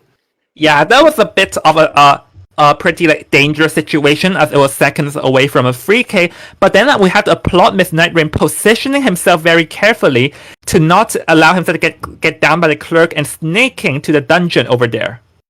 Yes, absolutely. Gotta pick your battles really decisively, and luckily that Clerk was able to get this tie situation, was potentially, as you pointed out, almost able to get a 3K. However, that was not the case, but we do see that, that was enough to secure a little bit of points to not relax fully, but to have a little bit of a deep breath, because your point deficit isn't as big as it could be. Yeah, because we talked about the point deficit beforehand, so getting that tie is not too bad for FT, because they're still behind, but with a 2-point deficit, they still have a chance to turn that around in a further round, so it's not too bad. But then again, ZTS still won the BO1 over there, so ZTS is ahead, and now the pressure is on FT. So with that, we're going to be taking a break, and after the break, we'll be back with more IDVA action. We'll see you in a bit, guys.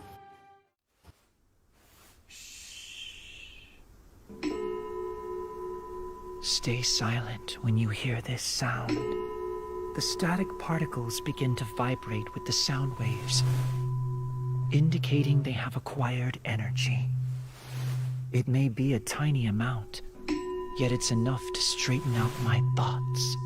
But the energy can also be huge. As the setting sun shone upon the final rest, I saw a musical note glimmering in gold and dancing in the air, just as they expected. The movement spread my life energy and pushed me up a pedestal until I could smell the aroma of talent in the air. The aroma was me, but it slowly faded with time. Once it faded, it cast me into the abyss, where the light from my eyes extinguished. The light shines through my fingers and onto the white keys as I continue writing, hoping the melody points me in a direction. In the reflection, I see what should have happened. He glows golden, just like they first expected.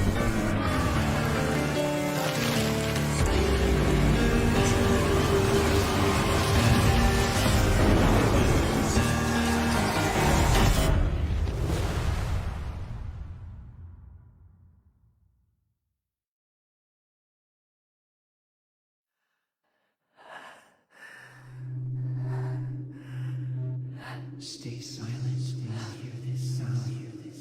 The static particles begin to vibrate in the sound waves, indicating they have acquired energy.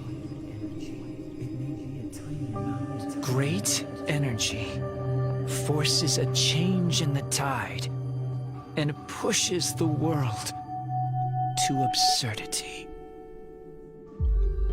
Do you believe?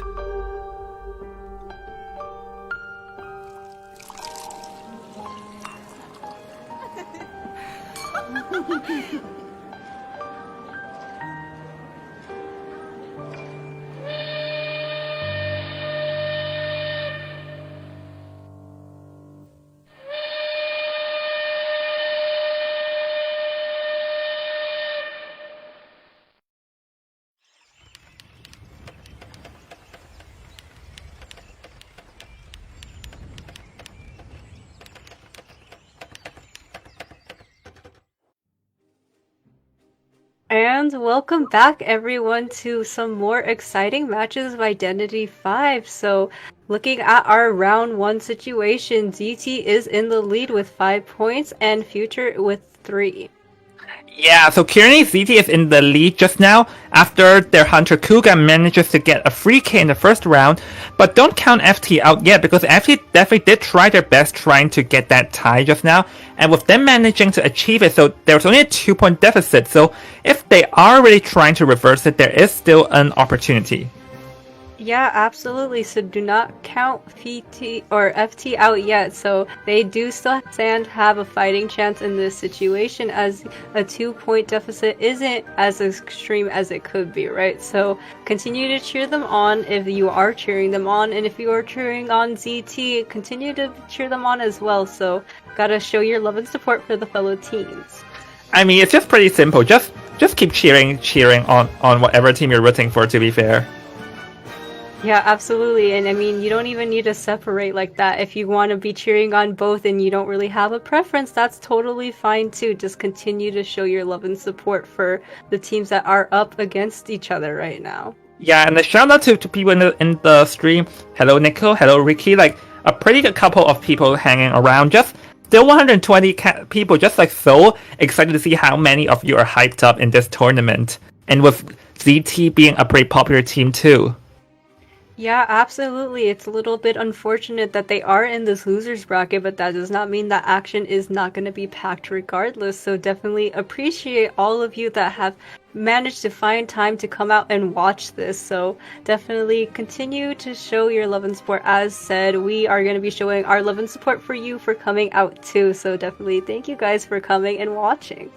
Yeah, seeing a lot of people hang around definitely make us pretty happy over here. You're just seeing how many people like enjoy IV like us and enjoying this battle between these two pretty amazing teams of how good 0-2 and Future is, as we've seen yesterday, Sadako.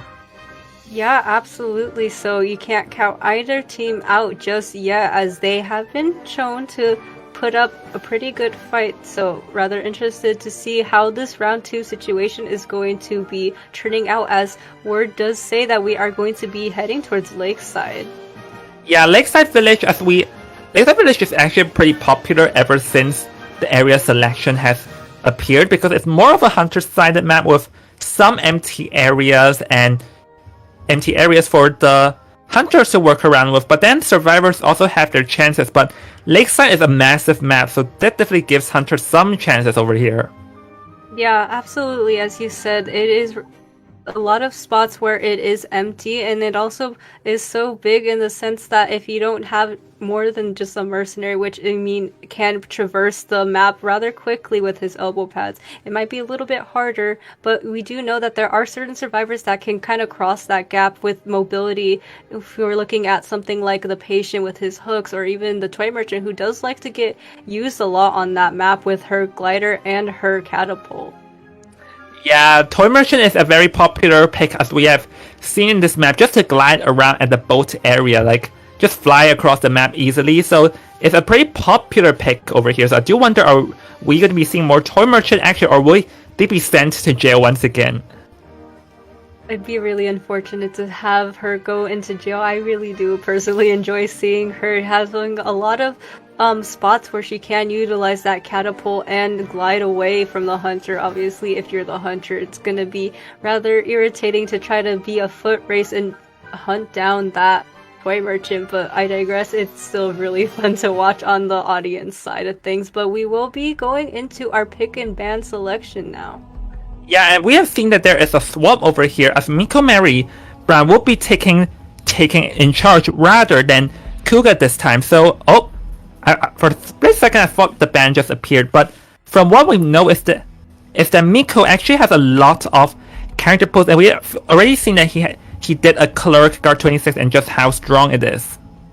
Yeah, absolutely. So having this switch does kind of show that they want to have someone who has a little bit more of a hunter pool, or have a specific strategy in mind for this lakeside pick. So definitely something to keep in mind for the back of your head. But we are going to be seeing the ban on the toy merchant. It was so unfortunate. I was just talking about how I would really love to see her, but she is banned alongside the female dancer, who has shown time and time again to be pretty strong with the utilization of her boxes. Yeah, so it seems that Miko here does not want to face off the utility, so that's what he's aiming for here, as he banned the 2 utility. And also over here, FT just knows that he probably wants to go for a bonbon, so that's why he removed it out and chose the forward, which is a soft counter to the clerk as well. Yes, you're very right. Having that harasser to deal with the clerk, it would be rather annoying. And we do also see that barmaid come into play, so having that wine in store for a rainy day, or having it just to have it so she can provide support for her teammates, is definitely going to be useful, and also kind of shows that maybe Future's trying to predict what Miko's going to be bringing out with that barmaid. Yeah, so remove the acrobat over there, so that opens the door for FT to pick the seer if they're confident with it. But rather, they'll be going for the postman with some accelerated decoding letters in their service to sort of nullify the forward's debuff over here. So it seems that FT over here does not like the seer, so I do wonder what will Miko be playing without the bonbon now.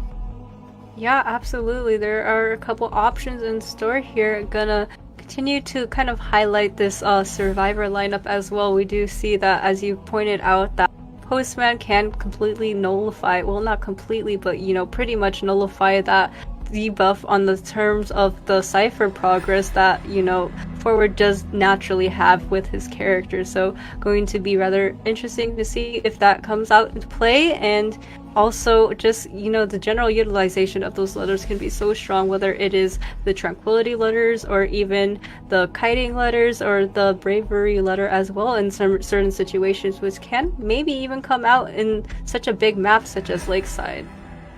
Yep, so over here the Embomber has been banned, so it seems that Miko does not like the long distance like respawn that we have spotted at the Arms Factory game over here. It is interesting because again we know that Bonbon is being banned, and Bonbon is one of the few hunters that hates the Embomber the most, so I wonder what other hunter does not like the existence of the Embomber though, as we're still waiting for FT to make, and it would be the Entomologist here. Without the Bonbon, Entomologist can provide decent support with her bugs, shoving people backwards. Yeah, definitely interesting. Again, we don't really see entomologists used as much in favor of something like a female dancer. Granted, she is banned, but generally, without that female dancer being picked, we see something like an acrobat or even a patient. So they're going to be really highlighting this potential of support because, as you said, those bees can really be a hassle as they provide the teammates for an ability to have a prolonged kite, as well as, you know, sometimes even push away the hunter when they are in the chair. But I digress. We are going to be seeing Miko choose the clerk here. Yeah, we saw Miko's clerk play before, and he did pull off a pretty strong performance with the clerk, though. So once again, as we mentioned last game, clerk is going to be forced playing against the forward, which soft countered her a bit. So this will definitely be a rough game for Miko. And with Lakeside Village, I think Trump is going to be used for clerk. So I think I do wonder, will Miko be going for the excitement clerk just to deal with a forward, or else he'll be a force to be reckoned with?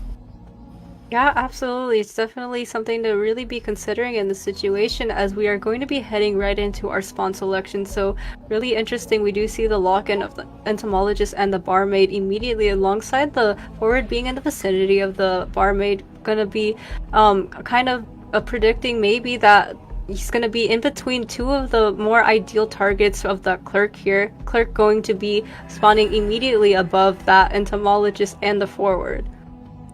Yeah, I feel like entomologist will be the one taking the first kite, or maybe he'll go for the barmaid because there is one potential risk of chasing the entomologist. The entomologist can slowly make her way towards the barmaid, then manages to get a regen wine. Yeah, absolutely. As you said, there is a lot of utility in the survivor lineup, so we're just gonna have to wait and see if this teamwork is going to come out into play, as we are going to be seeing the match start up in a moment here with, you know, Clerk going into, or rather going to be using this overhead sight to see who is in the vicinity, going to be chasing down LMM, immediately gonna be dragging them away from this shack area and transitioning, but Miko Mary gonna be allowing that entomologist to go away, instead changing targets. Yeah, so over here he's going to be chased away DDD and walking straight into XB's forward, which is not what the clerk wants over here. So that's a bit of an unfortunate situation, but it seems that Miko Mary Brown is approaching and wants to go commit to this forward, which can potentially be a bit tough for him. Yeah, absolutely. Gonna do that slow ball over the pallet here. Gonna be recorded while doing so. Also throwing down a recording to completely block off that window, but it seems like XP is gonna just be transitioning away from that area. Gonna be utilizing that rugby ball to gain a lot more distance and just maintain this distance away from the clerk, knowing that that first kite is really crucial. Utilizes that blink, but the support from the entomologist bee slows them down. Yeah, so now this is very bad for Miko Mary Brown using that blink over there, because he used the ability and nothing happened, meaning that he still has a half forward football with no ability to chase, and it'll be very, very hard to chase XP down with no abilities at his surface. Yeah, absolutely. You're going to be showing the strength of that forward, having a really fast vaulting speed, and but despite that, is going to be recorded while doing so. Going to try to close the distance on XP, but has that rugby ball to utilize, as you said, gaining more distance in doing so, but at least that is a saving grace. Going to be utilizing that recording to get rid of that pallet. Going to be having XP in the area, going to try to mind game him in this sense. Going to be putting down the recording over the pallet instead, but does not get use of it as he vaulted, and now it's only a matter of time, but it seems like XP has the discipline to not go and immediately throw down that pallet, but does throw it down now and is going to be transitioning away. But we do see the seconds is ticking away, and Miko Mary is going to be in the process of the spotlight and this pressure here, but finally lands a hit on the forward. Yeah, but Freeze Savers are gone in the meantime, because he sort of committed to himself to a tough target for way too long, and that's definitely not good right now. Right now, as we can see, the barmaid is already in the vicinity preparing to heal up this forward, so things are definitely looking rough, because currently the clerk only has one presence, which will be very hard for the clerk. Yeah, absolutely. Gonna also avoid that barmaid and that was attempting to body block. So, really just good on the side of future here. But it seems like XP is just doing such a good job at maintaining this hunter. Gonna be able to vault that, unfortunately, with the fail of the recording. So, just again, just an amazing showing from the survivor side. Now with the barmaid gonna come in for this body block to allow him to continue to kite. Barmaid taking a hit and gonna immediately self heal with that wine. Yep, going to switch to Barney because he knows that forward is going to be a tough target here. But watch out because Barney has a wine and Barney has flywheel to work with, so the Barney can potentially regenerate the back into because missing that pallet slam over there. Now Barney is back in full health, and with one cipher remaining, he still has not found an opportunity to down anyone.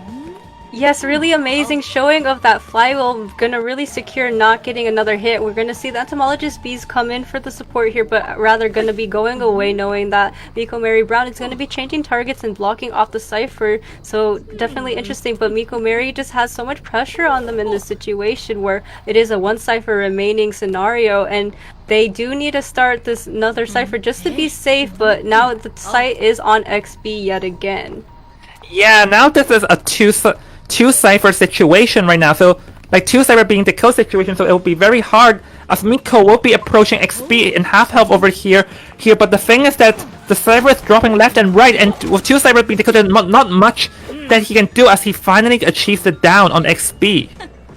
Yeah, and it's looking like we have two ciphers that are having really healthy progress. So gonna have the forward be on the chair for the first time, but it's looking rather decisive on the side of future here. Gonna really commit to these cipher machines as LMM is gonna be gearing for a rescue in this time. Yep, and we can see that LMM is approaching while the cipher is already 90%, and with two people decoding, it'll be pretty hard to like lock that cipher for Miko Mary Brown. But one thing to note is that no one has tied turn apart from XP himself, so meaning that he can still down XP fast, but then again the cipher is already prepared to pop. Yeah, absolutely. So once again, that pressure is all on Miko Mary Brown. Gonna have that speed boost due to the honey from the entomologist, and now allowing XP to get into a little bit more of a better situation. But as we did say, that cipher machine is primed, is going to take that hit, and now XP is going to go on yet another rebound kite. Yeah, and here's the thing though, is that Miko has detention and he has trump card, so let's see, can he down XP fast without using the ability? If he can, then he can actually still go for a tie, but with how XP can utilize these pallets and window areas around, it will be pretty hard for Miko to down him fast without using his abilities though. But no one is decoding that gate yet, as they had to send two people to decode it in order to ensure it being rushed. Yeah, absolutely. We do see the support of the entomologist bees going to be coming into store here to try to allow XP a little bit more of a saving grace situation, but does force out the blink, and wow, gets that Terror Shock instead. So a failed blink, but still is able to secure Terror Shock. So gotta choose your battles and pick your losses, and it's going to secure a 1k on that forward. So with that, congratulations go to FT for a wonderful performance, achieving a free escape over here and giving themselves the lead. Honestly, I feel like at the start, Miko Mary Brown over here failed to locate where the entomologist and the barmaid is, and instead committing himself to 4 is probably not the best idea or not the most favorable situation for him, because he forced himself to chase someone very hard, and missing that blink just added salt to the injury, to be fair. Absolutely, and just having that utilization and the resource of the rugby ball to continue to allow him so much more distance against the clerk, not even having to really stress out about it, and then eventually bought so much time that barmaid came in to support and body block and try to get him that wine too. So definitely just a good show of that ability to maintain your kite ability and also have that teamwork of the fellow survivors to come in and try to help you during that kite. Alright, so look at the scoreboard over here. CT won the first round 5-3, but currently FT tied up the total score. So let's see what's going to be happening at the next round over here, as the next round can decide the factor of what will happen in the future of this matchup. So with that, we'll see you guys after the break.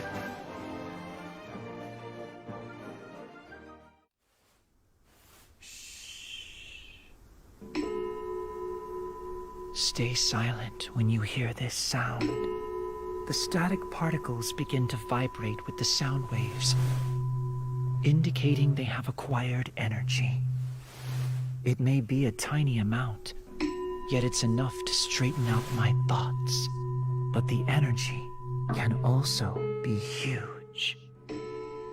As the setting sun shone upon the final rest, I saw a musical note glimmering in gold and dancing in the air, just as they expected. The movement spread my life energy and pushed me up a pedestal until I could smell the aroma of talent in the air. The aroma was me, but it slowly faded with time.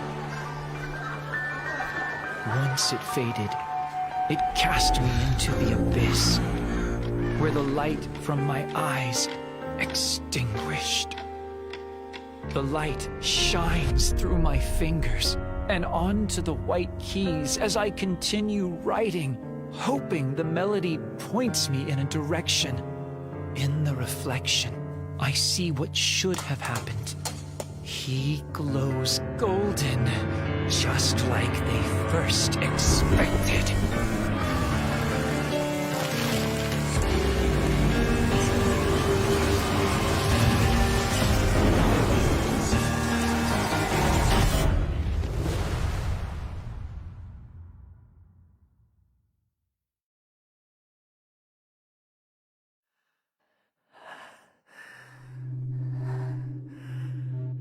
Stay silent when you hear this sound.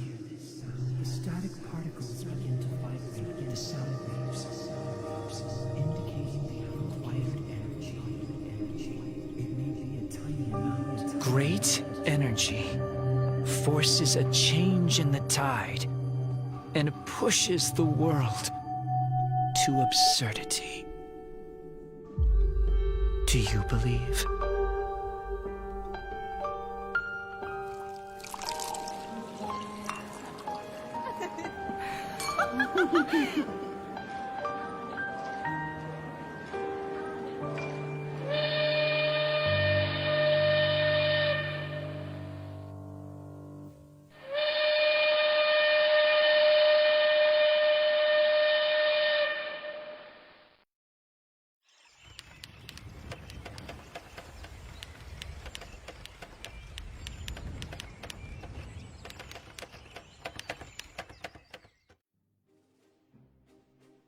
Hello everyone, welcome back to the action here as we are going to take a look once again at our round 1 and round 2 points here. So definitely some exciting showings here as ZT is gonna be in the situation where you know that they were in the lead for round 1 but not necessarily for round 2. Yep, round 2 ended in a free escape currently in the first half. So this means that right now, if at the second half it was a tie, then both teams tied up the score, because currently if we just look at the points, it is all tied up right now. So if it's all tied up, this means that whatever, like if one team gets the win in the next round, it's going to potentially break the tie. Yeah, absolutely. So gonna have to try your best for this round 3 situation. As you pointed out, round 1 and round 2 have been tied. So gonna be looking forward to both sides gonna be showing their all in this situation. But you know, let's just continue to show love and support for your fellow teams, as well as, you know, just like supporting Identity 5 action in this situation. Is really high level gameplay. You gotta respect it and you gotta appreciate it and seeing it in this capacity. Yeah, and there's also benefit to you in showing support, because as we all know, if you interact a lot in the chat, you can gain NM coins, and the NM coins can be used to purchase just caster fan signs, and it can also be used to purchase the VIP tickets for the IV finals, which will be happening tomorrow, Sadako.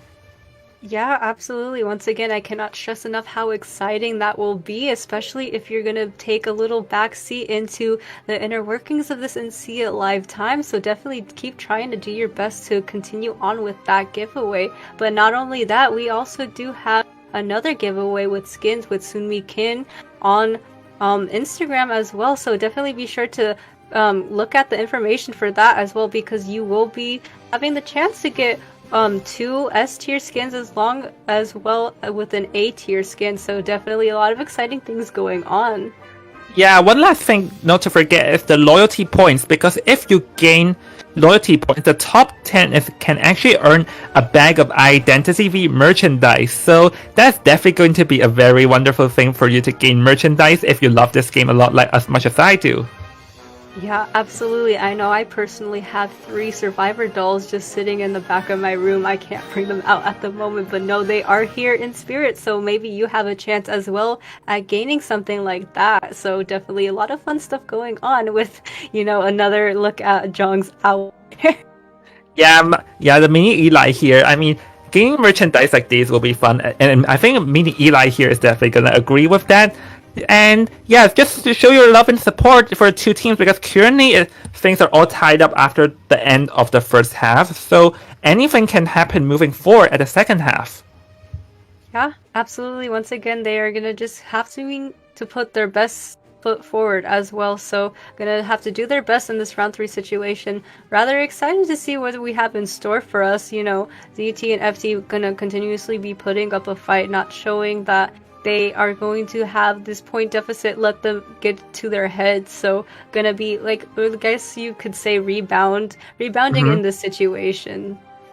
Yeah, definitely rebound over there. So now the question is that what will ZT go? Because ZT ideally wants to get a free escape to tie up to make sure that they still have the lead going to BO free though. So meanwhile, FT will probably wanting to get FT's Hunter Nino Pancake probably wants to get tie or more to also win this round, as we are going to be seeing the first 2 bans being the female dancer and the toy merchant.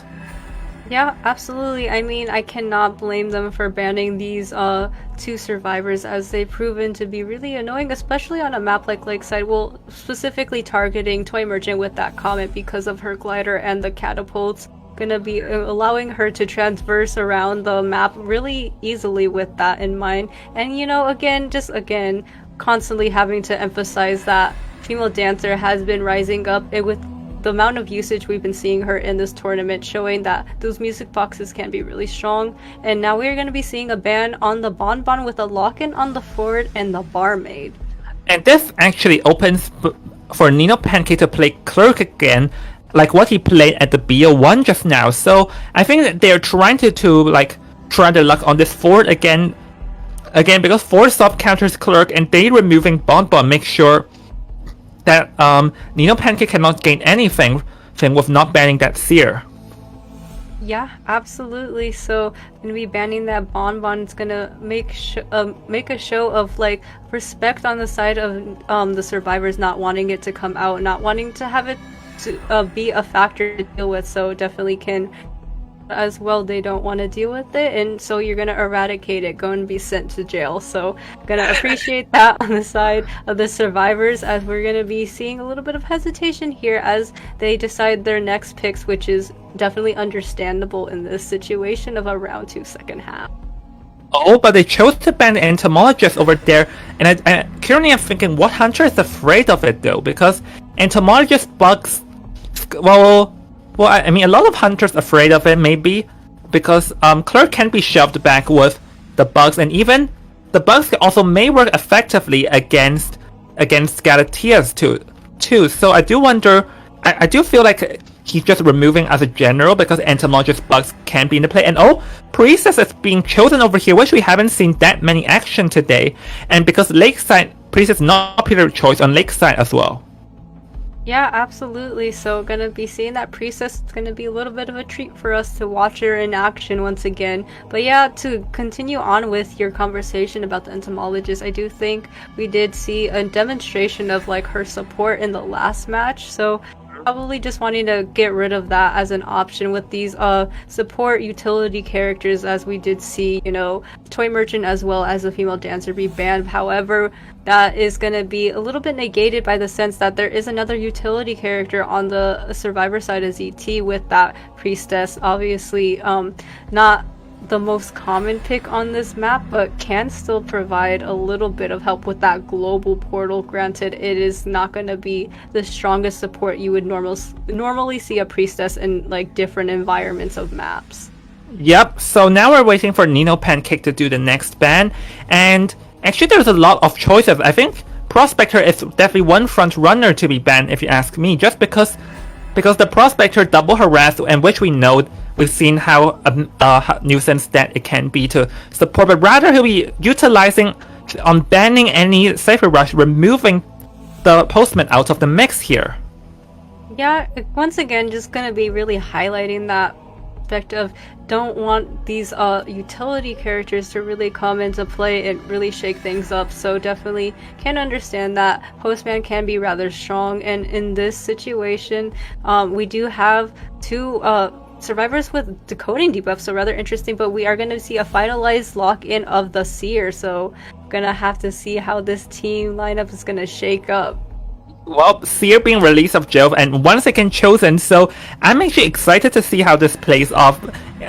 Just now we saw the Seer for or rather for full-time Survivor, and now let's see how does this Seer pick works for 02. And Seer, because counters a lot majority of hunters, so do wonder what will Nino Pancake chose, because the one hunter that is not afraid of the Seer is being banned. So will we see a Galatea, or will he choose like the Clerk and just force it against both the 4 and the Seer? Yeah, absolutely. I can see a little bit of an argument for Clerk, as she does have that ability to stall out the ciphers, but it's not going to be an easy battle by any means, right? And neither are any of the options that you have potentially laid out in this situation. So with that in mind, Pancake's probably kind of going over his options like it's the daily newspaper, right? But taking it a little bit more seriously, like maybe it's a homework assignment that is due tomorrow. So gotta just wait and see what he decides to pick here.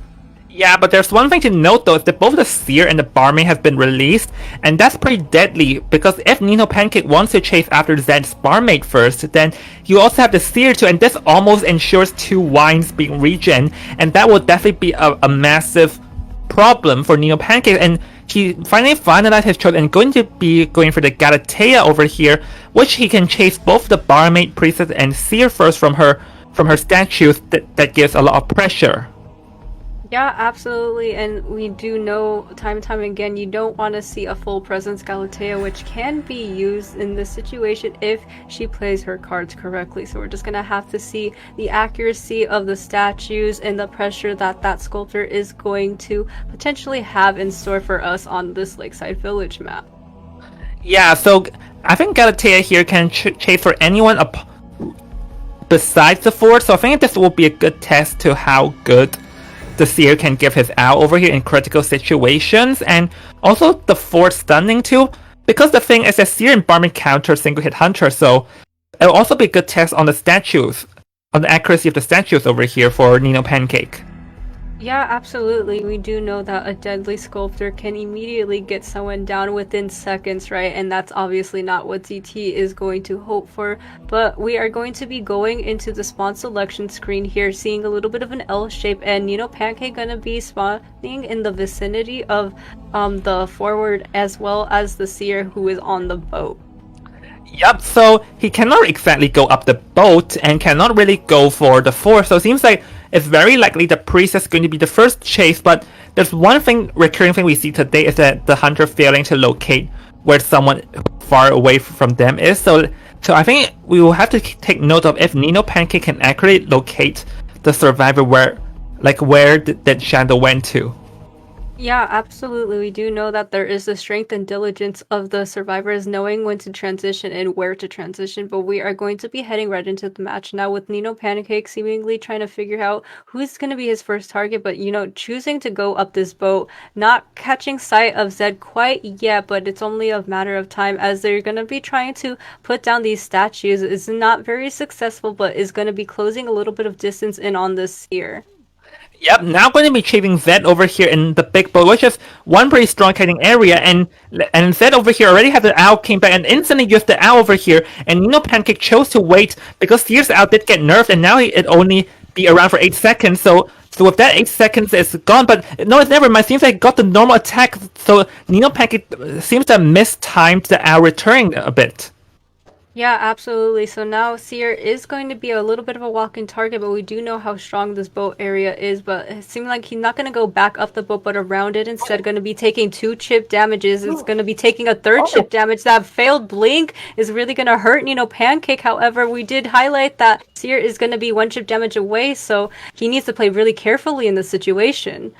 Yeah, that was a pretty good accuracy statue there. Slamming free statues, bringing critical health, but that failed blink is too fatal right now. So now it'll all be dependent to see what will happen.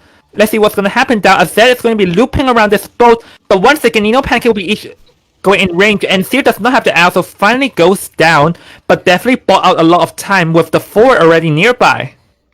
Yeah, absolutely. We're going to be seeing him thrown into a balloon situation, but you did point out that forward is in the area going to be proccing Tinnitus in this situation, knowing that he's going to be coming in for a rescue potentially really early with that rugby ball, but we're going to just have to wait and see as the barmaid and the priestess are going to be chipping away at the cipher machines, and now there's only 3 cipher machines remaining.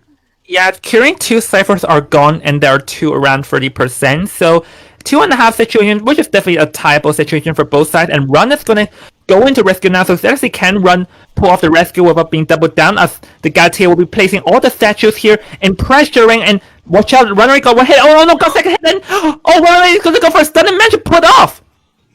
Wow, really amazing that he was able to get that off. Is going to be proccing the last effort on the forward, luckily, instead of the Seer. But now we're going to also be seeing the Priestess come in with support with a little bit of the portals coming online. Going to be using that overhead sight with the statues. Going to also be trying to chase down this forward instead, knowing going to be choosing the battle and going to try to chair this forward instead, knowing that that Priestess provided a little bit too much support in allowing that Seer to get away. Yeah, because the long portal was already over there, there was some pretty good coordination and plan over there, allowing the Seer to escape through the Priestess long portal. Pretty good move. So now the 4 will be the one on the chair. But who, if anyone, is going to be rescued? Because the survivors only brought Ty Turner, but we can see that right now Miss Night Raid will be sneaking in because Nino Pancake overextended trying to remove that long portal off the field. Yeah, a little bit of a misplay here as Run is going to be utilizing that rugby ball to get back on the big boat area. So definitely going to be interesting. In terms of the resources, only has a quarter of it left. Is going to try to maintain as much distance as possible away from Pancake. There are statues going to be around the area. Luckily misses them, and we are going to be seeing a little bit of a back and forth situation around this ship. We're going to be utilizing that remaining rugby ball to gain a little bit more distance. Is going to be continuing to fight for his life in this situation as well, but there is only 1 cipher remaining, but the drop down hit does land. Yeah, the drop down hit happens, but we can see that the last cipher is currently completely at 0, meaning that there's 1 whole cipher, so it will be tough if the survivors want to protect the Run over there long enough, as we can see 2 people will be decoding, trying to rush, and the real test will be on how Miss Night Rain can protect Run after rescuing him. Yes, absolutely. We are going to be seeing Miss Night Rain come in for the rescue here. It's going to utilize that flywheel to avoid getting hit by the statue. It's going to play this safe, does take a chip damage, does take another chip damage, and is going to be going down. Oh, so that was a pretty good camp over there, preventing the survivor from rescuing. So now the Nino Pancake will be chairing the barmaid on top of the boat over here. So now the survivor will have to send someone in to rescue, but there is a chance that they'll get cut off midway. Yes, absolutely. Really showing the strength of choosing Lakes as a hunter because of the distance you need to when you are a survivor, when you chair on somewhere so far as the boat area, going to be utilizing these statues to try to figure out where that priestess is going to be showing where she has a chip damage in this situation, and is going to try to be playing this a little bit safely. Is going to be taking that chip damage and going down, but the cipher machine is propped, and now they're going to be forced into the situation where they do throw down that rescue, and the teleport is online, however, and we do see the detention is online too. Yeah, that was a pretty good plan over there, wanting to cut off the priestess. Unfortunately, it did not work, and managed to get a chip off the barmaid over there. If the barmaid goes down, he can actually potentially charge at the gate, but so let's see what's going to happen over here. The barmaid is trying to rush all over to the gate that is already... Never mind, the gate is not yet done, though, so things may change over here entirely. Yes, absolutely. We do see that eventually Miss Nightrain was going to be going down, getting rid of that portal, as we do see, and finally we are going to be seeing Barmaid also go on the chair yet again. Zed is also going to be trying to go towards that back gate area, but the distance is so far. Once again, highlighting how it's so difficult to close the distance when you're on the survivor side, and Barmaid will be expiring shortly. Yeah, so I even got Chip over there. Currently, there's one thing to be worried about is that no, the back gate has not been popped till just now, so there is a chance for Nino Pancake to cut Zed off here before Zed can make it to the other side. But the tension only has 45 seconds, so let's see what is going to happen in this game. Yeah, absolutely. But we do see that the site is going to be on the priestess taking one chip damage, going to be narrowly avoiding another one. So really good show from the side of Nino Pancake to try to get another survivor down in his wake. But luckily that priestess does get avoiding that is this window, and we do see Nino Pancake going to be trying to set up another statue to get this chip damage down and the priestess to fall as well. And we do see it is successful, and priestess will be seeing the chair for the first time. Yeah, so this is all of a sudden a freaky situation over there. But never mind, because Zed seems to have other ideas. It seems that their plan is for Zed to come and rescue, but the thing is that, or rather, he's going to be hanging at the dungeon area. And honestly, at this point, 3K and 4K makes no difference, so it's understandable that the survivors want to risk, but it seems that here the Seer is just hanging around the boat, probably just waiting for the dungeon, not rescuing. Yeah, absolutely. You do not want to commit to an exit gate knowing that that sculptor has that teleport online. So going to be kind of monitoring this chair as well, but also trying to figure out where the seer might have gone. So rather interesting. But as you pointed out, 3K, 4K doesn't exactly make the hugest difference in this situation. But yeah, seer is once again going to be hanging around this boat area. Yeah, so actually Nino Pancakes knows where the dungeon is and sniff it out, so it's going to try and get Zed down as well, but there's no detention right now, so it's going to be a bit of a tougher situation because let's see, can Zed dodge these statues, but got one chip already, and there's a chance for dropping attack over here, so let's see what happens. Not get a second knock, can he escape? Yep, managed to pull off the escape, getting a 1 out, but with that, Nino Pancake managing to get a free K in this round, said the Quill. Yeah, absolutely amazing show on the side of Nino Pancake, having rather accurate statues that really just like negated any option of getting some of these of rescue. So definitely got to show your kudos and support for Nino Pancake for securing this 3K. Yeah, over there, he managed to use the statues to knock the barmaid down, preventing him from rescue. And endgame, I think there was a bit of a missed decision from ZT over there because the barmaid charged towards the front gate, but at that point, the front gate was nowhere near close to be done, which allows Nino Pancake to down the barmaid and then all of a sudden to stop the front gate too. So there was a bit of a missed decision that led to chain events of this 3K. Yeah, you can say that was just a domino effect that immediately started tumbling down the second that barmaid started charging towards that exit gate. It was just rather brutal to witness as, all the survivors were in that area trying to scramble away as soon as that barmaid was trying to head there. But I digress, it passes in the past, and now we do see that really just secured a decisive 3K. Yeah, if we look at the score, ZT and FT both won 1 round, but if we calculate the small points, ZT has 7 and FT is 9, so now FT is ahead, and 0-2 must win the BO3 in order to stay alive, or else if it's a tie, Future will win. So what will happen? Well, we'll find out after the break.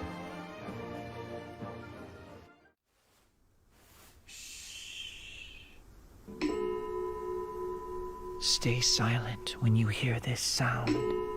The static particles begin to vibrate with the sound waves, indicating they have acquired energy. It may be a tiny amount, yet it's enough to straighten out my thoughts. But the energy can also be huge.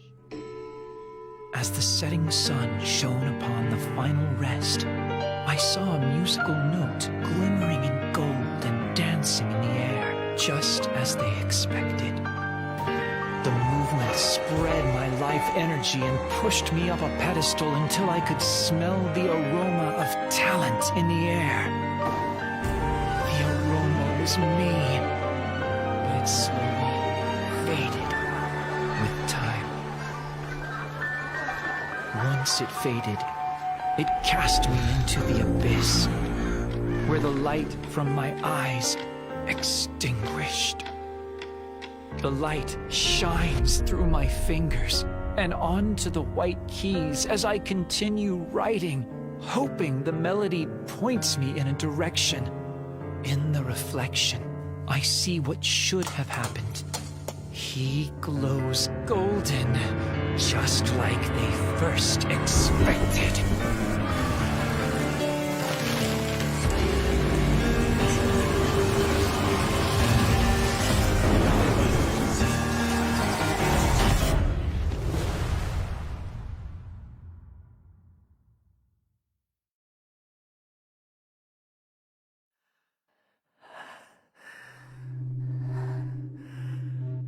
Stay silent and hear this sound. The static particles begin to vibrate in the sound waves, indicating they have acquired energy. It may be a tiny amount. Great energy forces a change in the tide and pushes the world to absurdity. Do you believe?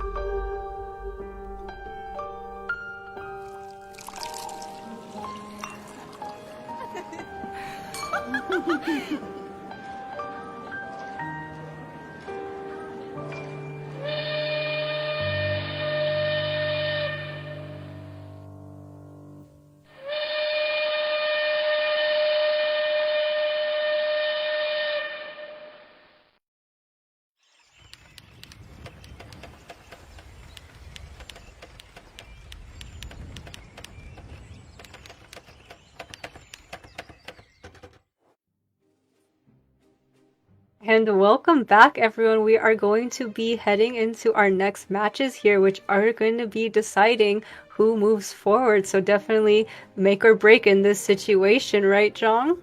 Yep, because we can see that both teams are pretty back and forth as they both teams won one round.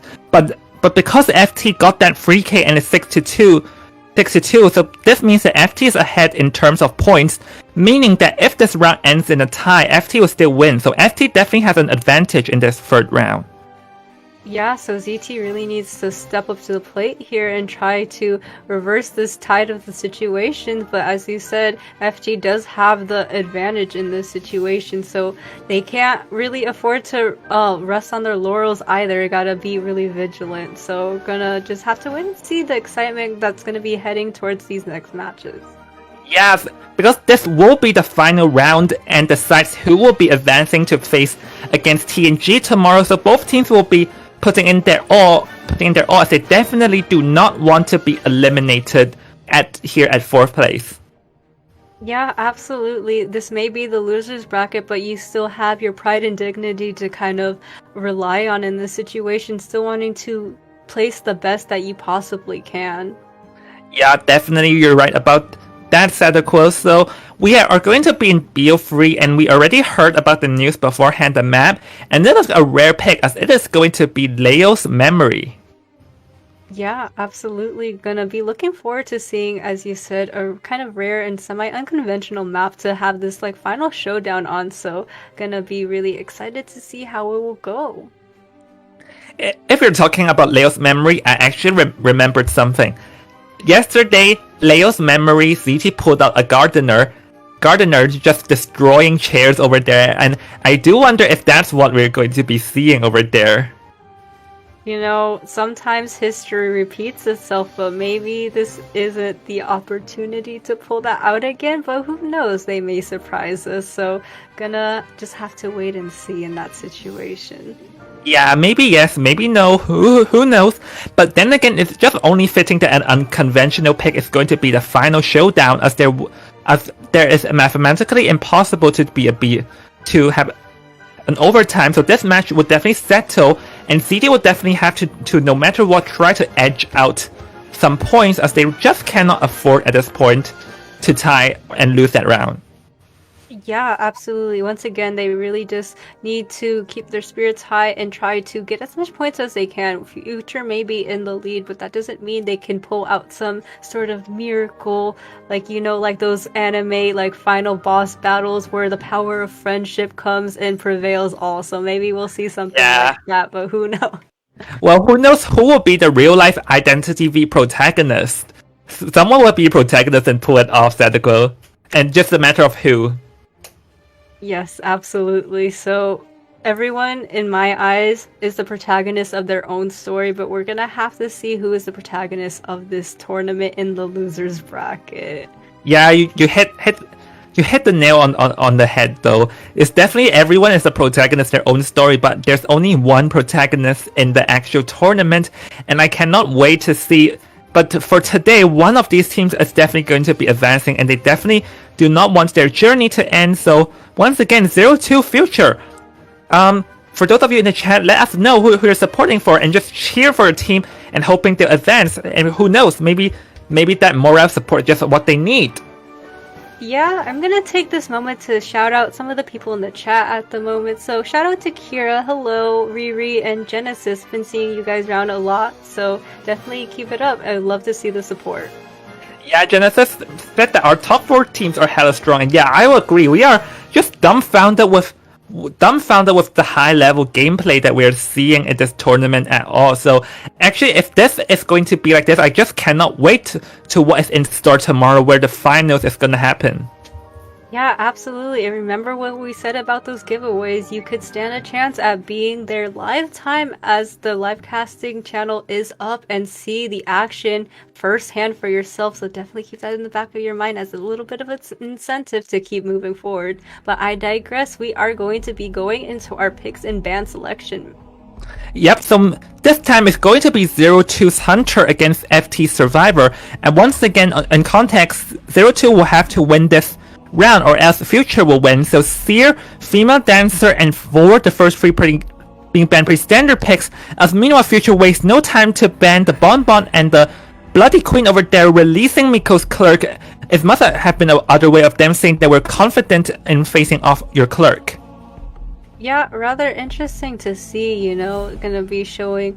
Usually we see sometimes like Hunter bans out of respect, but it seems like letting that clerk out was a little bit of a disrespect in that sense, knowing that they know how to face it. But, we are going to be seeing the lock-in of the prospector as well as the barmaid, so gonna be securing a really secure harasser in that sense, and as well as a utility character that can be really helpful for her teammates, such as the barmaid.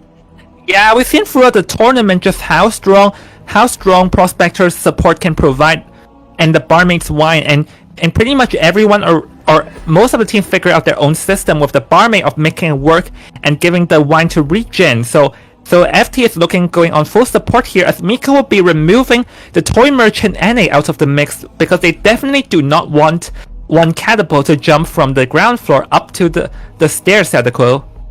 Yes, absolutely, and we are going to be seeing the third choice on the survivor side of FT with that really stable rescuer, the mercenary, so can't fault them for that. Yep, so stable choice mercenary, so they only have one survivor left to be chosen, and I do wonder, will Miko ban the postman over here, because postman is also a pretty popular pick in this tournament. Normally in the later rounds, if it's not banned, then it's chosen just because of the support he can provide. So I do wonder, is the postman going to be the one that we're going to be seeing, or will it be something that we did not expect? Yeah, definitely. I do think that if they want to go on more of jack of all trades, as we've been kind of highlighting a couple times in this tournament, they could go acrobat too, but I would also be really interested in seeing a postman come out in this situation. Yeah, but you're right too. Acrobat is also a pretty valid pick. Just jack of all trades won't mess up. So I think it's just more of what they want to prioritize on. Would they rather prioritize on decoding or kiting? But never mind, as postman is removed as I've seen in the future over there. And I think the question is that would they go for a acrobat or maybe even a patient? Patient may be better just because patient can also hook his way from the ground floor to the 2-story. Right, you do provide a really interesting analysis there that is, definitely something to keep in mind. Has so many little cool trick spots that you can utilize. Those hooks can completely just make it so it's so much harder for that hunter to chase them. So maybe we will be seeing a patient in this situation. We're kind of like hovering over these higher potential picks, and I do see the merit in bringing a patient. Yes, yeah, I think patient acrobat. Oh, never mind about the patient. Still going to go for the acrobat with his bombs, and such. So mercenary, barmaid, prospector, acrobat, pretty solid team comp.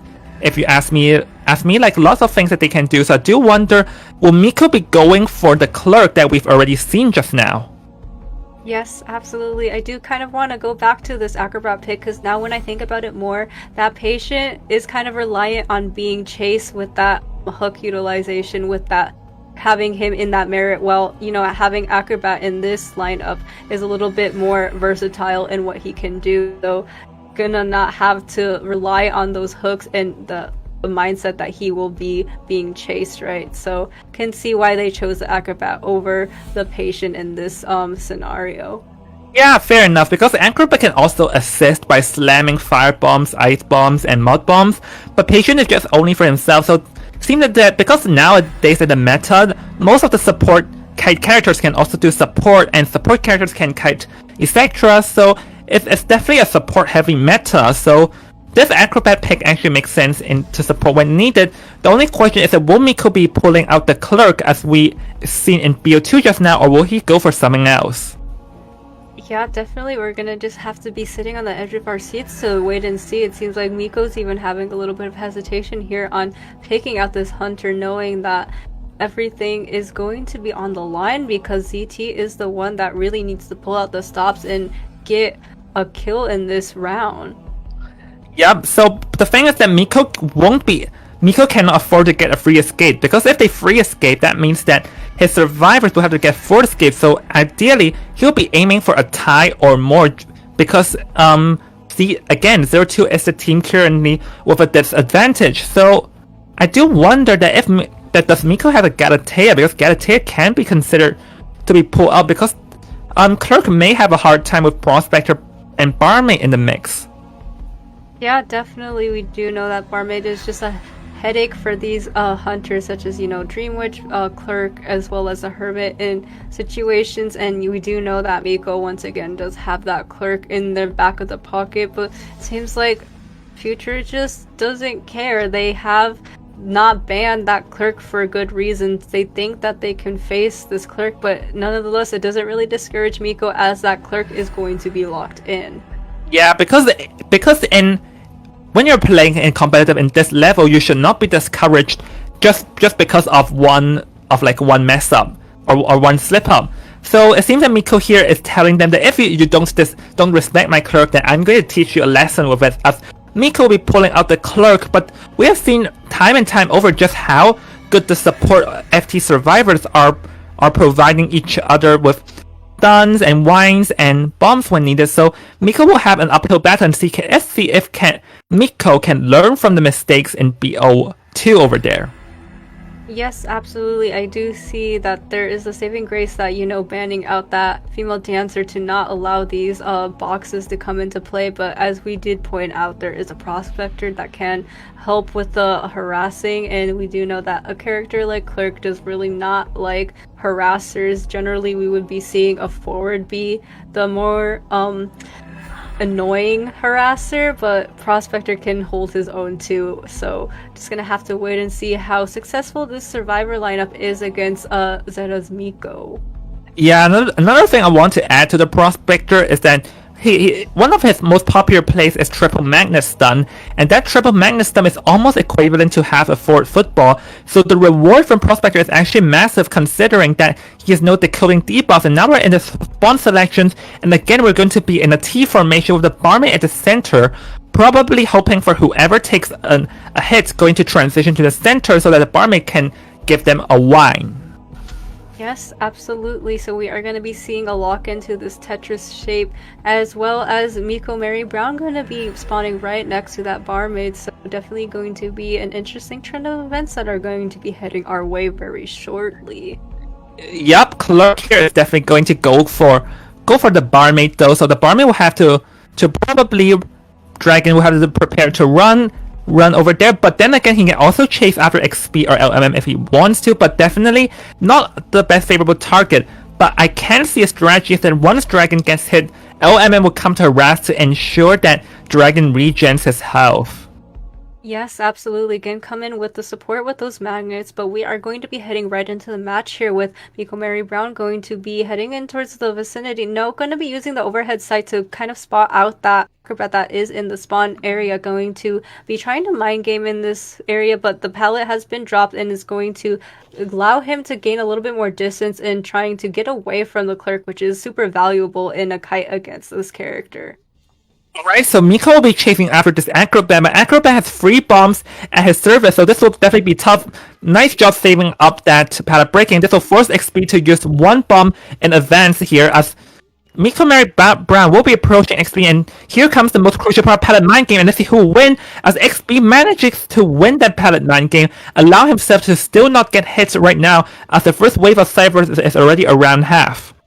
Yes, absolutely. We are going to be seeing the Acrobat try to transition away from that area and trying to gain a little bit more of distance. Going to be recorded in this situation. Going to throw down the pallet. The pallet is going to be picked up, and he does take the first hit. So definitely going to need to try to maintain his kite for as long as possible. He's been doing an alright job so far, but going to try to really hope that he can help with the cipher progress that is going to be over 50% for all of them at this point. Going to be charging up this bomb and allowing him to gain again more distance, but there is a terror shock that lands on the Acrobat. Yeah, because over there we can see the Acrobat slammed the pallet the wrong way, which forced him to vault and got terror shock, and this allows Miko to down him without using the blink, so that will be something to be noted of later, because still has the blink active, and currently it may still be 5 ciphers, but all 3 of them are over 80%, so there's a near free cipher kite. The only question is that can the survivors do something to allow XP here have a rebound kite? Yes, absolutely. LMM is going to be in the area. Do note that he does not have Tide, however, so it would be a really hard rebound kite in this situation. But we are going to be seeing a pause in the deduction here to allow them to work out any technical difficulties in a really decisive match, which it is so integral that everything is in tip-top shape. Yeah, in a match that intense, you really don't want any technical issues to ruin it. So let's just talk about that situation, because that was a near free cipher kite, and actually it's like the first 3 ciphers are almost complete with 1 being shared. So this is, I would say both sides have an opportunity at this point though, because the clerk can stall, but yet again, if LMM is able to protect XP by using the triple magnet stuns, then it's definitely going to allow them have a rebound kite, and potentially ciphers will be enough. Yeah, so I mean, we're just gonna have to wait and see until the deduction has been unpaused, but definitely a lot of merit from both sides there. But we do know that that prospector being in there is going to be a hassle regardless, gonna have to really divvy down and provide that support to allow that Acrobat to have a little bit of more time to rebound kite, or even try to harass in the sense of maybe pressuring a balloon rescue attempt. Yeah, well, here's the thing though, is that there is a risky situation behind that, as the LMM does not have Tide Turner, as you mentioned. So if XP gets down pretty fast, then this may be a potential bad situation for the survivors rather for the hunters. So I think that right later, whenever the rescue occurs, it is a good test on XP skill, or no, rather LMM skill, and on how he can protect XP. Yeah, definitely going to be looking forward to seeing the merit and the success of that prospector potentially coming into play, or maybe seeing how the clerk decides to capitalize on itty-bitty mistakes that may or may not happen. So again, we are just going to be stalling for a little bit of time here. As you know, we do want to make sure everything is in tip-top shape, so the players have an even and balanced environment that they can continue conducting their match out on. Yeah, so for those of you at the chat, make sure to like show your support to the teams, because as we mentioned, this will be the very last 2 games over here. So So this is going to decide which of these two teams are truly going to be advancing and which team is going to be eliminated. So yeah, just show your support and let them know that their fans rooting for them, it'll make them happy. Yes, absolutely. Going to be rather important in this situation. We are going to be heading right back to the match here. It seems like LMM is going to be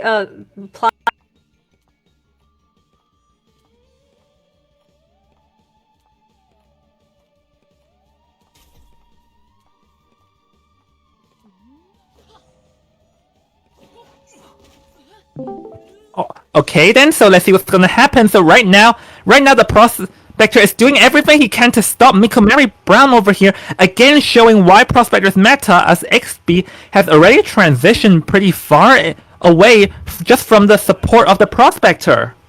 Yes, exactly. It is going to be a little bit tough as the barmaid is going to be in the vicinity to provide a lot of support in the situation. Miko Mary Brown going to be trying to figure out where his target is going, as going to be recorded, going to be trying to go through that pallet, does do so with the bomb, is going to be blocked off with that recording, is going to be recorded and narrowly avoids a hit in this situation.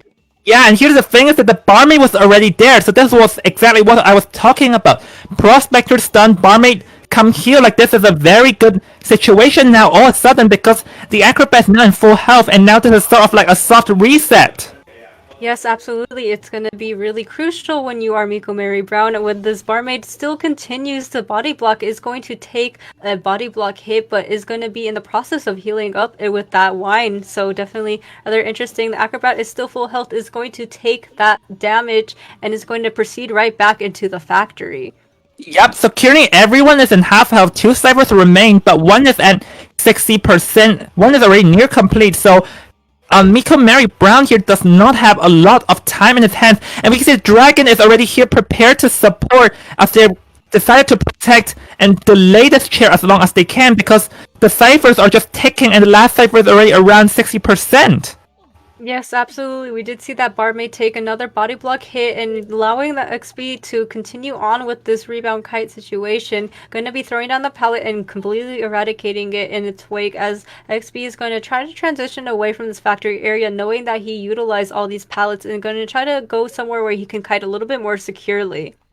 Yeah, but the thing is that that Miko Mary Brown here cannot exactly stop the ciphers that is already 60%, and because XP is only on his second chair, so this seems like a very grim situation right now, and Miko will have to try and do what he can to gather his thoughts to try and secure a tie.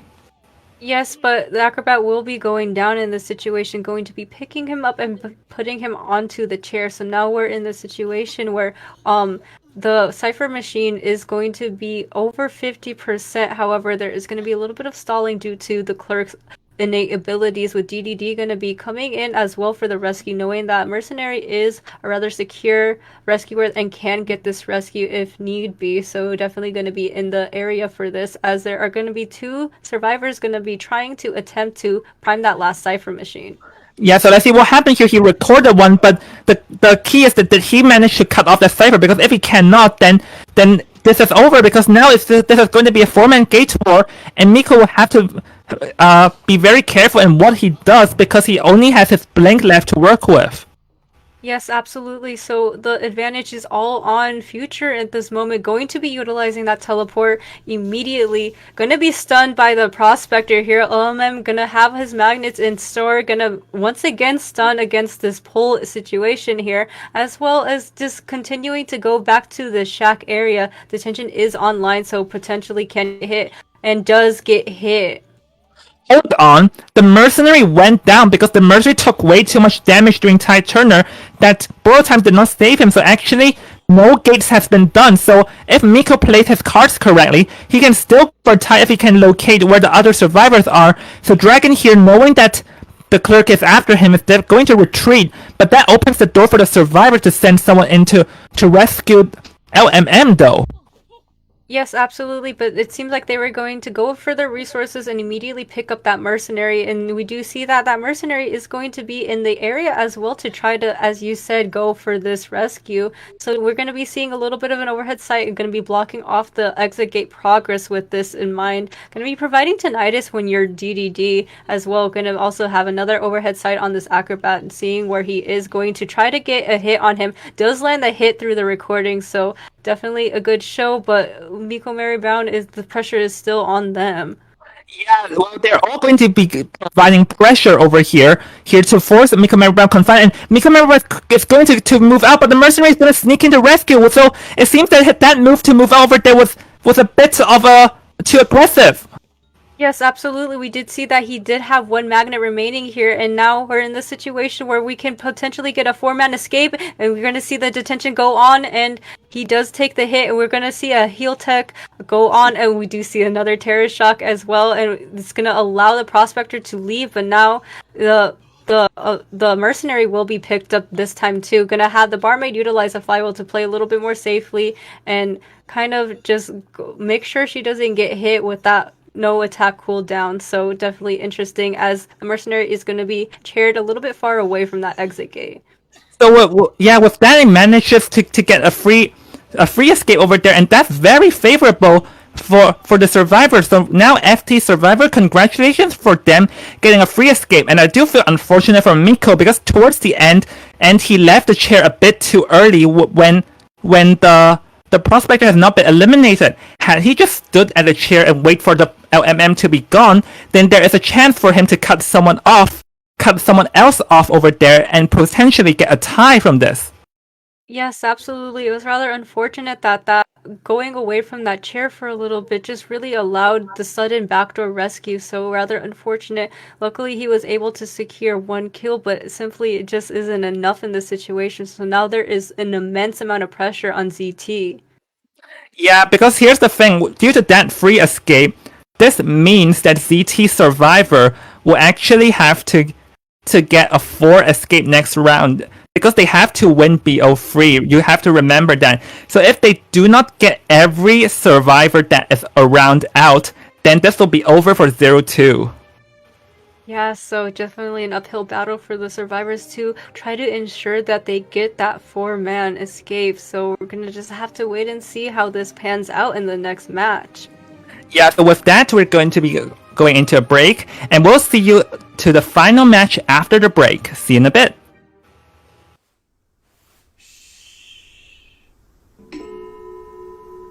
Stay silent when you hear this sound. The static particles begin to vibrate with the sound waves, indicating they have acquired energy. It may be a tiny amount, yet it's enough to straighten out my thoughts. But the energy can also be huge. As the setting sun shone upon the final rest, I saw a musical note glimmering in gold and dancing in the air, just as they expected. The movement spread my life energy and pushed me up a pedestal until I could smell the aroma of talent in the air. The aroma was me, but it slowly faded with time. Once it faded, it cast me into the abyss, where the light from my eyes extinguished. The light shines through my fingers and onto the white keys as I continue writing, hoping the melody points me in a direction. In the reflection, I see what should have happened. He glows golden, just like they first expected.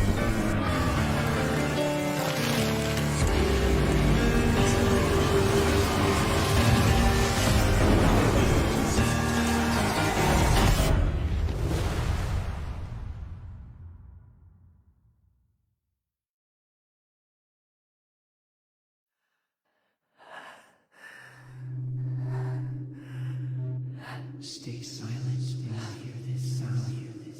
The static particles begin to vibrate with the sound waves, indicating they have acquired energy. energy forces a change in the tide and pushes the world to absurdity. Do you believe?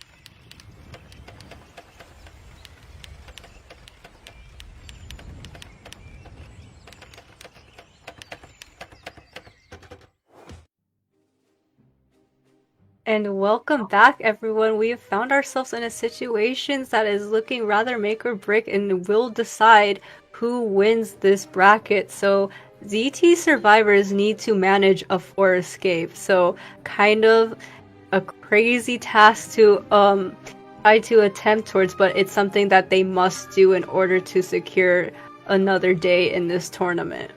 Yeah, a 4 escape is actually pretty hard to achieve if you ask me, because like 4 escape needs like a lot of luck and skills, and also like just ask for a lot of things, and for you knowing that you need a 4 escape is even hard, because Future's Hunter knows that he only needs to get a one elimination, then it'll be over, then he'll definitely playing all his ways to get that one elimination. Yeah, absolutely. I mean, we have seen crazier before, some miraculous comebacks, but I'm still just going by things that have been shown on paper. This is going to be rather difficult for the side of the ZT survivors, so we're just gonna have to wait and see again if there is some sort of miracle that comes out. But Future's Hunter at the moment is going to be kind of sitting and relaxing a little bit, knowing that the win conditions for them is so much less stressful. Yeah, but you're gonna relax for a bit, but definitely don't relax too much, or else if that happens, then yeah. Well, actually, if we're looking about a one elimination, a lot of hunters can do this off, like Geisha. Like you don't even need the meta hunters like Geisha, Bloody Queen, or even the Disciple if just are good at just securing that one elimination, which is exactly at this point what Future only needs. Absolutely. So when you're on the side of the ZT survivors, you really need to pick your hunter band super decisively, having that in mind too, because once again, Future's win condition is not really hard to achieve compared to theirs. Yeah, and if the bands, I think they probably want to definitely have to ban the Bonbon. Bonbon camping skills are just way too tough, and it will be very hard to force the Bonbon into a 4 escape situation, and maybe just the Galatea as well, because normally Galatea can be released when trying to get a free 4 out, but we saw the terror of the Galatea just now, didn't we?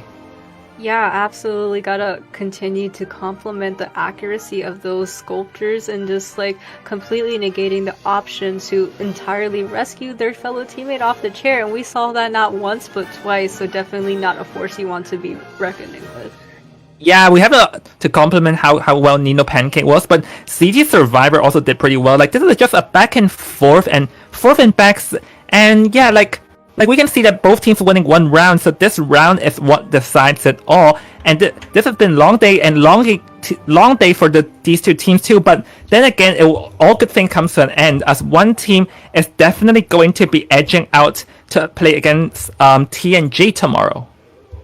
Yeah, absolutely. So a bunch of high stakes going on here as we prepare for the finals that has happened or will be happening tomorrow. So definitely keep your energy and excitement high, as there is going to be a lot of really exciting matches that are coming tomorrow. Yeah, I love exciting matches, and I'm here to watch it. And for those of you at the seat, if you want to see it, remember to stay tuned for tomorrow too, because tomorrow is where the IVA finals is going to occur, where one team is going to be the winner over here. Yes, absolutely. There's only going to be one winner, and everyone else is a winner in the sense that they've gotten this far, the journey, their experience, but obviously you are going to want the title as well as the prize pool. So definitely going to be seeing their fighting spirit show up in, high spirits, and hopefully it is going to be rather consistent in the terms of that neither side allows the other to really gain that much of an advantage. Yeah, there is, but I think you made a good point over there. Like, there's only one team. Everyone's a winner in their own book because I think just by joining here is it, and just having the courage to play with so many people watching is definitely considered a win. But then there's only just one true winner if we're just looking at IVA standard. So yeah, this is unfortunately the more ruthless or like being harsh environment of competitive gameplay. But it is what it is. Absolutely. So even if there are teams that don't win, they still are going to take this experience and learn from it so they can become even stronger the next time that we see them. So definitely still a learning experience and something that can be of value for them in the future. Yeah, because the IVA is definitely not the end of anything. Oh, IVA is a tournament, but don't forget we have other tournaments. IVC, IVA may end it, but we actually have KOA 6 qualifiers coming up next for SCA, and like all the teams are definitely going to be joining and wanting to qualify in order to play at KOA 6 globally. Like, how well does that sound, Sadako? It's always really exciting. KOA tournament is always like high-packed, and you get so many people who come in for KOA specifically. Not to say that there isn't a bunch of people that I really enjoy seeing in here, but you know, the stakes are a little bit higher when it's KOA because there's a lot more teams competing and fierce competition to be reckoning with. Yeah, I'm also there for KOA because this is not only just looking about SEA, we're looking about globally of different countries, but never mind about that as we're going to be into the final match for certain. And Dancer, Toy Merchant, and Priestess. I think I know what Nino Pancake is aiming here. He needs a one elimination, so he's going to remove all utility characters, make sure no support can be given on CT side. Yeah, absolutely. Or FT side rather, yeah. Yeah, absolutely. We are going to be seeing a ban on the Wax Artist and the Bloody Queen, so rather interesting. So, you know, we can see that sometimes Wax Artists can come out and be really vicious and get that 4K. So ZT seeming like they don't want to deal with that, but also doesn't even matter, as we did point out that Future just needs one kill and can secure that with the Wax, as well as that Bloody Queen coming out, knowing for being a TIE hunter and having that really a little bit annoying mirror that can cause this extra secure hit onto the survivors if placed correctly. Definitely right about that. So now let's see what's going to happen as Mercenary and Prospector are the first two being picked. Definitely have to go of more support, like a rescuer and a more harassing approach, as they need a 4 out though, so they definitely want to place everything they have on the table. Yeah, unfortunately we probably aren't going to be seeing anything like a lawyer or a thief this time with the stakes so high, but you know, gotta just put it, and kudos to them for trying to really play this securely, taking this match super seriously, knowing that this is going to be the make or break for them, right? So we will be seeing a ban on the barmaid now. Yeah, I think just look at the 4 utility females all being banned back after back, said the clue. Well, honestly, as I mentioned, I think I know what Nino Pancake is up to. He is just going to be removing all the support and utilities they can get and force them to rely on themselves. Because if Nino forces the survivors into a situation where they rely on themselves, then there's not much they can do. And look at this, we're completely wrong about unconventional picks, as a thief will be pulled it out, said the quo. This is the second time I've been jump scared by this thief pick, and I want to say, can you get my medical bills because I'm gonna need like surgery after this. But jokes aside, a thief, like, again, I really just want to emphasize the fact that like there are so many other survivors you can pick that have more proficiency, more utility, more support for your teammates, but just having these like lamps and these flashlights, I'm not sure. I know Night Rain probably finds comfort in this character as well, but for a match that is this brutal, make or break, do or die, I don't think I agree with it. Well, Thief does have some support though, because his torch actually has been buffed, as we all know, and now his torch, when shining on the hunter's face, it can be used to sort of like lock the hunter skill. So this type of support may come in useful over here, and especially his like moonwalking can also prove to be tough for certain hunters to deal with, as Nino will be banning the Seer and Enchantress will be chosen. So 0-2 here, going for full harassing.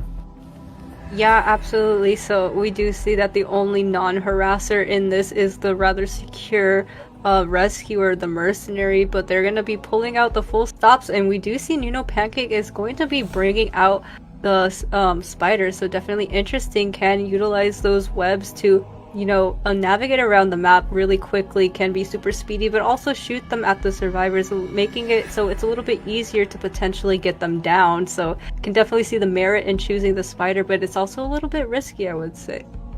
Well, there's two things about the Soul Weaver. The first one is that the Soul Weaver is picked to ensuring that the harassing team comp here does not work, because if things go bad for Nino, he can just cocoon. But the second thing to note is that Leo's memory is dubbed not a very strong map for Soul Weaver to play around with, but then this is more of talking if we're winning.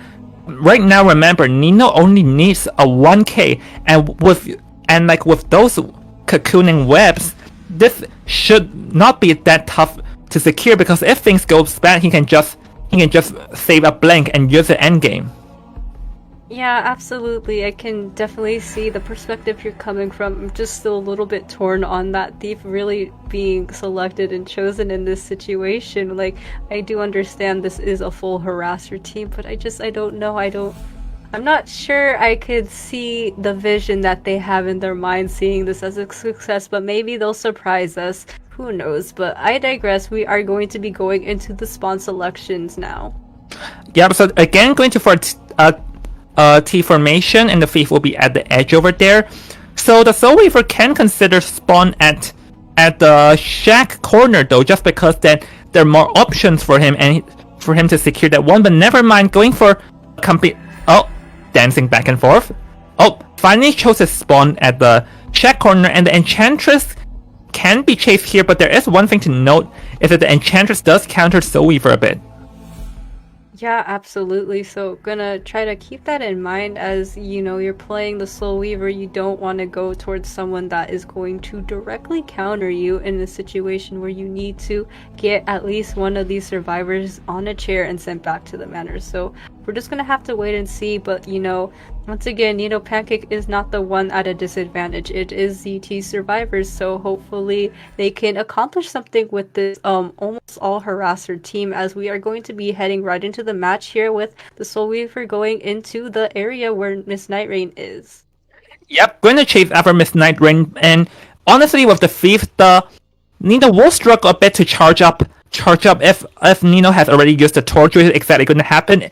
Going to gain an instant stun, and I think Miss Nightrain over here is going to use the torches preemptively to be easier to prevent Nino Pancake from using the web. So let's see, can he get the first hit over here?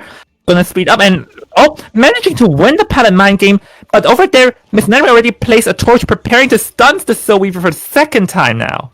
Yes, absolutely. It does allow Miss Nightrain a little bit more distance to go and continue on around this factory area, but we did see that the thief did get this hit right away, is going to be trying to avoid this flashlight. So luckily that Nino Pancake is able to kind of go around this factory area, gonna continue on with the chase onto Miss Nightrain. So we do see that he is going to be out of line of sight, but gonna continue to go back up these stairs. Well, we can see that Miss Nightrain does have an understanding of the thief actually using his torches, but now the prospector is here preparing to harass, but it seems that he never found a good opportunity, because Nino just like split feet fast him and managed to get hit, but never mind using the fly over there and managing to secure the down over now. Yes, absolutely. It was really hard on your side of run when you're trying to provide the support, and you know, Pancake just continuously puts down these webs to completely just go around it with super fast speed. So now we see the thief is on the chair right now with 2 ciphers being worked on, but with that attempt with the support, it did provide a little bit of time stalling, but we do see that someone is going to be gearing in for this rescue, as it is a non-factor. They do need to get a 4 escape. Yep, Mercenary's coming in and got a terror shock over there. So now this makes things even worse. That's a very good mind game from Nino. because now the mercenary will be going down, and this makes the survivors' plan for getting a fort escape even worse. Yes, absolutely. Talk about making a bad situation even worse. We do see the mercenary is going to be falling down now, and just going to be a crazy period of events. So we're going to be seeing that Run is going to provide a little bit of support with that magnet. It's not going to change the fact that Mercenary is going to go down. And we do also see the Enchantress in the area going to be trying to gain some stacks on her curse. But Nino Pancake says, no, I do not care about these harassers. I'm going to continue on with my pursuit onto Miss Nightrain, who is also at a half-injured state. And we did know that already has seen the rocket chair for the first time. Yeah, the survivors are now everyone. The whole family is here to protect the thief right now because they just cannot afford to let any one of them go. And then Enchantress is here to stun to make it more of a hassle. But seems like Nino has other ideas, going for the Enchantress instead because he only needs that one. Yeah, absolutely. So now we're going to be seeing the Enchantress go down and Nino Pancake just going to continue his pursuit. But, as you said, the whole family was there. Ohana means family, I suppose. But Nino Pancake is going to continue on trying to get his ideal target. But it's just going to be this constant back and forth, putting down that web to gain his mobility once again. We're going to utilize that blink to, again, cut the distance that he has with that thief here is going to have that flashlight be a little bit of a hindrance and is going to go down. Yeah, and we can see that Nino is actually well trained in how to deal with the thief because he constantly shot the web, forcing Miss Nightrain to move at the side and cannot shine onto Nino, and then moving in for the hit. So Nino is pretty experienced over there, and now the thief will be chaired for a second time, and we can see that the cyber progress is not looking too good right now as there's only one complete and one half done, so the survivors will have to do some protecting if they want that fort escape. Yes, it does seem like that Prospector is going to be forced to go in for the rescue here. We do know that he does not have Tide Turner, so going to be rather risky in this situation, but he has no choice to do this. So he did get hit with the web right now. It's going to be a little bit back and forth to try to not get Terra Shocked in the situation, but does get Terra Shocked, securing the kill onto the thief. So, wow, just really amazing. Oh, so with that, the elimination, I believe that actually secures the result over there, because the thing is that with that being gone, Future has officially won, but the game is still ongoing as currently Enchantress will be sneaking in with 2 stacks waiting for Mercenary Cypher to be primed first. Yes, as said, well, we're going to be seeing the curses and the flight will come into play here. Going to try to get this rescue off, but it's a little bit of a tough situation. Don't want to get terror shocked, but it seems like Neo Pancake is going to be disciplined and not just immediately getting this hit, but is going to land the hit onto the Enchantress here. So going to be seeing the chair potentially. We do see that Run is going to be providing a little bit of support here. Does utilize that flywheel to narrowly avoid a hit, but does go down anyway. Wow, and that's actually a pretty good timely pop over there, allowing the Run to stun off the Enchantress, because Enchantress being ballooned there was pretty dangerous. So now they will be forced to go over to get this Prospector down, who is on his second chair. Yes, absolutely. So a really crazy string of events going on here, as the Prospector will be seeing the chair now, but Enchantress is going to be running towards Sud's exit gate, it seems like, but Pancake kind of has an idea of what's going on here. It's going to try to bring him close to that exit gate as well to try to pressure it a little bit, but that exit gate is going to be opened in any second now. Yeah, so now let's see, can Shadow do well with the ones remaining stun shield, and gets the blink here to ensuring that he's going to get the Enchantress down, but the Mercenary is going in for the rescue now. So now that Nino is going to go back and see what will happen. Can he get the Prospector down fast? Yes, absolutely. It seems like Nino's going to be changing his targets onto the Mercenary instead, going to be trying to get him down, and now he's going to be falling down shortly, as the Enchantress is also in a down state, so rather interesting. He's going to be having to use all of his elbow pads to really get out, so it does secure this 2-man escape, but that doesn't change the fact that the condition has been met. Nino Pancake did get that 1 kill, so it's just going to be a little bit of an exhibition match, as we do see the Prospector is still in the map. Yeah, the Prospector is still around, and at this point, the crowds will be up soon, so Nino should be charging towards Run over here, which is going to be at the Moon Gate. So, but then again, like this string of events won't matter that much, because as we all know that that they only need a one escape. No.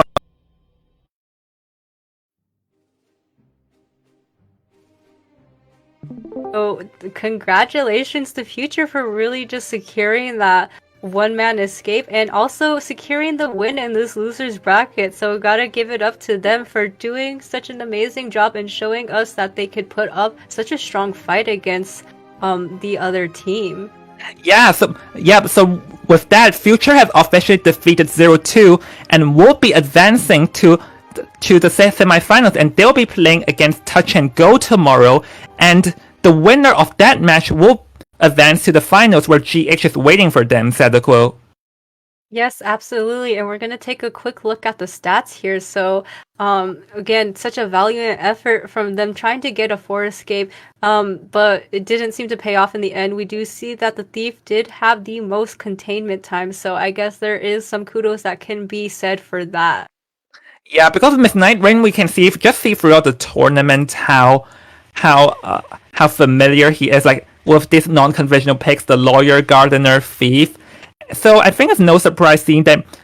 Miss Night Rain did have a decent run with the Thief, but Nino Pancake's Soul Weaver pick was pretty smart. One web to cut off the light, and another charging attack at him. Yeah, absolutely. And then I do remember you saying that they can provide some pressure by having that cocoon, but that wasn't even a factor in this match. So definitely just an amazing show on the Soul Weaver side to really doing such a decisive win, being able to get these survivors out of the game. Yeah, because the thing is that there's just a harsh condition on 0-2 over there, so that was unfortunate. But then again, this back and forth between both teams, Survivor and Hunter today, was pretty intense. It's just unfortunate that one team's victory means one's defeat. When one shines, one falls. It's just a harsh reality of competitive gameplay, as I mentioned. Yeah, absolutely. But I'm sure they're going to take what they learned and what they experienced here and going to continue on and continue practicing and know that they will come back stronger from this. Yeah, because this is definitely not over for them just yet, because we still also have the KOA finals, which is coming up next year, which pretty much everyone in the IDV community is going to be looking forward to, Sadako. Yeah, absolutely. I know I, for one, am going to be really excited to see who ends up going to that qualifier. So definitely interesting. We are going to be taking a look at today's results. So rather, interesting with the side of our first match being non-stop ties for the first couple of matches, but we did make it through and we did finally get a winner, and that was GH. And we are also going to be taking a look at ZT and FT as well right now, which we just witnessed. Yep, so ZT won the first round 5-3, and then Future made a comeback of a 6-2 at the second round, and then at the third round it ended with a tie. But because the Future has a point advantage, so Future manages to secure the win against 0-2. Yeah, absolutely. So we're going to take, once again, a little bit of a look at the points here, but, just as a summary of what we've witnessed today, just an amazing back and forth between the teams, definitely not having a lot of an advantage over the other and not really giving up and allowing the other team to really push and pull too hard towards their side. So definitely really exciting matches that I am so grateful to have witnessed here with you, Jong. Yeah, this is just some intense match that I'm so happy to be here with you, Sadako. So once again, congratulations to the winners today, which is going to be GH, who advanced in the finals, and Future, who lived to stay alive for another day. Again, congratulations. And we still have the IV is still not over though, because we still have tomorrow, where Touch and Go will be facing off against Future, and the winner will be battling against GH for the winner of IVA. So there's still more actions for tomorrow, Sadako. Yes, absolutely. A really intense finals going to come up tomorrow with, unfortunately we will not be casting that, but, we're going to have a return of some of our other co-casters, Veronica and Lychee, so definitely looking forward to how they decide to cast such an amazing and intense battle between these teams, so definitely looking forward to that as well. Yeah, with that, this is Invisible Joe and Lychee. Thank you all for tuning in today, and make sure to stay around for tomorrow, because there'll be more intense action tomorrow for the finals, and I'm here for it. So with that, See you tomorrow, guys. Bye.